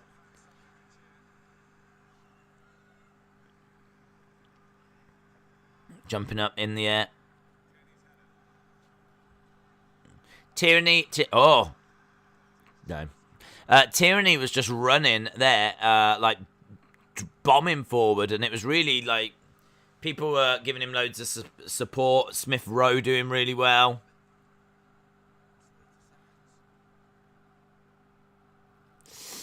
From when we were in the second division, we are blue, and before that, true blue. Right, ball forward. Big tackle. Smith Rowe goes down. Referee says no. So Smith Rowe coming up. The rain is one of the big talking points here. Ball forward, but Arsenal mopping it up. Goes all the way back to their defence. So we're right back in Arsenal's half. Days, what was your match of the night last night? Main event. Did you hear about the UFC guy who won a fight and said he was broke post-fight? I mean, the pay of UFC fighters is always a big topic of conversation because they have to pay for like all their training, and everything comes out of that one payment. And yeah, I think a lot of them, certainly the lower down ones, struggle. That's why there's such emotion when they get awarded like the Fight of the Night bonus and all of that. Unless you're like a big name, it's hard. Ball going back. Here's Saka. Takes a shot. Oh, good save by Mendy. Right down the middle, but had to get a hand on it. That's good by Mendy. It's good by Saka. Nice shot. Looks like it's on target. This rain. Look at the rain. Martinez from Inter and Sanchez from Lille, I want at Liverpool. Ball whipped into the middle.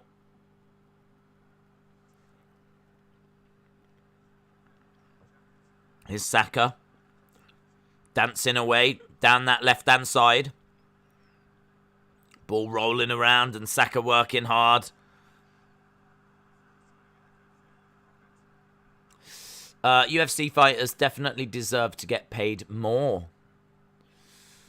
Are you a cappuccino or a latte guy? I'm neither, to be honest. I'm a black coffee, wake me up kind of a guy. I haven't really got time for lattes and cappuccinos and all that kind of thing. Ball going straight down the line for Chelsea.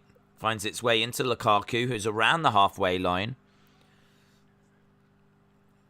Switch in play. Lukaku needs to get his out of position, really. Yeah, he's bombing forward. Look, desperately trying to get up there. Arsenal get back and reset, though. I was about to buy the new Punk shirt, but they haven't got the Ringer shirt. Just the plain white with the logo. Haven't got the Ringer shirt. What do you mean by that? Ball goes out to Rudiger. Playing it forward. Chelsea looking very composed again. After just getting a little bit rattled by Arsenal. Rudiger plays it down the line. A lot of pressure being applied by Arsenal. They're not giving them any room to operate, Arsenal, at the moment. They are all over them. Do you think NXT TakeOver will get as many people in the stream as SummerSlam? No way. Not even close. No. I reckon, I reckon you're probably looking 10 times smaller. To be perfectly truthful. Maybe 9 times smaller. Something like that, but around that ballpark. Here comes James. Playing it into the middle. Whipping it across. Lukaku trying to get a shot off. And Arsenal having to get ahead on it and get it behind. I just looked up results. Who is richer, Cena or Roman? I say Cena. I would imagine Cena. Do you think Cena could still put Balor over at MSG and then leave? Sure. Here we go. Corner. Mason Mount about to take it.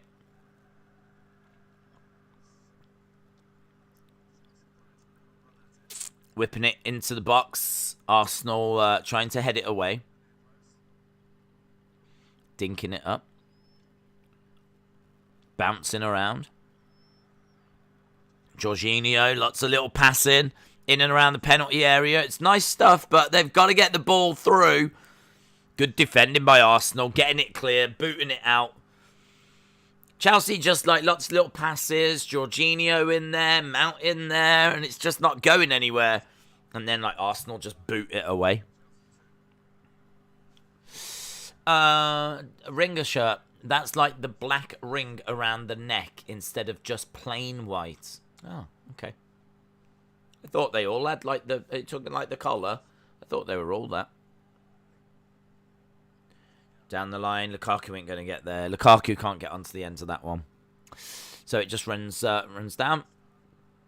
There are rumblings going around that Ronaldo asked to be on the bench, and the reason is that he's hoping another club to find a club that's interested in him.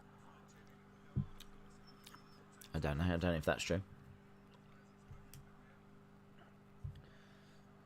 I mean, he might be looking to leave and go somewhere else. I don't know. Is he unhappy in Juventus?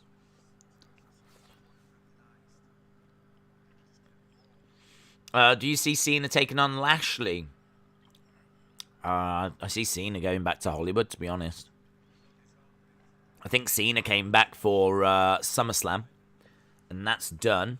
So I think he's sticking around for a couple of weeks, maybe. Might make a few more appearances, largely house shows, I would imagine. And then that's it. I mean, they said the Summer of Cena. They've been quite honest in saying the Summer of Cena. Here are the 15 dates that John Cena's going to be at. If you want to see Cena, come to one of these shows, and then that's it. The Summer of Cena. The MSG SmackDown is advertised as Raw and SmackDown show. That might be a draft, says Anthony. Here we go. Arsenal on the ball. Are used to collecting wrestling figures.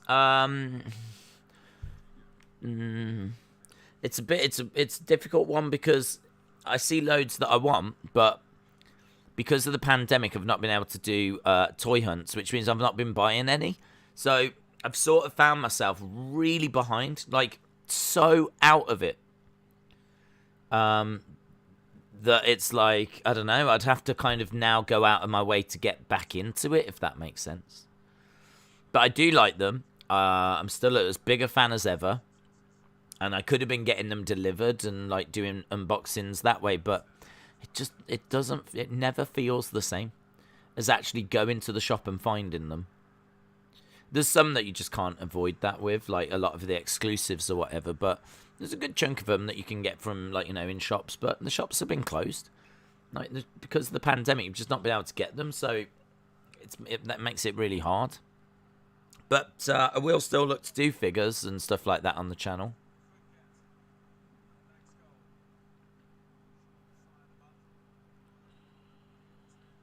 Right.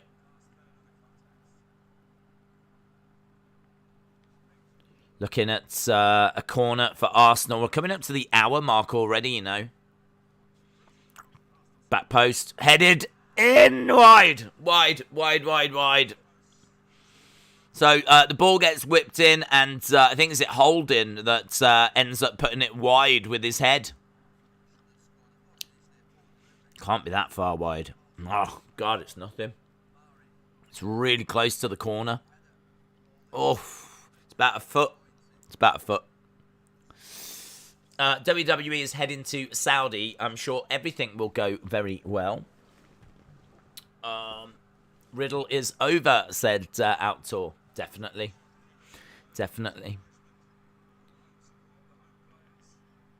Ball in the air. Arsenal looking much, much better in this half. They're just kind of imposing themselves more. I did eat all those Haribos, by the way. It's on top of the... some nasty stuff. Lots of pushing and shoving, and referee wants to have a word with Havertz.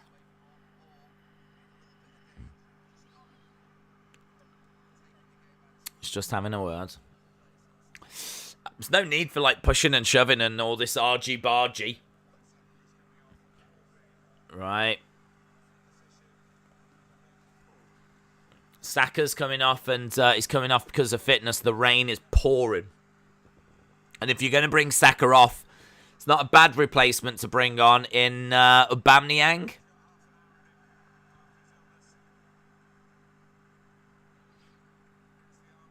Right, Aubameyang comes on. What can Aubameyang do? He remember a couple of years ago, he was just lighting it up. I think, was it like, not last season, the season before, he had like 20 odd goals or something. Brilliant player. And then last year, just didn't work for him, did it? It just didn't happen.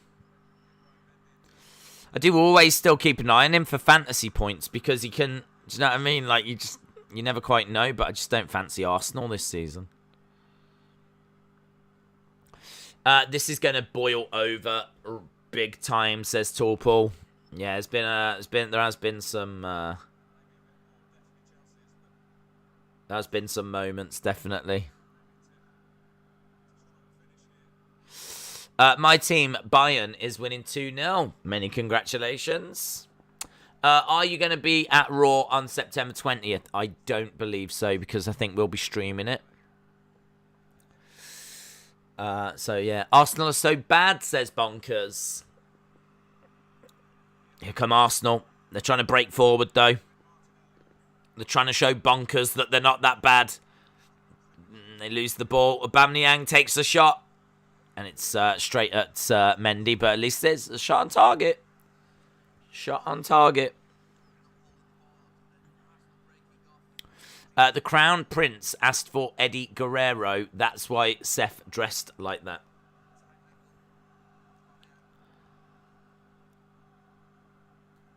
They said why Seth dressed like that. I still don't know what it is. Like, it's interesting attire, but I don't know why he did it.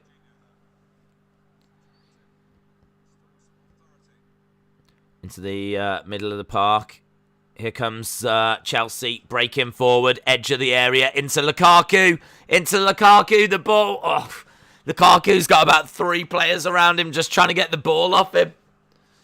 Lukaku had the ball at his feet in and around the penalty area. Here's Lokonga. Switching play over. Arsenal have looked much better in this half. Much better. Arsenal wins the Banter FC award for this season, says Jivko. It's going to be awkward when the Saudi prince demands CM Punk. That's true. Here we go. Ball going out to Reece James, who's been more quiet in this half.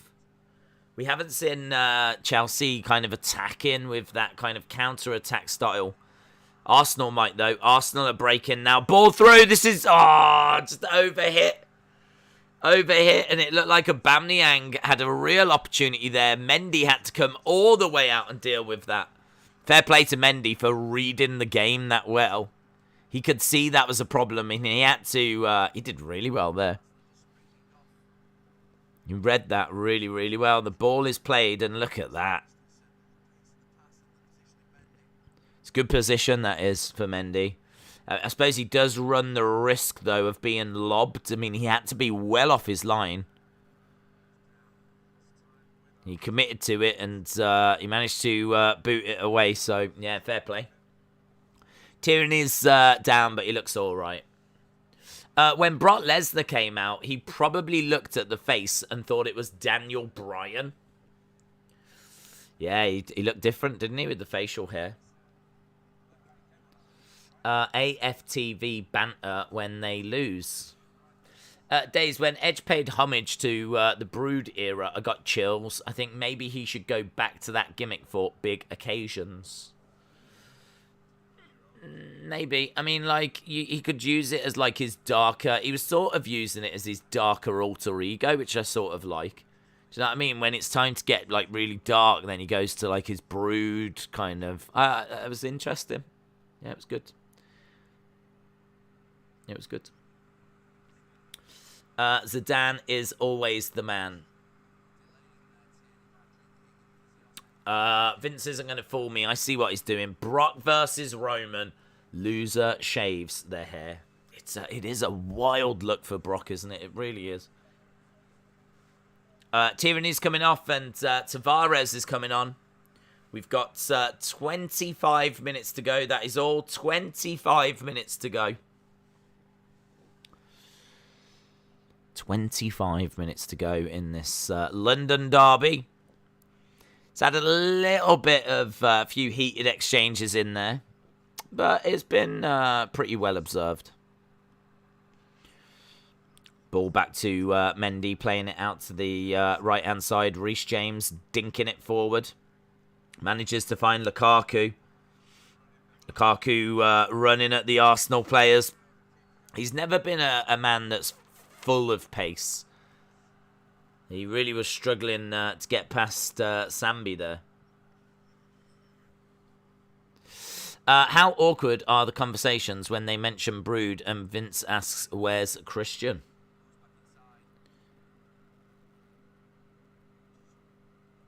Oh, I think Vince knows.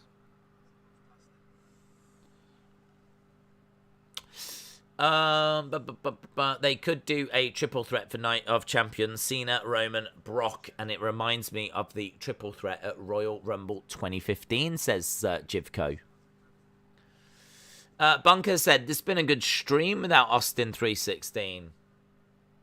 They normally are. Here we go. Ball whipped in by back post, headed in, cleared, bouncing around, shot. Sails over. From, I don't know who took the shot, but I know Alonso was involved. I'm not ready for babyface Brock, but that is a day's dream. Well, I think it's got to go that way, hasn't it? To be honest, I think Roman's heel. I mean, if you change Roman to a face now, it's... I don't know. I just kind of think it was such a big thing to turn him heel. To now just switch him back face now. I mean, it's just this weird world that we live in where Brock is the face, Roman's the heel. It's just so different to all the other matches we've seen them have. I mean, they've had many matches they've faced in Saudi. They're in a cage, wasn't it?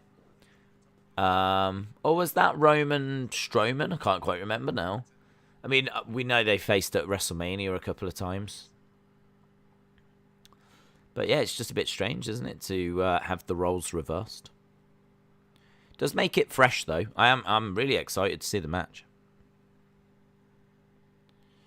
Arsenal on the ball in Chelsea's half.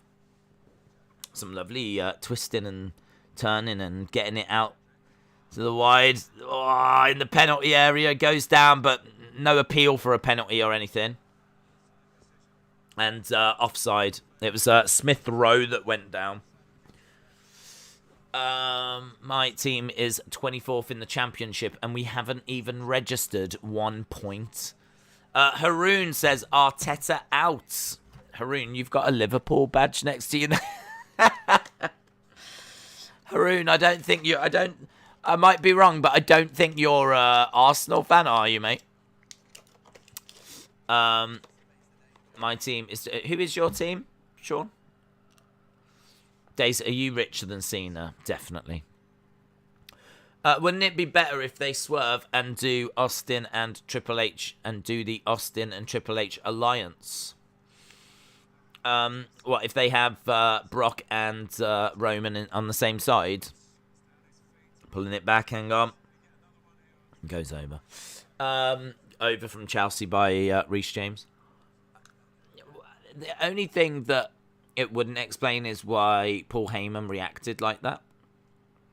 Why did Paul Heyman look so shocked and people are telling me he's crying and all this kind of stuff? Like, if it's to fool us and make us think, you know, because it's a trap and they're setting up a trap for someone, I can buy it then. I'd be all right with that. You're going to need, I don't know what team takes those two down, though. You'd be talking about maybe the most powerful tag team ever.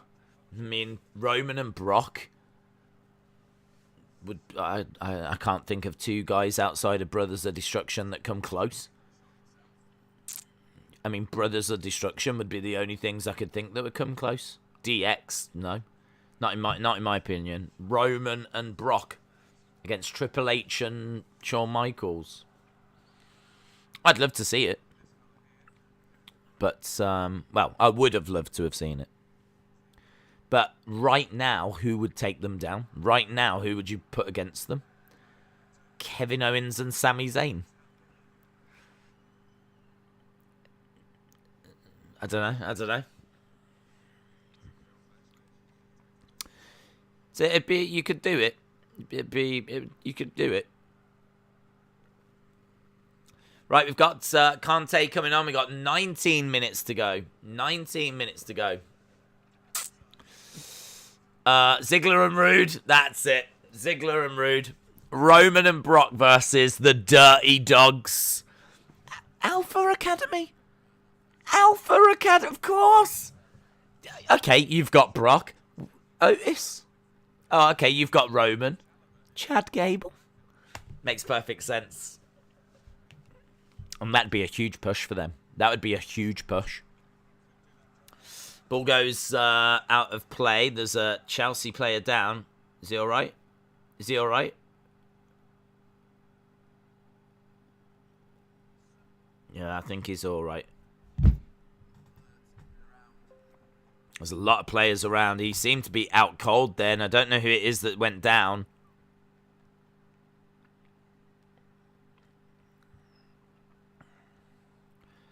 The medic ran on. Players are all having a drink.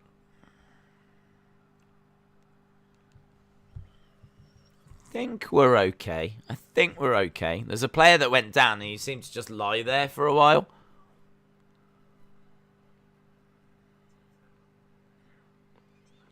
The cameras have just cut to Thomas Tuchel.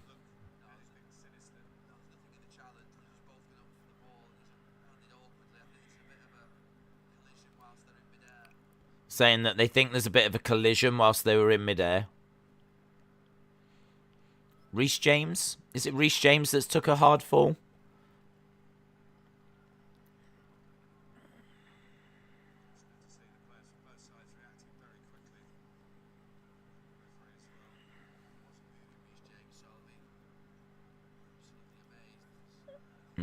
Well, he sat up.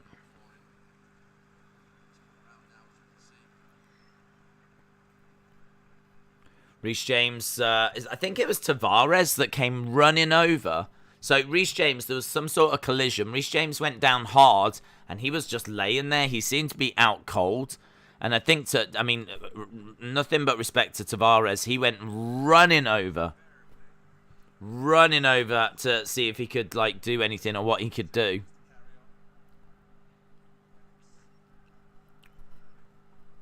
But he's up and he's walking off. Some real concern there for a moment. The camera's cut to Thomas Tuchel for quite a long time. Ball in by Arsenal. It's an Arsenal corner. James is actually back on now. Oh. Mendy gets the ball. So the ball comes in. Mendy grabs it. Hit Rowe beats Brock and Roman. Lucha House Party, Spirit Squad. They could take down Roman and Brock. Guys, you're killing this. It's brilliant. I was honestly sat here thinking, I'm really struggling to think who could take down Roman and Brock, and you are just coming up with all these names. Eva and Dewdrop, Alexa and Lily. Oh my god. I'd love to see that. Alexa and Lily versus Brock and Roman. Back, ball going across to Jorginho. Here's James. Back on his feet. Havertz trying to whip a ball in, but it bounces out. Time ticking away here for Arsenal. 15 minutes left to go. I mean, on the one hand, they're going to be gutted. On the other hand, this could have been worse. It still could be worse, but there's 15 minutes to go. Just Lily. She doesn't need Alexa. Good point. Sean said, my team is Nottingham Forest. We've just signed James Garner on loan from Man United. Do you know, I've got a real soft spot for Nottingham Forest. A real soft spot for Nottingham Forest. I think it's because when I was watching, they were in the Premier League. First started watching. And I remember, they were... It's just... I think the name as well is just really, cool. You know, how Wolves is quite cool. And Crystal Palace is quite interesting. Nottingham Forest. I've never understood Sheffield Wednesday. I should look into Sheffield Wednesday. I've never understood Sheffield Wednesday. But Nottingham Forest. I get Nottingham Forest, of course I do. But I always thought it was a really cool name. And they were in the Premier League. And they had some great players as well. They were always a really... I don't know what side you would compare them to in the Premier League right now. You would compare them, I suppose, to a Burnley. Lukaku. Oh, great save. The ball comes in. Lukaku heads it. And Leno, with a great save, gets his hand on it, pushes it onto the underside of the crossbar. This is awesome. Look at this header. Look at that save. Lukaku gets his head on it. Leno comes over. This hand, his left hand, gets it. The ball bounces off the underside of the crossbar and bounces out. That easily could have gone on the underside of the crossbar and bounced in. So, yeah, that's crazy. I'll have to have a look and see who was playing for Nottingham Forest. And what players, like... was Jason Lee one? In the 90s, I'll have to think. The glory years of Nottingham Forest. Days, is Kofi Kingston injured? I have no idea. I honestly don't know. I thought he would come out with Xavier when they were doing that water bit. Roman and Brock versus Adam and Michael Cole. Roman and Brock versus RK Bro. That might be really fun, actually. That might be really fun. I mean, they are super over. Randy Orton is always, you know, going to be a credible opponent, but he got battered by Brock. But Riddle, trained UFC star, former UFC star, would be battered by Brock, but still. Stuart Pearce, yes. Stuart Pearce, you're absolutely right. Stuart Pearce, defender.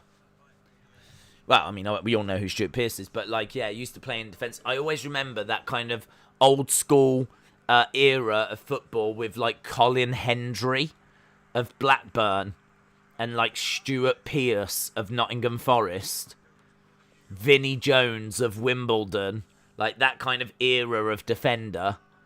Yeah, that was cool. That was a great era. Tony Adams at Arsenal. Bruce at United. Yeah. Who else was there? They had some good players. Did they have Collymore up front? Stan Collymore? And then he ended up going to... I know that at a time they had Keane, but that was like early 90s. Ball whipped in by Tavares. Van Hooijdonk. That rings a bell. Brian Roy. That definitely rings a bell. Van Hooijdonk rings a bell. I haven't thought about Nottingham Forest being a team that I, had respect for and enjoyed for about 20 years. Smith Rowe. I'd love to see them back in the Premier League. Ball goes out of play. We're into the final 10. Into the final 10. Collymore.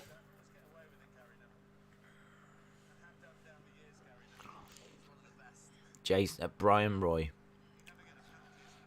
Your reaction to Brock was crazy. That moment was crazy, Blake. It was amazing. I didn't expect it. And, in this day and age where there's no spoilers, that is so unusual. Here's Lukaku. Mount. Oof. Ball is cleared by Arsenal defence. Got to get something soon if they want to get anything from this game. Ball played forward. Haven't seen much of a Aubameyang since he came on. That gave me an idea. Could Brock be the third Viking Raider? Could you imagine if the Viking Raiders came out and said, our crazy cousin is coming over to visit and like this, and they introduce him and out he comes with a shield and a sword. That would have been wild. Yedong would beat them. I'm excited for Friday, says Adam. What can you say about Drew versus Mahal? I can say that I was still shocked about the Becky thing. I didn't really give it any attention. And I have no idea what the match was like. I know that Drew won. I know that Veer and Shanky came down. I don't know anything else. It was so forgettable. I mean, I was watching it at times and just not taking it in, or nothing was grabbing me, or I was just, don't know. What can I say about it? What I can say is I would be surprised if anyone thought it was a 4 or a 5-star match. And wasn't it short? I feel like it was quite short. Ball goes out. Looks like it's going to be a corner to Chelsea. My brother is an Arsenal fan. He's angry, says Blake. How come? How come? I mean, personally, I expected them to lose today.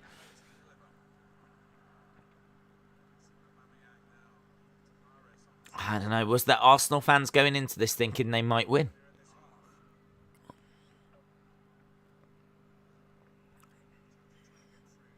Whipping it in to the middle. I suppose in a way you always hope, don't you?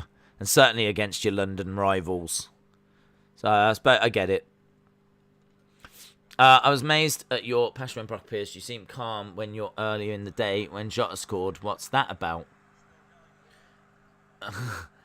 Well, I mean, I don't support Liverpool, do I? And I don't have him in my team either.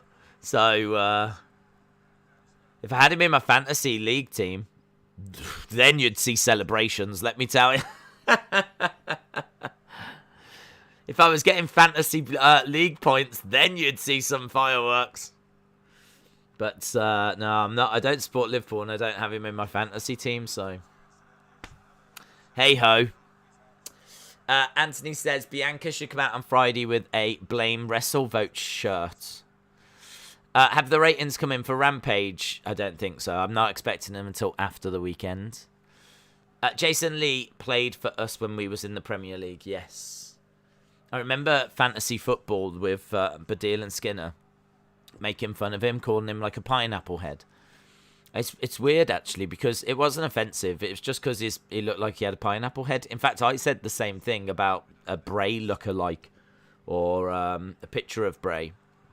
I was like, he looks like he's got a pineapple head. Ziyech is playing the ball across and stamped out by Arsenal. But obviously, because it was on a TV show, he used to get it all the time. People calling him a pineapple head in public and everything. And he spoke about how hard that actually was. He spoke about like it was kind of like a form of bullying. And how and I could totally understand that. Totally understand that. I'd like to think the world is a bit more sensitive now. But then I did call that Bray lookalike. I did say he had a pineapple head. But he does. I can't help it. He does. What am I meant to do? So yeah, I remember him from that more so. Randy versus Jinder. That was 7 stars. I thought I was watching Kenny by God Omega versus Okada, says Colton. Why is Leno not wearing his goalkeeper's kit?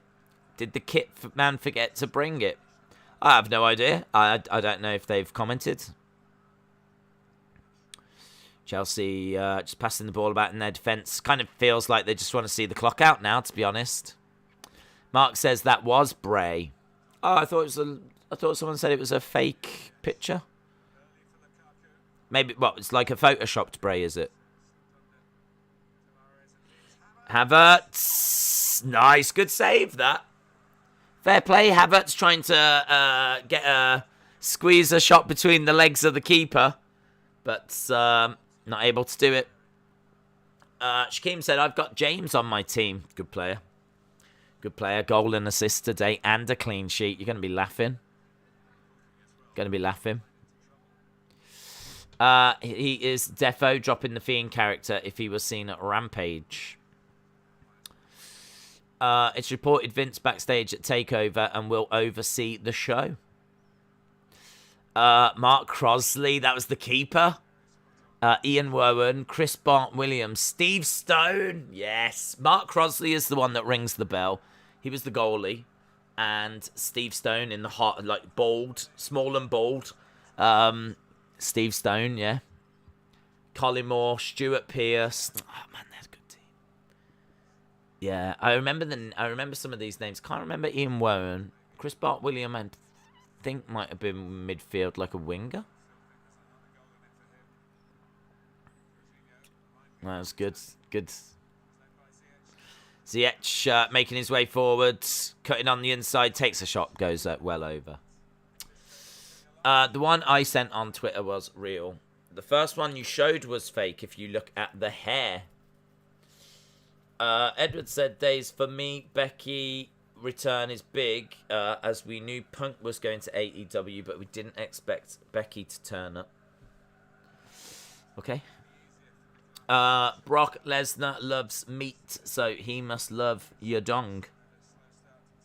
I don't see how they're connected, to be honest. Just because he loves meat, why would he have a specific affection for a certain UFC fighter?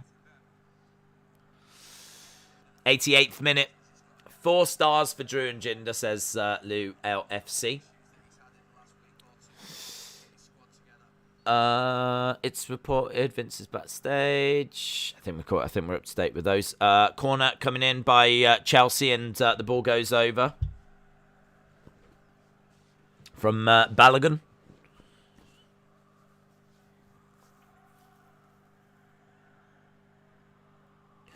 Right, corner coming in again by Chelsea.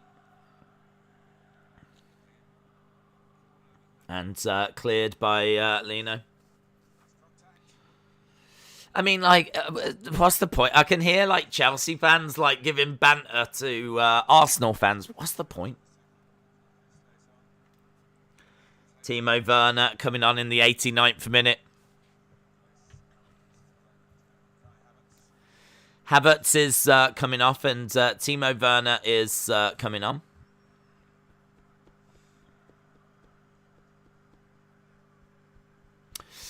He only likes Thug Rose because she's a thug. I love Thug Rose. Becky's return was good, but the match was bad, says Blake. Days, I marked out for Brock, jumped off my bed, and I was singing Brock's music. And Airflow Games is 47 years old. Lukaku passing it across, ball whipped back in. Lukaku gets a head on. He's really good with his header in. Just rises above the defenders. He's really able to get good direction on it. Such a strong point of his game. Jorginho on the ball into James. Clock running down, almost 90 minutes up. Grab your popcorn and enjoy AFTV. I watched an AFTV. It was a guy and a girl, and they were talking about Brentford, the Brentford game. And they were just like, oh, it's so bad. I can't even be, like, upset and all of this. Like, they didn't seem like... I never saw, is it Robbie, his reaction? I wanted to see what he had to say. I should imagine he just can't believe what he's seeing anymore. I mean, the Arsenal team of, like, the early 2000s, the late 90s. Lukaku, man of the match, according to Sky Sports. I mean, that team, you know, when they had Bergkamp, Ian Wright, Vieira, Tony Adams, David Seaman in goal. That was good. So we are so far away from that.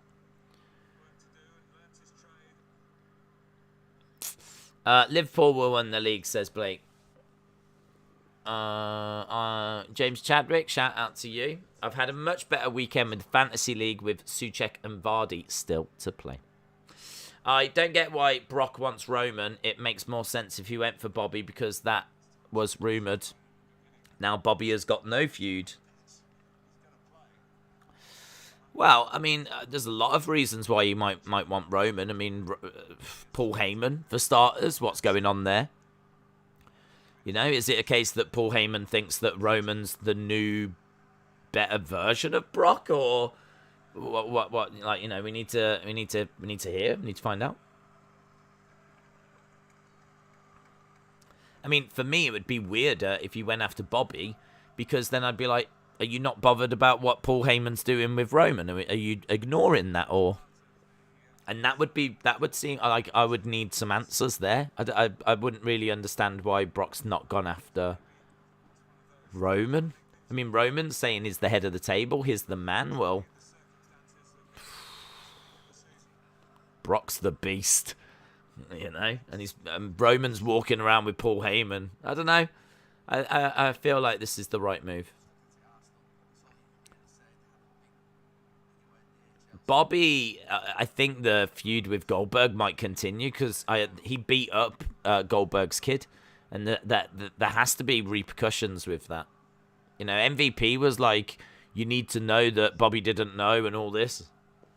He got on the mic straight away after, kind of foreshadowing there's going to be problems.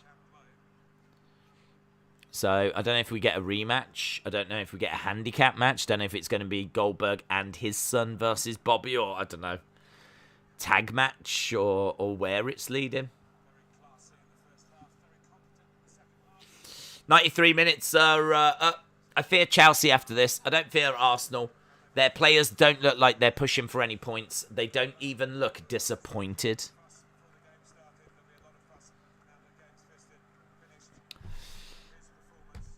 I said at the start of the day, 1-0 Tottenham, 2-0 Chelsea, 3-1 United. Got 2 out of my 3 predictions bang on. The 3-1 United I'm gutted about because United were the better side. And I think that if our defence we were just giving the ball away. We were just really poor. Just really poor at Southampton earlier. Very, very, very disappointing. Very, very disappointing from United.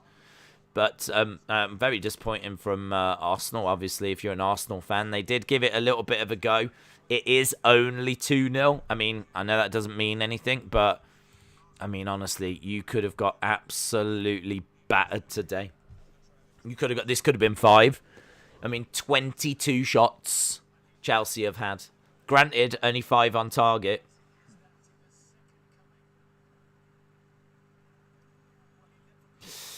Days, tell me you won't do UFC anymore. I miss you today. I had to watch. Tell me you won't do UFC. Tell me you won't do UFC. So they're hopeless and you do UFC. Good. No, we're doing UFC. Yeah, it's just that it clashed with, like, the biggest wrestling show of the year. I mean, WrestleMania is, you could argue, the biggest. But not according to what happened last night. I mean, WrestleMania for us did about, I don't know, 100,000 views each day. Even if you add both of them together, we still did more last night. And I have to take that not as a reflection of the channel, but as a reflection of the interest in the show. So I have to look at that and think, Cena, Roman, delivered. Like, SummerSlam was huge. And, 50-odd thousand people at the Allegiant Stadium. I think the way they built SummerSlam, the card, I think it was good. It was a solid looking card going into it. Edge and Seth, and there was star power everywhere. So I think they built SummerSlam really, really well. But apparently they did it on a Saturday because of it being in Vegas. So I was gutted. I missed UFC. I desperately wanted to do it. I never have any intention to miss it. But when it comes to that, I mean, that UFC card last night probably would have done about 20,000. About 20,000. The SummerSlam show that we did over 200,000. It doesn't become a decision. So I have to go with what the majority... I mean, could you imagine if I'd have done UFC instead? Imagine if I'd have done UFC instead. That would have been wild. I don't even know if we could have done it. All I would have been people talking to me about SummerSlam. So it's one of those where there's a schedule conflict, but I just have to hope that it never happens again. So yeah, we'll be back. We ain't going nowhere. I love UFC. Chelsea are top, 6 points. Liverpool second, 6 points. Brighton third, 6 points. Tottenham fourth, 6 points. Man United fifth. Not feeling that. Down Arsenal 19th. Oh, they're 19th. 19th. Arsenal are currently in the relegation zone. Man City next for Arsenal. Days, when does Monica return with the snakes, pears, and eggplants? I don't know what I think she's busy, to be honest. I think she's busy. Romano, shout out to you, my friend. Colton said 3.2 thousand likes killed it. Oh, it did. It really... I don't know if that push really made the difference. I have to think it made a big difference. I have to think it made a massive difference. But I've said before, we do... I mean, if you think about it this way, on a Tuesday we do NXT, that'll get about 5,000 views. That would mean, I mean, I don't know, I couldn't, if I did 10 NXTs, that's 50,000. 20 NXTs is 100,000. So 40 NXTs would be, 200,000, yeah? I mean, we're talking about last night is more than 40 weeks of NXT streams. That's why I keep saying that the big streams are so important to the channel. So massively appreciated. And that freedom then allows us to do NXT. Otherwise, I would have to look at dropping things like that. I'd have to, because I'd have to use my time for other things. So yeah, it just really helps everything. Makes a massive difference, and how really keeps things on the road, on the straight and narrow. So my next goal is to try and keep growing these football streams, because I'm here every week, and I'd love to just keep growing our football community. So that's my next the next thing that I'm pondering as to how we go about doing that. So yeah, food for thought. Food for thought. Does AEW pull in big views? Not really, to be honest. That'll do. If NXT does about 5, then AEW will do about 5 to 7. It'll do more than NXT, but we're not talking much more. So no, NXT's sort of in the same boat. AEW's sort of in the same boat. But I don't do it for the views. I don't do those for the views. Because if I did, I would have stopped them a long time ago. I do it because I want to watch the shows, and I want to be up to date with things that are happening. So that's why we do them. So, Raw obviously does well. SmackDown does well. UFC does well. But NXT and AEW, not really. I mean, we do those to keep up with everything. And we've got a nice little schedule now, So, yeah, but just puts it into perspective, that's all. Just how big and important last night was, So there's no option. There's no alternative. We have to do those things. So just a big thank you. That's all that conversation is. Only one who does so good at UFC. I missed it. Romano, shout out to you. We will be back, my friend. Don't you worry. Scousey Red said, I'm heading off now. Thank you for some great commentary and opinions. Scousey Red, have a good day, my friend. I will see you around. David Connolly says, Lukaku is here. Definitely announced himself. Shauna said, I enjoy the football streams. I love learning, and I'm learning so much. I really enjoy them as well. I mean, SummerSlam finished at 6. I didn't get to bed till, I don't even know, 7:30, whatever. To get up and do, streams and get, things done. You've got to love it. You've got to love it to do it. And, what I've said. Yesterday, we did Brighton-Watford. If it's live, we're going to be live. So that is my next thought as to, how do we grow that community? Because when we were doing the Euros, that was amazing. We had so many people joining us, just talking football, But I suppose in a way, it's at a slightly different time. A lot of these games are quite early, so we are looking at a slightly different time. A lot of those Euro games are a little bit later in the day, so maybe that plays a part. I don't know. We'll find a way. It's only week 2. We'll find a way. Who's bigger to you, CM Punk or Brock? For me, it's Punk because he tries to help young talent. Brock is there to main event, take the spot. Brock's bigger. Brock's bigger because he's been UFC champion, and he's just known to more people. Like the more people know of Brock than know of Punk, and Brock moves the dial more, so Brock is bigger, but bigger doesn't necessarily marry up with better. Like the better wrestler is CM Punk, but the bigger star is Brock Lesnar. So I don't know. It's just how you word it and what you're looking for, really. Punk is bigger to wrestling fans, but as we said, to casuals, non-wrestling fans, Brock will move the dial more. That's why Vince has desperately, spent the money he has on Brock, and AEW have come in with 10 million for Brock. And Vince has apparently come in and said, well, we'll give you 10 million, but we'll do it for 3 years rather than one. And, giving him like 30 million across 3 years.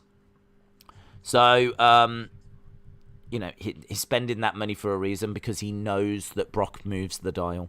There's money. There's always money to be made with Brock. Always. I would agree. Brock has ruined wrestling for some fans, says Colton. Days, what you're saying is you are going to have a football channel. I don't know how to do it. I mean, my thoughts are this is, potentially 2 to 3 streams a week, isn't it? One on a Saturday, one on a Sunday, and then one on maybe a Monday. So it's 3 streams a week. Does that need its own channel? Maybe it does. I don't know. That's what I'm saying. Just thinking out loud. NXT TakeOver should be good. Yes. Will we stop doing NXT streams if they change? I don't think so. I mean, when I wasn't a fan of the product and they were doing things that I remember last year they brought Drake Maverick back, and I really hated that. I had a big problem with it, because they were releasing wrestlers, and then they sort of brought one back and then used his release as part of the storyline. And it's like, you're actually letting people go, but like this one, you're bringing back and like saying that because he released this heartfelt video, you couldn't let him go, but you did let him go. Like, they were kind of trying to be heroes in a situation that they can never be the hero in. They were kind of like, we saw how much this meant to him, so, we've brought him back. And in a way, they were like, fans were like, oh, brilliant, that's so good, it's great. No, they fired him in the first place. Like, they've undone something that they did wrong in the first place. Do you know what I mean? It left a real bitter taste in my mouth. I was like, I really don't like this. And not only all of that, but they're using it as like a story. I was like, oh, I don't like this. I really don't like this. So I was like, I was struggling. And then you had at the same time the Velveteen Dream stuff going on. And it just didn't seem to be like an investigation going on there.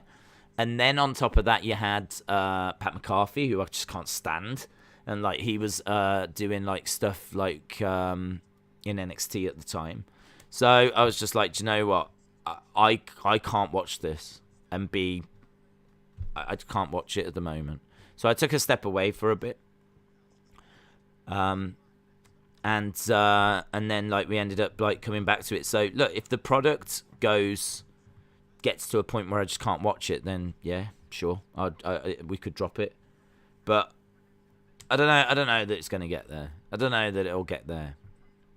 There was a lot of like weird stuff going on at that time.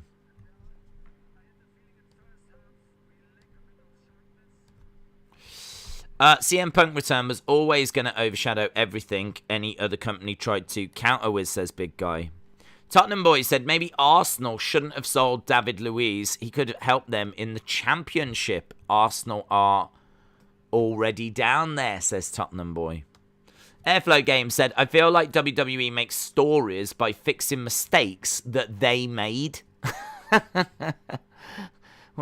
mean, like, in all fairness, in all fairness, it was it's kind of another example of the Becky thing, isn't it? Like, they're gonna have to make a story out of Bianca losing a squash match, and so there's maybe another example of what you're saying. If I stopped NXT, I wouldn't be mad. I've given up on it, says Colton. Days, did you see Brock's return? I did, bud. I did. Tharuka said, I don't think we need another channel because this one is still growing. Yeah, I agree. I suppose my concern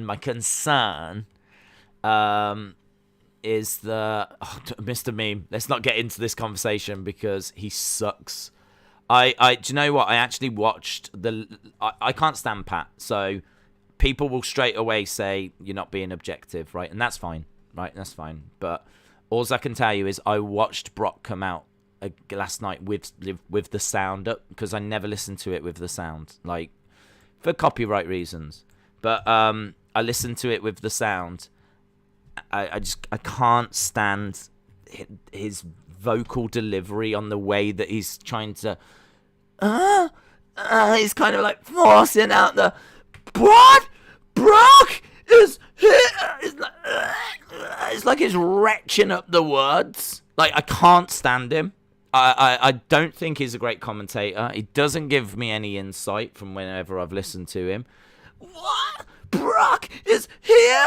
The tribal chick. Like, people love him because he dances on the table when Boogs comes out. That's why people love him. But to me, it's just a clown. He's a clown. He's a clown that can't commentate. So I don't get it. I saw it a few weeks. I see like people going, "Oh, he's a treasure" and stuff like this. And 9 times out of 10, they tag him dancing with Boogs. 9 times out of 10, they tag that. So that's why, like, I believe he's a treasure. I've seen next to no praise for his actual words and how he actually commentates. So no, to me, is awful. And I honestly don't mind if people go, "Oh, you're just biased because you didn't like him anyway." I mean, you have to remember that I didn't know him. And then he was on the kickoff shows, and I really, really couldn't stand how he was coming across on the kickoff shows. He was coming across as, like, a bit arrogant. He was coming across as, like, he wasn't insightful. There was nothing. I didn't really get why he was there. He wasn't providing me with anything. It really came across like we're going to have him here because he's a football player. He's got a bit of star power. So, you know, he'll just give a bit of a profile to the kickoff show. So that kind of felt like why he was there. So I couldn't stand him on the kickoff shows. And then when he arrives in NXT and he starts to do stuff in the ring, I was like, I ain't watching this. And then they move him to SmackDown and put him on commentary, and I'm like, oh, flip. So I will hold my hands up and say that I was not a fan of him when he came into SmackDown anyway. Completely hold my hands up over that. But whenever I've heard him commentate, and I'm not just saying it, I think he carries the cringe of Byron Saxton when he's dancing around on the table, which you know Vince loves. God damn, that's brilliant. I mean, like, they did a Nakamura Boogs Pat McCarthy thing at SummerSlam just to burn up some time. And, like, so you know Vince loves it. That's just, like, every week. And I just can't stand it. For me, a good commentator is someone that's going to talk about the moves, give you the psychology, really add to the drama of a match. And I whenever I've listened to him, and granted, it's quite rare, I don't get any of that. And as I said, the vocal delivery and what, I mean, like, in a way, I have to say, it's not his fault, right? Because what training has he had? It seems to me like he's having to do the learning on the job. We know that he's not come from, like, he's not got experience in this. He hasn't come from the indies. You know, he's been in football. He's been in football, and he's gone from football into this job. He's untrained. He's untrained. Like, what experience has he got? Has he worked in NXT and done it down in NXT? Granted, he did a week, 2 weeks, and all that was to set up the feud with Adam Cole. But has he spent like time like Beth Phoenix is down in NXT, or like Wade Barrett is down in NXT, to like learn how to do it, make some mistakes, but do it like on a smaller scale? Nope. Straight into SmackDown.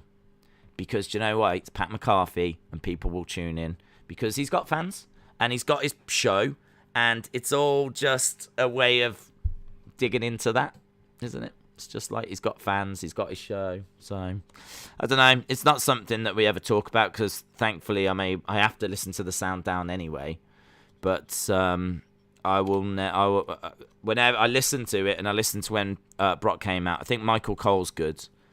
In those big moments, Michael Cole's voice, you can actually, if you watch it back, you can actually hear Michael Cole kind of jumping in and taking over from Pat. Because Cole's got a better delivery in those moments. And I think Cole's actually a bit underrated. He's a bit cringe, of course he is. But and he, he's got Vince in his ear and whatnot, telling him what to say. So, it's one of those. But I do think that in those big moments, like when you've got to get that excitement in your voice and get that enthusiasm across, Cole, I think, is very, very good. So I missed Samoa Joe. I thought Samoa Joe was very good on commentary. Samoa Joe, I thought, always provided good insight. I thought he was someone that really, because he's been in the ring and he's done it, and he knows all the holds, and he can tell you the holds and what they're called. He can tell you the the psychology. He can really add to like the drama of the matches. I thought, I was a big fan of Samoa Joe. I was really, really sad to see him not do it anymore, to be honest. I really do rate Beth Phoenix at the moment. I think Beth Phoenix is doing a wonderful job down in NXT. Really, really good job. I think she is someone that really, she adds like, I spoke backstage to such and such, or I know from experience, like she can really add that insight. And that kind of female perspective, which really is missing from, if you look at like Raw and SmackDown, we don't have any female commentators, and I really think that's missing. They did try Renee Young, but she said she just wasn't comfortable with it. She wasn't. It wasn't something that she felt ever happy about doing. I didn't think she was too bad. It kind of same thing. It felt like she needed to spend some time down in NXT. Sort of felt like she needed to. I think she had done NXT for a while, but it'd been a long time since she had done it. So I didn't think she was too bad, but I think she could have benefited from just maybe going back to NXT for a little while, doing a little bit down there. But I think they could definitely do with a female on either Raw or SmackDown. I mean, probably SmackDown, to be honest, because that's a two-man booth at the moment. I do like two-man booths, though. JR and Jerry were fantastic. I mean, Vince and Jesse were fantastic. Gorilla and Bobby, fantastic. So I do like two-man booths. But I do think you need that female perspective now, because female wrestling has got so much bigger than it used to be. So I would like to see, but I don't want to see a 4-person booth. So I suppose you'd have to put it on SmackDown and make it a 3-person booth, which I suppose in a way would be a shame. But hey ho, that's commentators. Mr. Meme says Michael Cole is probably the great commentator in WWE history. Yeah, I mean, I do feel a bit. I've got a mixed relationship with Michael Cole in a way. I mean, not physically or anything, but in that I understand why people, like, when you say Michael Cole, people like kind of roll their eyes a little bit, because some of the stuff he has to come out with, it's basically stuff that's coming from Vince, and I just think that he's a puppet, really. He's a puppet that just says the things that has to be said, and I don't know. I think he does a decent job. What I like with Michael Cole is in those moments when it's like something big's happening, he can really get the excitement across, and he can really get a lot of energy across as well. And he's got a couple of different like levels that he can go to, and I think he does a very, very good job with that. a very, very good job with that. I mean, he's got so much experience now. He's the head commentator, isn't he? He trains everyone else. So, yeah, he's got so much experience that he's just so comfortable. He's just in a groove, really. So, I think we would miss him when he went, and I think we've seen that with a couple of the replacements that have come in. Do you know what I mean? They've brought in those couple of replacements. I can't even remember that one guy's name that came and went. Do you remember him? That was the guy that was on Raw for a little while that came and went. Like, just didn't click. It didn't work. So I think and even the guy that's on Raw now, just it's okay, but it's not better than Michael Cole. It's not Michael Cole level. It's a hard thing to do. It's a hard thing to do. To kind of get across all that information and to inject the enthusiasm that you need to, and get the points across that you need to. So yeah, that's why I really like what Beth Phoenix is doing. And obviously Mauro was brilliant. There are some great commentators out there. Right, what are we going? Adnan Verk, yeah. He was just didn't work, did it? Just didn't work. It's a hard. I mean, it is to be the main commentator, the lead commentator, the JR role, yeah, the Michael Cole role. That it's a difficult thing to do. It is a very difficult thing to do. I've thought about it myself. Like how hard must it be to be talking? I mean, I struggle when, like when I'm doing something, say I'm talking to you guys and I'm trying to set up a tweet, or I'm trying to just change a graphic, or I'm trying to do something. I mean, it is so hard to like talk and do something else at the same time. It's really difficult. So I can't figure out how Michael Cole is able to talk whilst all the time he's got in his ear. Like, right, make sure you're getting this point across now. Okay, we're going to commercial. Commercial coming up in 5, 4, 3. You've got like this happening in your ear all the time. It's very impressive. It's a harder job than it looks. I mean, it just looks like you sit there and talk about wrestling. Easy. Any idiot can do that. But it's harder than it looks. So, yeah, that kind of that lead role, the JR, the Michael Cole role, that's tricky little job, that. Tricky little job. We're gonna need a bigger boat, says Primo Cologne. Lemon said, Days, who do you want to win in the Roman Brock match? I will go with Roman. I will go with Roman. I want Roman to retain because I want the right person to take the belt off him, and I don't think the right person is Brock. Right, we are done anyway. We're done because we're going to be coming back in a bit for... Hang on. She simply wasn't cleared. Sasha didn't compete because she wasn't cleared.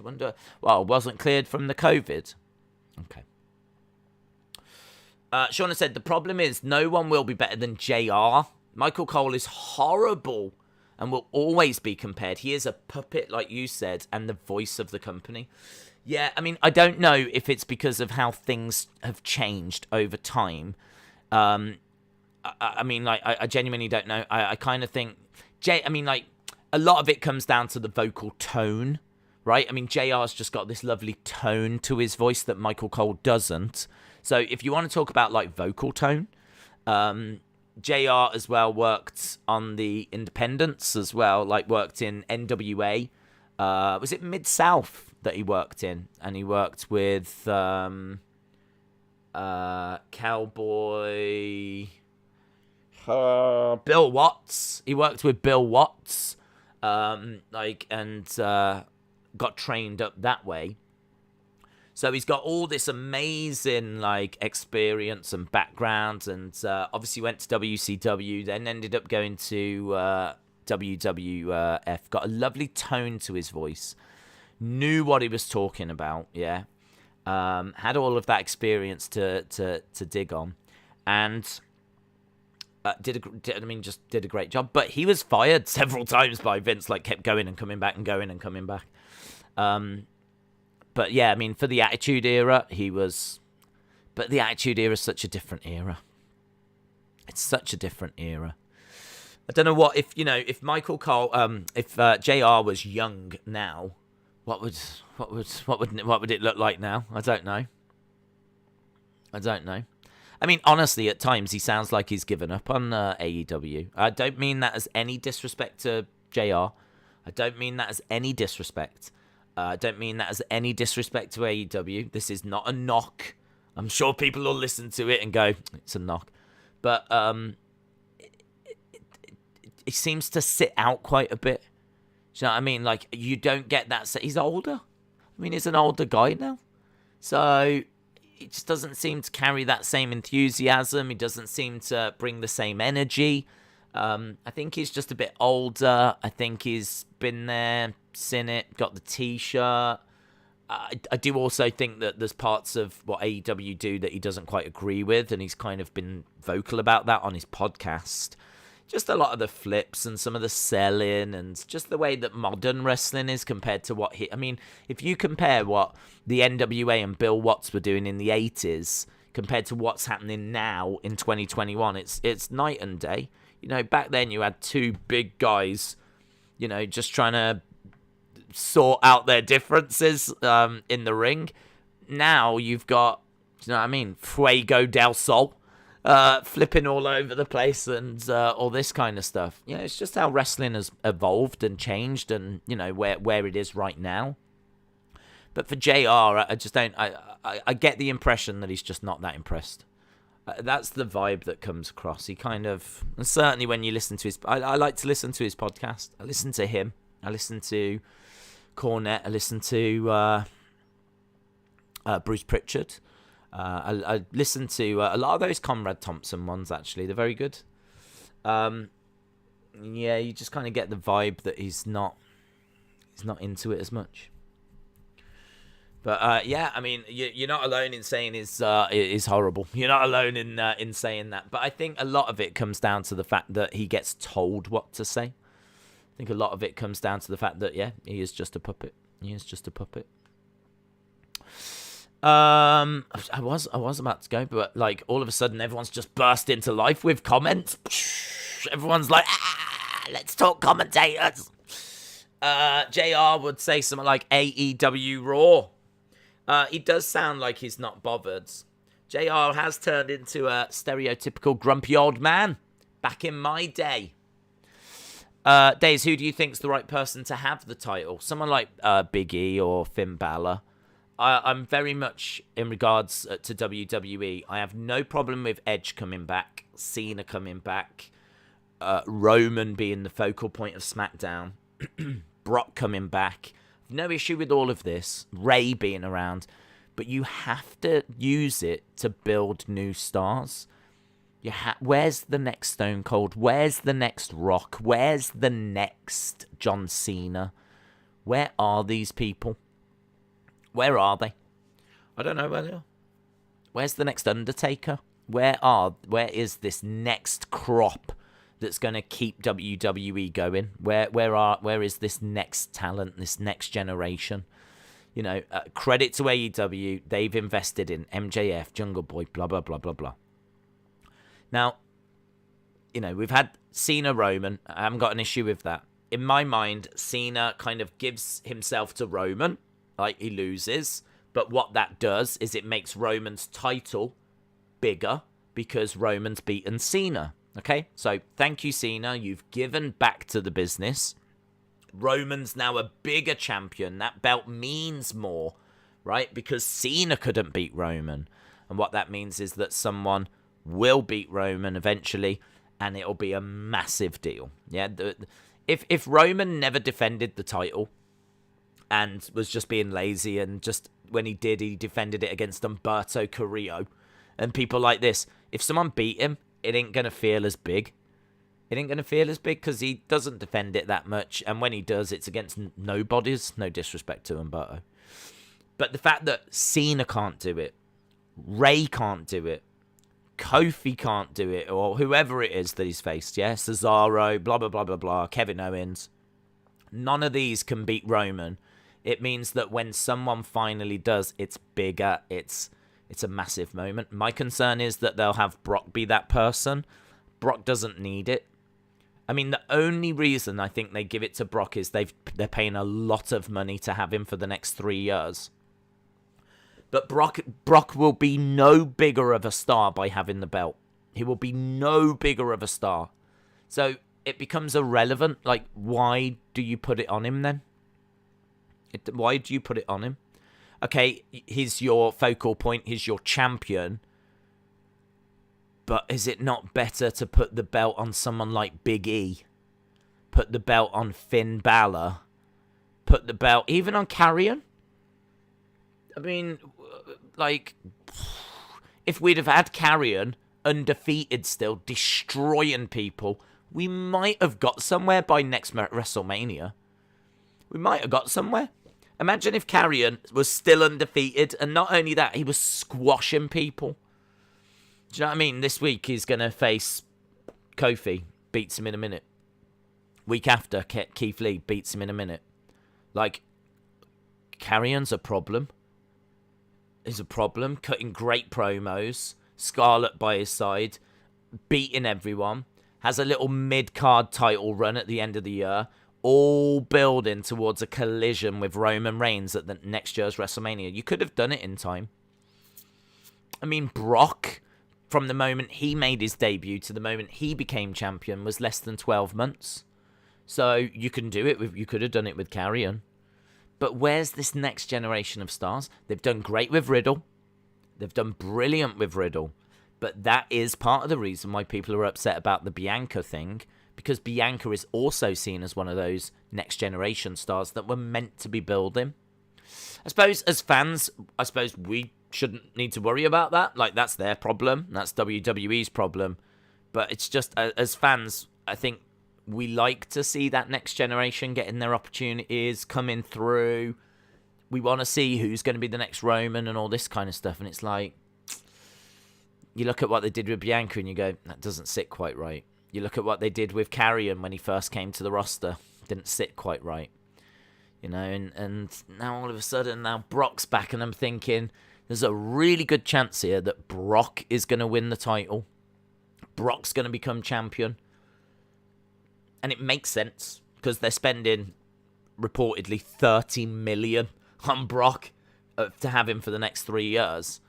That's a lot of money. He needs to be everywhere. He needs to be in all your main events. Like, he needs to be on all the posters. You are not going to escape Brock for the next 3 years, if this is true.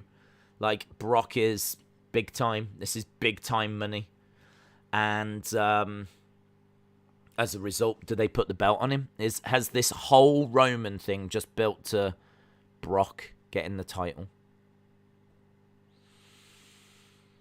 We've already given him the Undertaker's streak.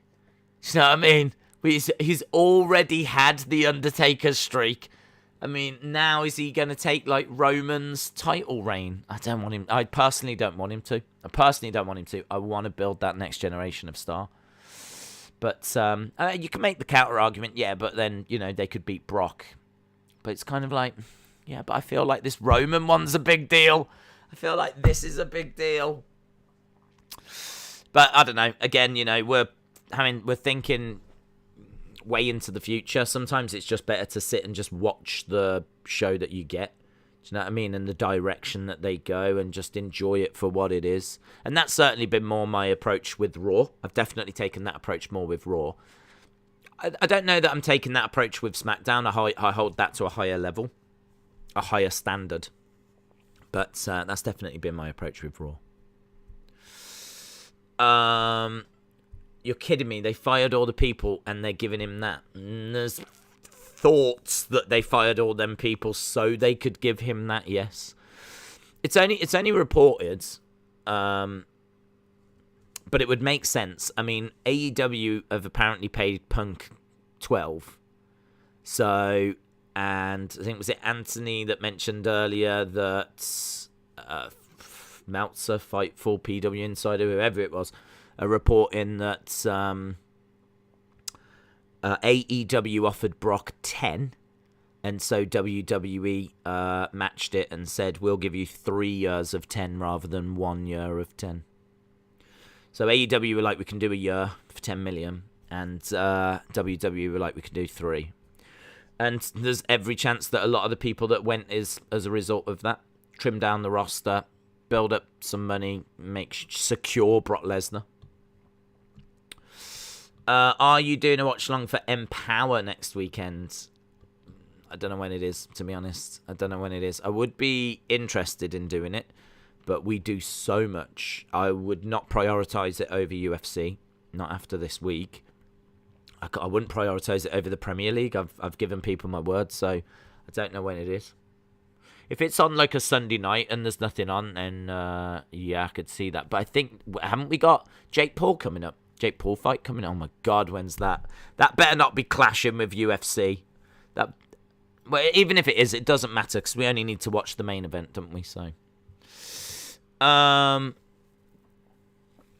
has Vince heard of you? No.